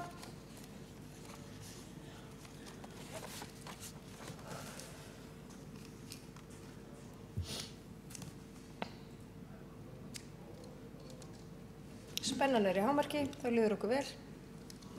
Kannski bara senda bókanir og allt. Þú er að gera hvað fyrir bókunum? Nei, bara hvað er það að senda það á? Já, borgarfulltrúar eru beðnir að senda bókanir til okkar. Herðu, við göngum þá bara til atkvæða þessa tillögu. Getum ekki beðið eftir að borgarfulltrúi mæti hingað. Og, nei, allt í lagi, þau sem að greiða atkvæða með þessari tillögu gefa merki. Já. Borgarstjórn felur skóla- og frístundasviði efna til víðtæks samráðs við skólastjórnendur, kennara, nemendur, foreldra, sérfræðinga, skólaþjónustu, frístundaráðgjafa og fulltrúa heilsugæslu og landlæknisembættis hvort tilefni sé til að setja viðmið takmörkun á snjalltækjanotkun og skjátíma nemenda í skóla- og frístundastarfi borgarinnar. Tekið verði mið af erlendum fyrirmyndum og rannsóknum í þessari vinnu. Gott og vel, við göngum til atkvæða þessa tillögu, þau ykkur sem samþykkið gefið merki til að hann telst samþykkt með 14 greiddum atkvæðum. Ekki svolítið tekka fram þá að búið svo að fyrir atkvæðagreiðslu. Við göngum til, já, hér hefur komið fram tillaga frá Sjálfstæðisflokknum sem við verðum að taka inn með afbrigðum, þau ykkur sem að samþykkja að taka hann á dagskrá og gefa merki. Það samþykkt með 14 greiddum atkvæðum. Hér tekur borgarstjóri til máls. Forseti ágæta borgarstjórn, það nokkuð sérstakt að skella inn tillögu þetta efni óundirbúið án fyrirvara á dagskrá borgarstjórnar. Þetta var til umfjöllunar á síðasta fundi borgarráðs þar sem lagður var fram fyrirspurn málið. Þar var upplýst að það væri búið að gera upp við alla sem hefur lagt inn umsókn af hálfu Öryrkjabandalagsins sem verið að fara að segja af þeim sem bjuggu hjá Brynju hússjóði. Það væri verið að fara yfir rök fyrir því að hugsanlega þeir sem hefðu ekki sótt ættu líka að fá einhvers konar bætur. Og þannig að tillagan eins og hún lögð fram hér býsna almenn og þetta varðar að hluta til lögfræðilega álitamál sem að ekki tekið á í tillögunni, þannig að án þess að lengja þessa umræðu sem gæti verið löng að þá leggja til að tillögunni sé vísað til borgarráðs þar sem að þessu máli verður ráðið til lykta. Hér er komið málsmeðferðartillaga að vísa tillögunni til borgarráðs, þau ykkur sem að samþykja það gefur merki. Það samþykkt samhljóða með 15 greiddum atkvæðum. Við leggjum fram, við göngum til 11. liðar ef að búið að ganga frá því. Það var svo hálnað, já. Hálnað, ég les það upp. 11. liður á útsendri dagskrá. Það er lögð fram fundargerð forsætisnefndar frá 7. apríl, fundargerð mannréttindaráðs frá 27. mars, fundargerð stjórnkerfis- og lýðræðisráðs frá 27. mars, fundargerð umhverfis- og skipulagsráðs frá 21. mars, fundargerð velferðarráðs frá 5. apríl. Enginn hefur hvatt sér hljóðs undir þessum lið og þá þurfum við að gera grein fyrir útistandandi bókunum og má bjóða Sveinbjörgu Birnu Sveinbjörnsdóttur að gera grein fyrir sinni bókun. Óháðs borgarfulltrúa.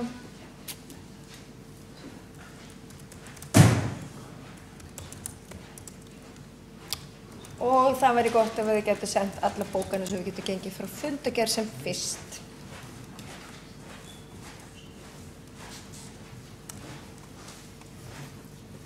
Þannig það er bókurinn til lið 1. Hjá við samþykkt þessari stefnu. Í stefnu var hugtakið innflytjandi notað alla þá sem fæðst hafa erlendis og stækkar þjóp innflytjenda mikið þar sem Íslendingar sem fæddir eru erlendu grundir taldir hér með. Réttar hefði verið að stefna næði til útlendinga sem þeir eru skilgreindir með lögum samkvæmt 80 frá 2016 útlendinga. Eftir þetta verður að stefna kallar á mikið samstarf við ríki og þá sérstaklega þegar kemur að börnum umsækjandum alþjóðlega vernd sem líklegt að muni vera skamman tími skóla hérlendis. Borgarfulltrúinn hefur ítrekað bent á ekki fylgi fjármagn frá ríkinu til þess að aðstoða þessi börn. Nauðsynlegt að Reykjavíkurborg fái fjármagn þessum börnum frá ríkinu í samningu sínu við Útlendingastofnun ef halda á áfram að reka skólan aðgreiningar. Staðan í dag er nákvæmlega þannig að borgin fær fjármagn til að standa straum á húsnæði, framfærslu, heilbrigðis- og lyfjakostnaði, ráðgjöf, samgöngum, túlkaþjónustu, tómstundum og fullorðinsfræðslu en ekki kostnað vegna skólagöngu barna samkvæmt samningi sem gerður var við Útlendingastofnun í janúar 2017. Síðan undir lið 2.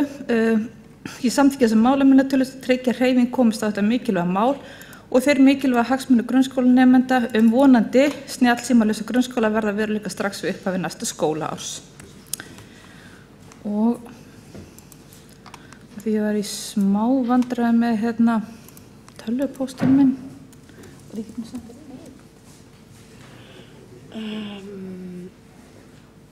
Jú. Já, ég bara finna hann ekki að því að... Sjá. Það er kannski ég. Má ég fá hana? Nei, ég er búin að koma. Já, nú er bara 2. Herru, já, takk fyrir. Það er Sveinbjörg Birna Sveinbjörnsdóttir borgarfulltrúi, lokið við að gera grein fyrir bókun óháðs borgarfulltrúi borgarstjórn og Sjálfstæðisflokkurinn gerir grein fyrir bókunum sínum.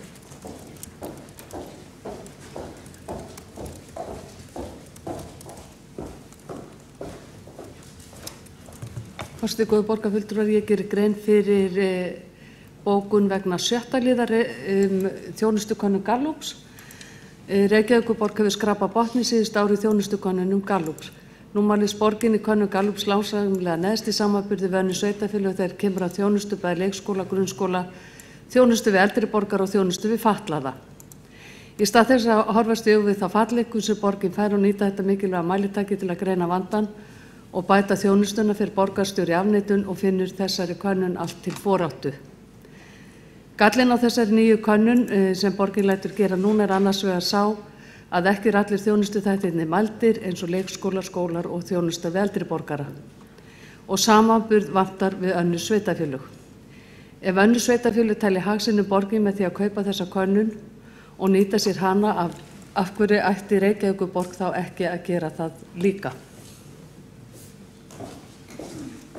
Og Marta Guðjónsdóttir, lokið við að gera grein fyrir bókun Sjálfstæðisflokksins og Viðfinna Jóhanna Guðmundsdóttir, nei, er ekki með bókanir, þá er, nei, við erum með bókanir.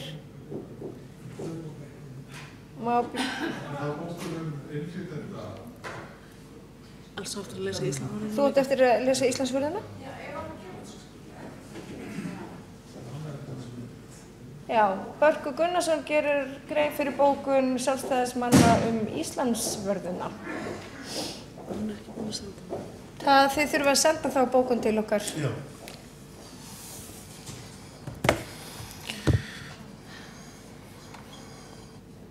Borgarstjóri? Nei. Já, takk. Forseti. Borgarstjórnarfulltrúar. Fulltrúar Sjálfstæðisflokksins telja að í stað þess að kaupa verkið ætti að gefa öðrum listamönnum færi á að sýna verk sín á þessum fjölfarnu og eftirsótta stað þar sem Íslandsvaran stendur nú. Með þessum kaupum verið að forgangsraða í þágu sérverkefna í stað nauðsynlegrar þjónustu sem Reykjavíkurborg ekki að sinna.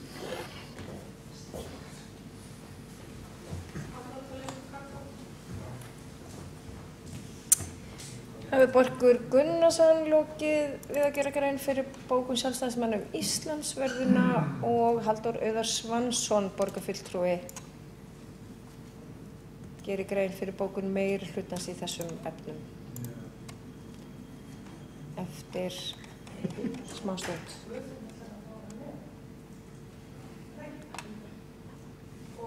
Allar aðra bókunar voru komnar.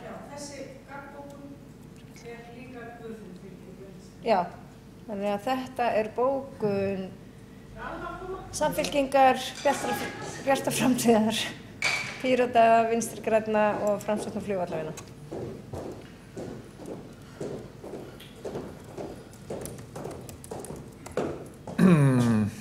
Forseti og borgarstjórn, ég les fyrst upp bókun meirihlutans stefnu í málefnum innflytjenda,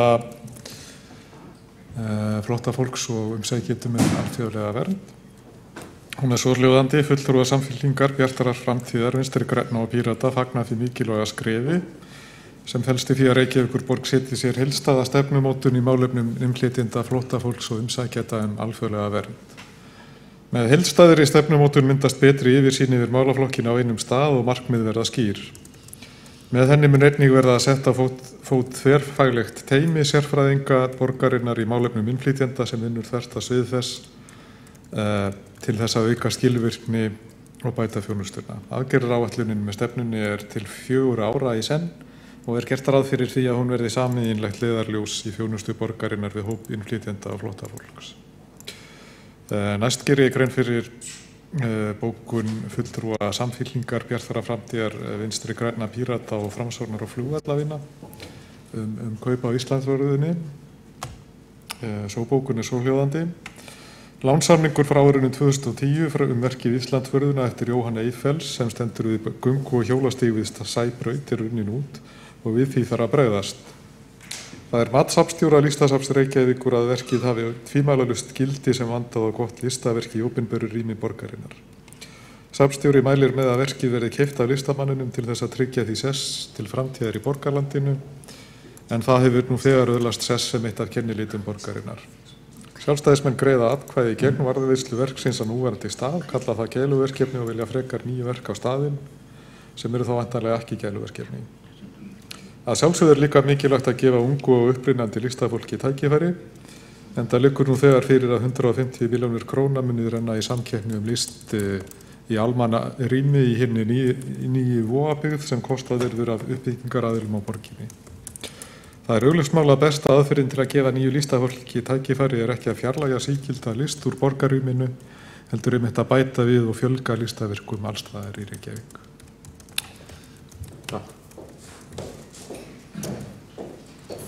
Þá hefur verið gert grein fyrir öllum bókunum. Ein bókun til viðbótar, það er Sveinbjörg Birna Sveinbjörnsdóttir sem ætlar að bóka Íslandsverðuna.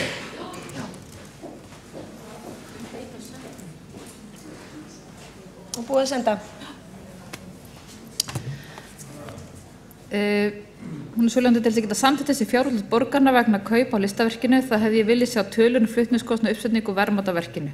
Ég tel enga síður eðlilegt að listamenn sé greitt fyrir afnot af verkum sínum, uppsetningu og þegar þeir koma fram með sína verk sín, en frekari gögn þarf að liggja fyrir svo hægt sé að taka upplýsta ákvörðun og réttlæta fjárútláti.